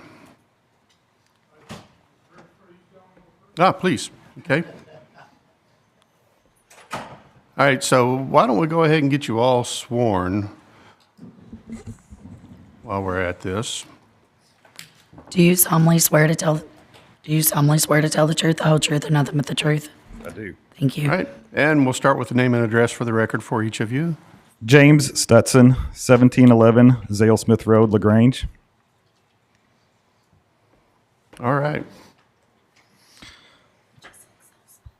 So based on the previous use of the property and the Cherry House furniture, if that's what we were talking about today, I wouldn't be here with any objections. But the issue for me and several other people is that C4 encompasses so many other business types that we don't know what may come in the future. And we understand the current owner's intentions to stay there and that they are not intending for any changes to the buildings and impervious surfaces and things like that. However, as we all know, life changes, life events happen, and decisions come to sell.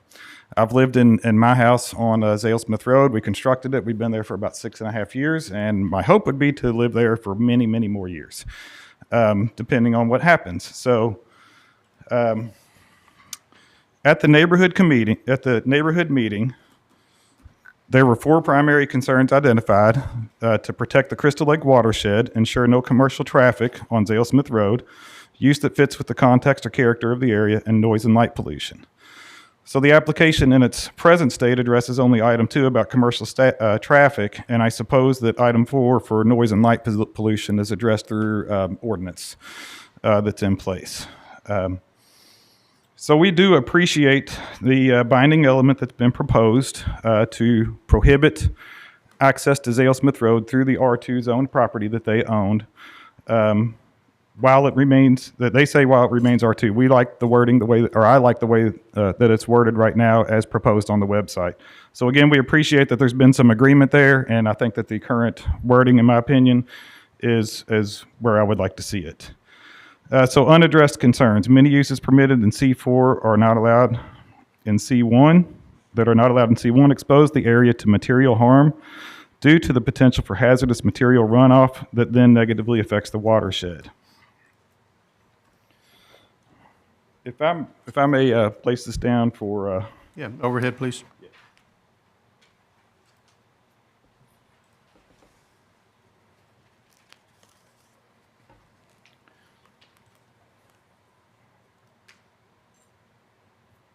So the area that I'm trying to point to and speak at the same time is I'm going to draw basically a line or just point to a line from the pond that runs a creek, that is a creek that comes out of that pond, goes through their residential property underneath Zale Smith Road, and that's where it crosses onto my property.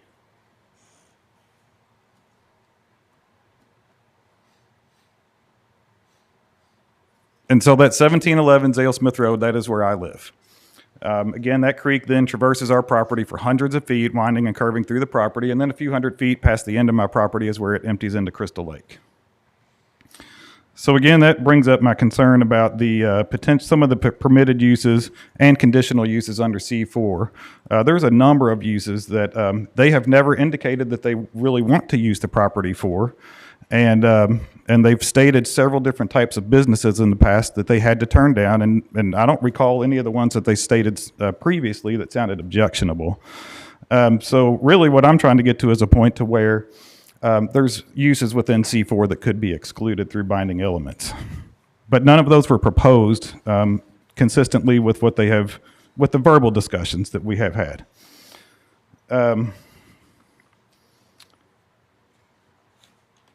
Sorry, I'm trying to move as efficiently as I can be here.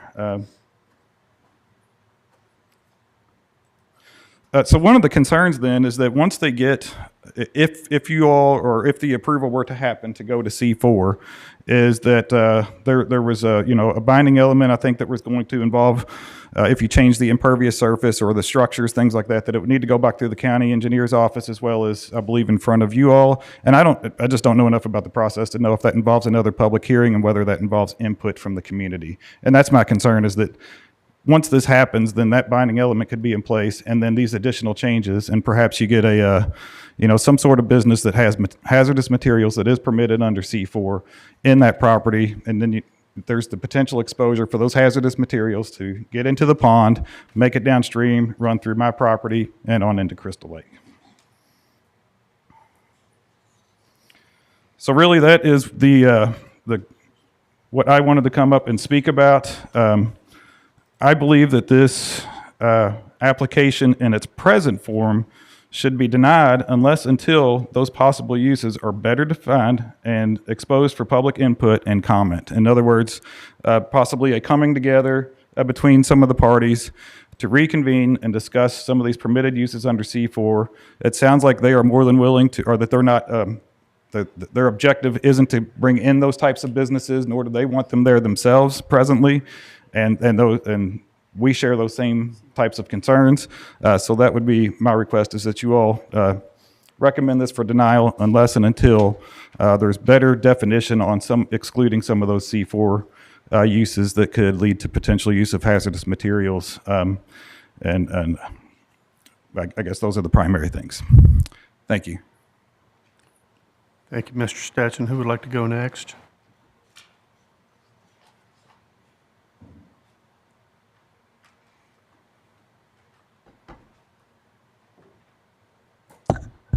Thank you. My name is Nelson Lemon. My wife and I own the house at 2025 Crystal Cove Drive. And just to kind of put that into perspective, if we looked at the back of the Cherry House, or we're standing at the front of it and looking toward the back, that is the house that starts, or the house on the lot that starts Crystal Lake. So if you just took a straight line back to Crystal Lake, that's where we are. And why is that significant? You've just heard about the runoff and everything else. That's our concern, is that we see right now all the water that's coming from Cherry House is going to come down eventually into Crystal Lake. Now, why is that a concern? We've talked about the businesses that were there. Cherry House has obviously been very, very successful. But as Mr. Whitehouse said, times have changed, and they no longer have that. So what can we do next? And we heard all the things that they were talking about doing. I'd like to go back to the C4 recommendations, or not the C4 things that we had. And let me go on overhead. And can you zoom it out, or where will that go? I want to zoom in, go into right here. Keep going. There you go. Now, what's really different about C4, C1, etc.? Light industrial. And I'm afraid that while we kind of mentioned it earlier, Mr. Gregory, I think, mentioned it a little bit, we didn't really delve into that. But what happens if supposedly the daycare center that they've got now, and they'd like to have a teaching facility, furniture stores, all of those. What happens if all of that comes true? And all of it's there. We get somebody in that's doing some training for daycare. Sounds really good. But things do change. What happens if this economy doesn't get better? And then all of a sudden that goes under. And like myself, Mr. Whitehouse, everyone else is getting older. What happens if something happens to someone that owns the property, and then the heirs start fighting about the property? Once we make C4 changes, that's going to stay. No matter what we do, we can say we can go back or whatever. We all know it won't go back. C4 will be here to change. Now, that's why I want to look at this, what I'm calling light industrial. What's that composed of? Well, for one thing, what we've got listed on the C4 criteria is boat marine supplies, building related trade shops, lumber storage, manufactured home sales, storage facilities, frozen products. I've also wrote down service stations, machine shops, food processing, etc. I don't know about food processing. I don't even know about furniture stores. I do know that machine shops is listed there. And I do know machine shops. I worked in one for over 20 years. I know the solvents, the oils, the mess that they make. And I watched and watched and watched over those 20 some odd years.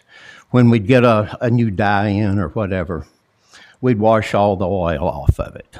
And you need the oil for the manufacturing process. And that's another thing that's listed, any type of light manufacturing. So we'd start washing it off. All of that has to go somewhere, regardless of what kind of retention basins or anything else we'd have. It's going to get into the ground. And it's usually a water-soluble oil. And then consequently, it's going to flow down and eventually get into Crystal Cove.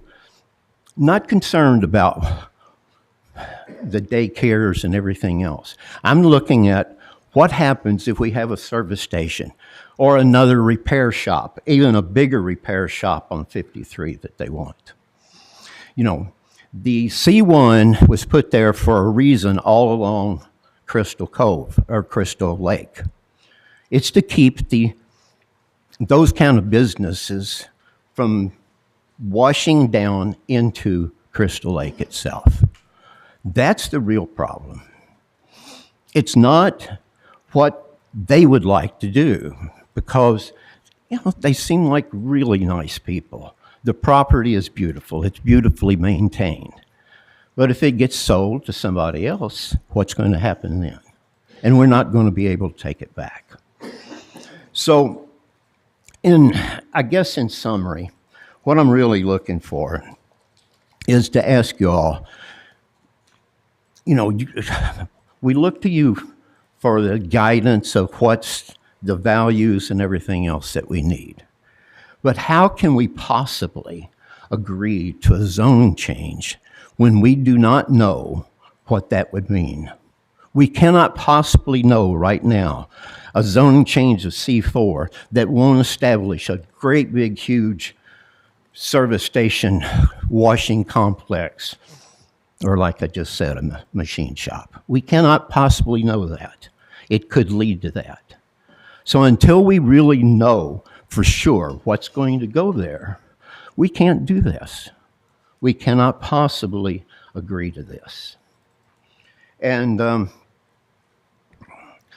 I think it's probably about the summary of what I'm wanting to say is that don't do this. Don't agree to it. There's got to be another way we can do things. If it had been me and I'm worried about paying on the taxes, I think I would have come to the board and said, let's make it back to an R2. I'm not using it for commercial anyway. What would have been wrong with that? But instead, we jumped to a C4 that allows all of these things that we do not want in Crystal Lake. Thank you.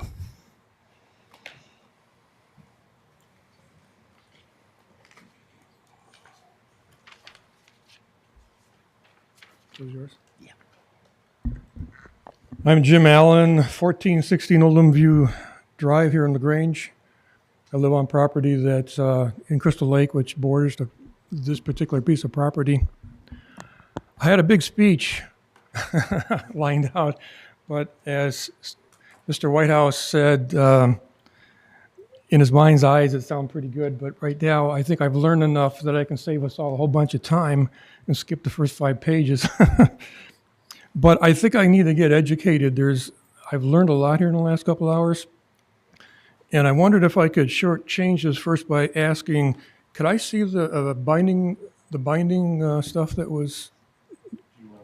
Yeah. because I think I can maybe condense this down. The binding element number 1, I'll give you the early version of it. It talked about contingent with the plan. I'm trying to understand what the plan is. If the plan is, as was marked on the list of land uses, hauling, well, let's see, zoning amendment shall be apply only to the plan reviewed today. Okay. And I just need your education as to what constitutes the plan. Is the plan just to change the zoning from C1 to C4? Is that the plan? Or is there a particular land use involved? I'm going to need everybody who I'm really has happy any to tag discussion at the team mic this, so we 'cause can this will be a more catch you effective- on the record, okay? Yeah. If it's okay, I'll. Please do. The plan. Uh-oh. I don't know what I've done. So you're done already? Here we go. I'm back. Just in words, maybe.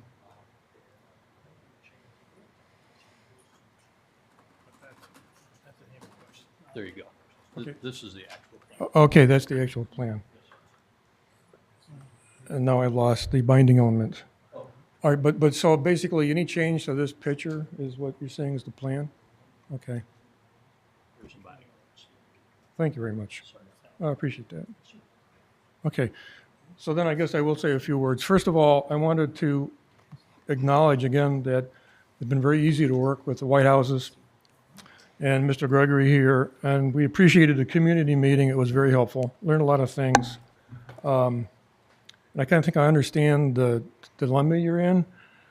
I have a similar concern about the fact that there's no land use specified, and I'd like to make a suggestion to that end and see if I can maybe contribute something, if I could have the overhead projector.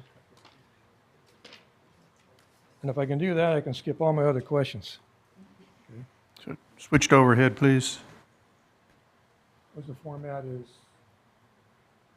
portraits and down is, okay.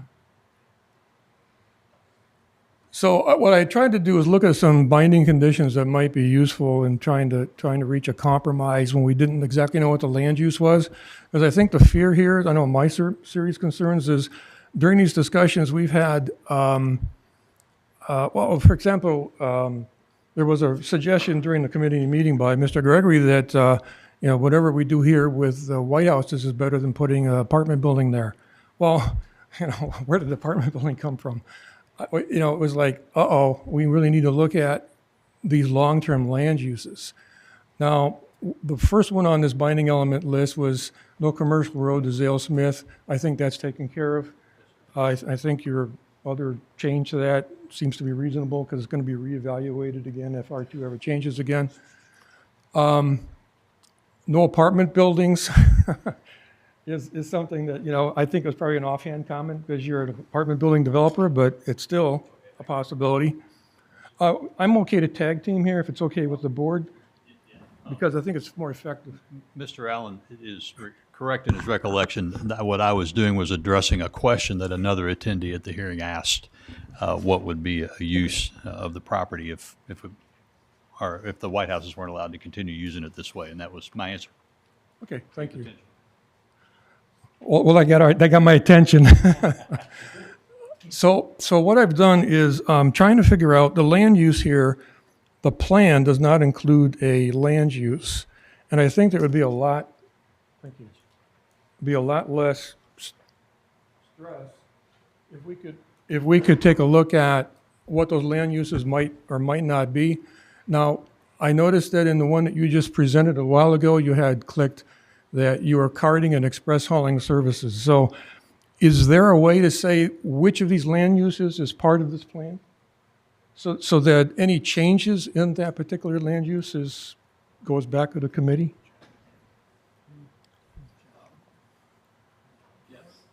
Okay. Okay. So I know this may be a little bit unusual, but we'll go with the flow if we can. We'll try to make it quick. So the carting and express hauling establishments, I see you've got an X by that. I didn't know that was the interpretation of what you have. Yeah. Okay. But we do have, a list of things that we had discussed internally that I'm willing to read, and some of these you've got X's by. Okay.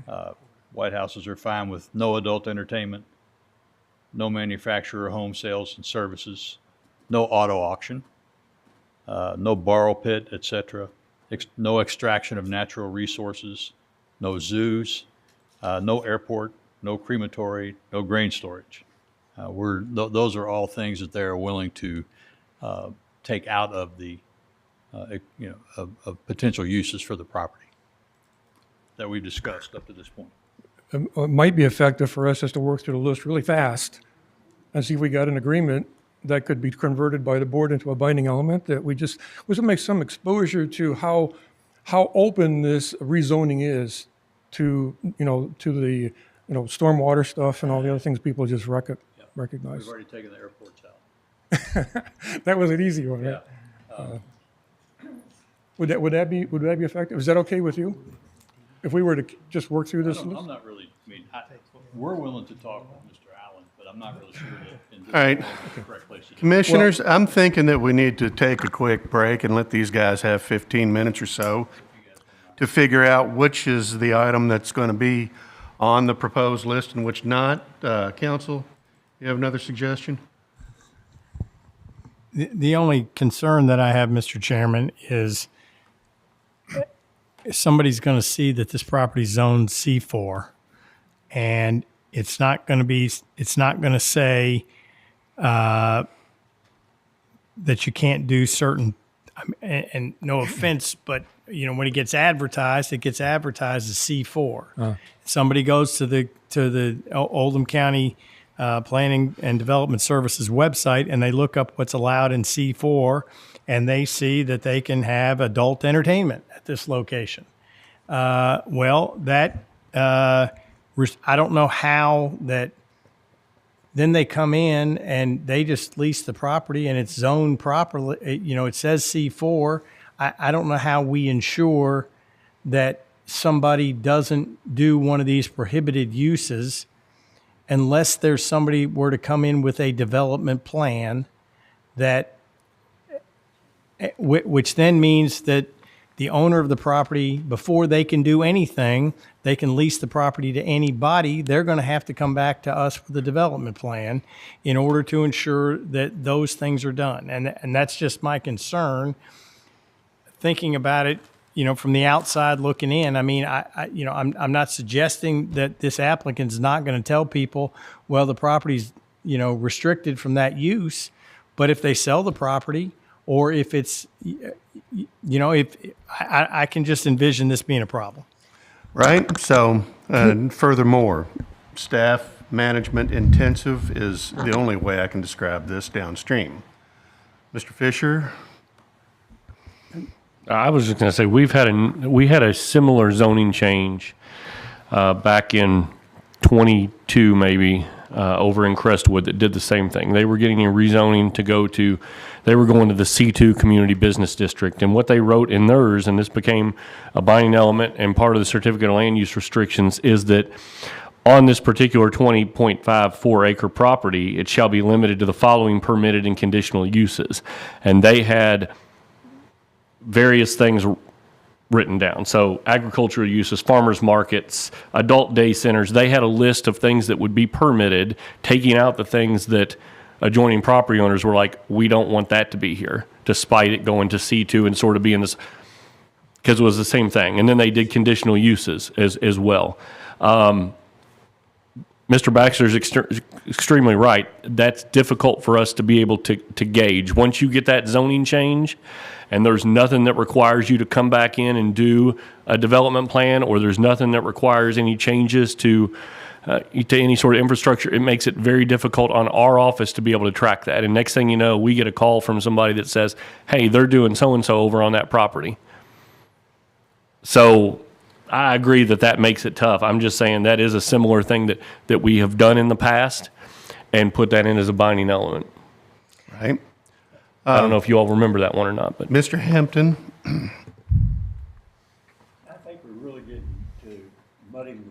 members here. I mean, it's, we've heard from everybody. We've listened to all the arguments. It's a zoning change, that's what it is. And I think we're asking for trouble in the future if we try to nitpick to suit everybody. I think this is a zoning change. We've heard the pros and cons, and I think we ought to vote on it. Can I add one thing too? Certainly. A couple of the items at least off the top of my head that have come off or that they had discussed as restricted uses are permitted uses in C1. So they're planning on restricting the use in a C4, which they could go ahead and do in a C1 right now. For example, I'm not saying, I don't know if this is important or not, but like, for example, adult entertainment, they can do that in C1 right now. So if they restrict it for this, I don't know how that plays out. Right. Mr. Douglas, you had something? You know, I know Mr. Fisher brought up the one in 2022 and the one in Crestwood. The legislative bodies are the one that implemented that during their hearing, I believe. We're only making a recommendation to physical court. So if physical court wants to make any additions, changes, or whatever to binding elements, that's what should be done. I mean. Fair observation. Mm-hmm. Okay. All right, Mr. Hampton, you had something? I just want to reiterate, I have a call question. Well, so, you know, we're going to have to get through the hearing structure, but I hear you. Okay. Mr. Baxter, do you have anything to add there? No, that was just my point. Mr. Allen is in the middle of his rebuttal, or not his rebuttal, but his opposition remarks. And with that being the case, I don't think we can call the question. Mr. Falvey, what did you have? I just believe this should have been negotiated well before this meeting.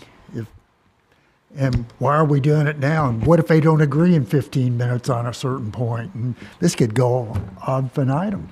So Fair point. Either let's vote or table it until they get their act together and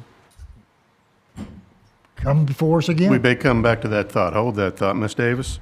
I just have a question. In the comprehensive plan, since this is obviously zone too low, you know, for what it is, if you're looking at what they have there, what does the comprehensive plan say that we should have that zoned as? Is it, do you know what it is? To me, it seems as though was that in the staff C1 report? was not proper zoning for the Cherry House. I mean, basically. I tried to look, sitting in the back room, and I couldn't find it. So. No. Existing zoning C1. It says that. I mean, I know it is, but I mean, is that what we have in the comprehensive plan? Our comprehensive plan doesn't designate between different types of commercial. It just says, for future land use, it just says commercial. Okay. So, yeah. All right. And in applicant's defense, the uses defined under C1 aren't representative of the way it had been used. It was already well in excess of those elements. So leasing it out to some other party as it was used in the past is still illegal. Okay? We have some encroachment on the scope that happened there. It outgrew what it had, and they're trying to come make that right so that they can lease it to someone else to do those things is the essence of their request. No disagreement here. That's, you know, the matters of what are the uses, if we're going to specify, probably need to be hashed out without this commission brokering those decisions, is my immediate impression of this. And that might lead to some action. Maybe it's tabled or whatever that allows for that to happen and come back with a specific and agreed to list of those particular uses. Just a thought. But at the moment, otherwise I can't disagree with Mr. Hampton. It's just get to a vote now without any distinction. Let the legislative body decide whether or not they're going to take that up, would be the other alternative. All right? It's in your hands which one of those is more fair as we move forward with the remainder of this hearing. With the remainder of the hearing, we still have due process to deliver. We're in the middle of opposition's testimony. And Mr. Chairman, the only other thing I would point out is you all make a recommendation. Yes. So the recommendation is either to approve the zone change or not approve the zone change.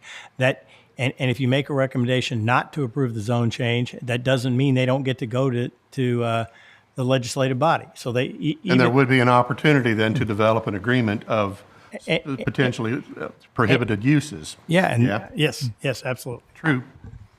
All right, fair input. So my last comment? hang on. Okay. Everybody good for the moment? All right. So, Mr. Allen, back to you. Thank you. Let's restart that clock, please.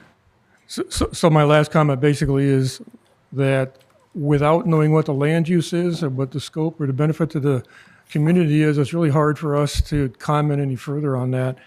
And what we're concerned about is not the White House application. The lease is a wonderful thing. Using it for that particular use that they've done before is a wonderful thing. But we're worried about the next step. And we've already had a situation in the county that there was a land use that went into a zoned area that nobody had a chance to comment on because it was an acceptable use. But it really wasn't an acceptable use for that particular area. So nobody gets notified about changes in land use. They only get notified with respect to zoning. And decisions are made not by this body, but by the engineering teams, which do a great job. But still, it kind of, by going to C4 without any kind of idea how the land's going to be eventually used, to me, is kind of like you got to approve it until you can see what's in it kind of thing. It just doesn't make a lot of sense, and it kind of robs me of an ability to speak up about it. So thank you for your time, and thank you for the White Houses for listening and hoping Thank to you, work with Mr. us. Allen. All right. Anyone else wishing to speak in opposition to this application? All right. Council, what's your opinion now? Do we continue with this hearing, or do we go ahead and consider? I think the commission can go in one of two directions at the moment. One is a table, one is just move forward. Give me your thoughts, please. The only comment I would have on that, Mr. Chairman, is I do expect there to be probably some frustration from the legislative body if this is put in their lap in a state where these types of things have not been worked out. Fairly stated. All right. With that in mind, then, everybody hear me loud and clear. Where I think this goes is a table. Well, I don't know that I'm going to ask for him to do that, right? It's going to be in your hands because you are the decision makers here. So I think it probably is heading that direction, but I wish to complete due process of this hearing. Opposition testimony has been rendered. We have rebuttals. We have finals to complete before we take up our decisions. And I think it's our obligation to actually complete that sequence before we come to decisions, even if that is just table it. But if we recommend now to deny it, do they have the right to come back and appeal that? Well, I think they have a right to come back, and, I'll say it differently. Applicant has used up their presentation time already. So I think it's incumbent upon us to extend some additional hearing structure for them to return with to allow that to happen. Mr. Baxter, am I getting too far astray here? You are not, Mr. Chairman. I'm raising another little concern that Mr. Douglas, I think, has with Mr. Fisher. All right. Can you share that with us? Yes, Mr. Douglas, I don't want to put words in your mouth, but Mr. Douglas is concerned that the regulations require in Section 380 that in addition to any application is supposed to have a development plan submitted with it, including a proposed amendment to the zoning map. And I think Mr. Gregory might need to address whether or not he feels like there is a development plan and that has been submitted to this point. Yes. So the plan that we have submitted, we feel meets that burden under that regulation. We discussed that with staff before we got here, and again, I understand that this is a little bit different. It's different than anything that I've ever done, but it's where we are. We're not going to develop the property any further. What we want to do is continue to be able to use the buildings that are on it.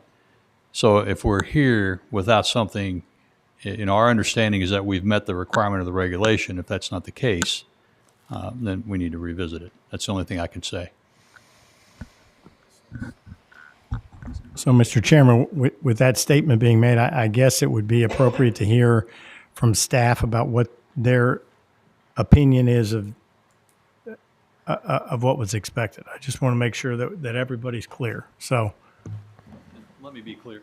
I'm not trying to put a target on staff's back. Nobody suggested you were. We just want to make sure that everybody's talking about the same thing. Well, I'll tell you, this got started a good year and a half ago with our former director who suggested this kind of idea to go this route. We have been back and forth. I had several different meetings, and the whole goal of the applicant initially was what they were doing on the property before the business ceased operations did not fit within the current zoning of C1. And their goal was to be able to try to sell the property and use it in a use that was similar to what they have been doing for 30 plus years or however long, is what they were trying to get accomplished. And in order to do that, it was recommended to them to go for a zoning change. It was originally proposed to go the IPD route. Met some opposition in regard to that, as well as the exit onto Zale Smith. They've come back to go down to C4 to make it a little bit more palatable. And now we're to the point of, do we have to take uses out? So, I'll be honest, and I'm not trying to throw the blame on it. This was not an idea that I came up with, but it's an idea that we have before us right now. So that's all I can say. All right. Mr. Chairman, I probably need to add a couple other things here. Okay. So, and there's a caveat, so let me get all the way through. But so when you have a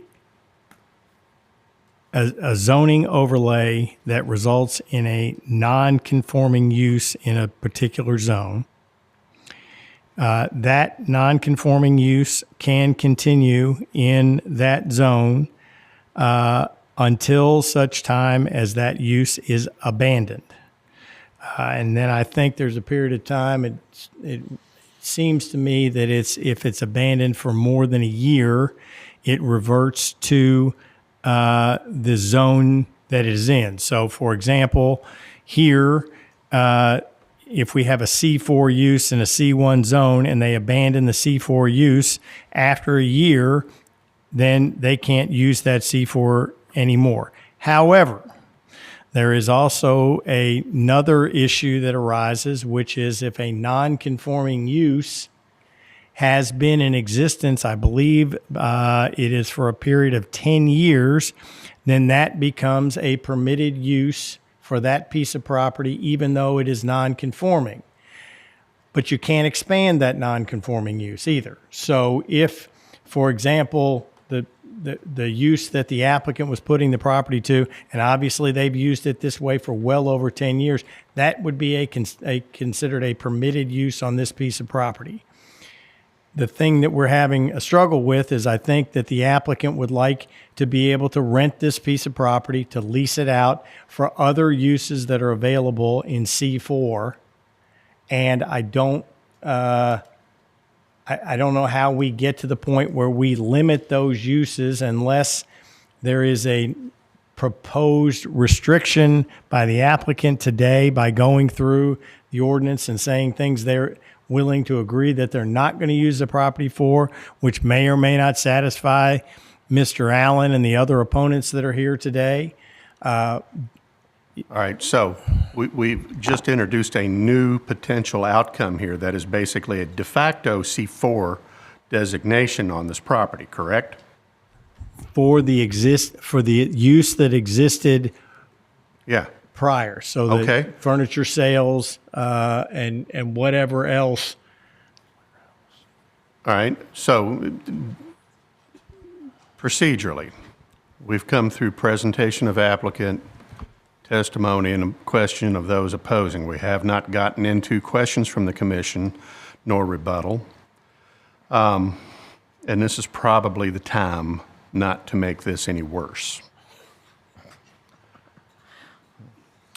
Well, Mr. Chairman, Okay. under Robert's rules, a motion to table can be made at any time as long as the motion is seconded. You are required to conduct a vote on it at that point, an up or down vote, and it is non-debatable. And so if someone were to make that motion and someone were to second that motion, this would get and there's an affirmative vote, it is tabled. Understood. So now, everybody understand Mr. where we Chairman. are? Yeah? I move to table PZ-25-013. All right, is that all we need? That's what you need, and you need a second. We have a motion and a second, guys. We'll go with voice vote on this. All in favor, please signify by saying aye. Opposed, like sign. No. All right, we're going to have to go back to a roll call vote on this. Sorry. Ms. Edgar, roll call vote. Mr. Klingenfuss. Yes.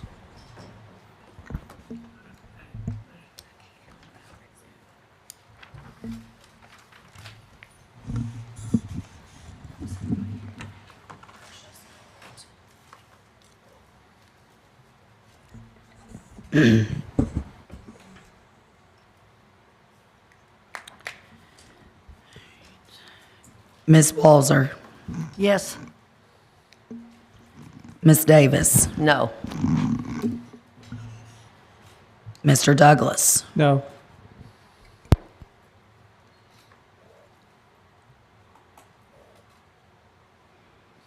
Mr. Falvey, Yes. Mr. Klingenfuss, Yes.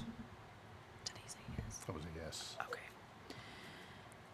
Ms. Nasser, Yes. Ms. Jones, Yes. Mr. Gwynn, Yes. Mr. Hampton, No. Mr. Finney, Yes.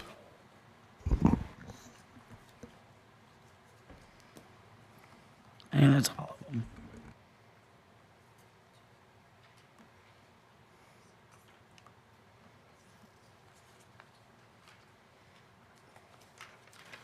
Thank you, Ms. Edgar. And the motion to table succeeds on a vote of 7-3.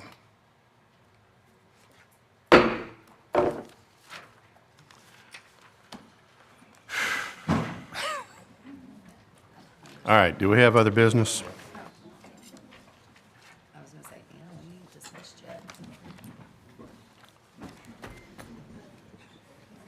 Is it my turn? If you want. So reminder about study review committee. For those of you that are on that committee, we'd appreciate your attendance Thursday at 5. And then we will have a hearing next month. So that's it. All right, guys, anything else for the good of the cause? We will stand adjourned.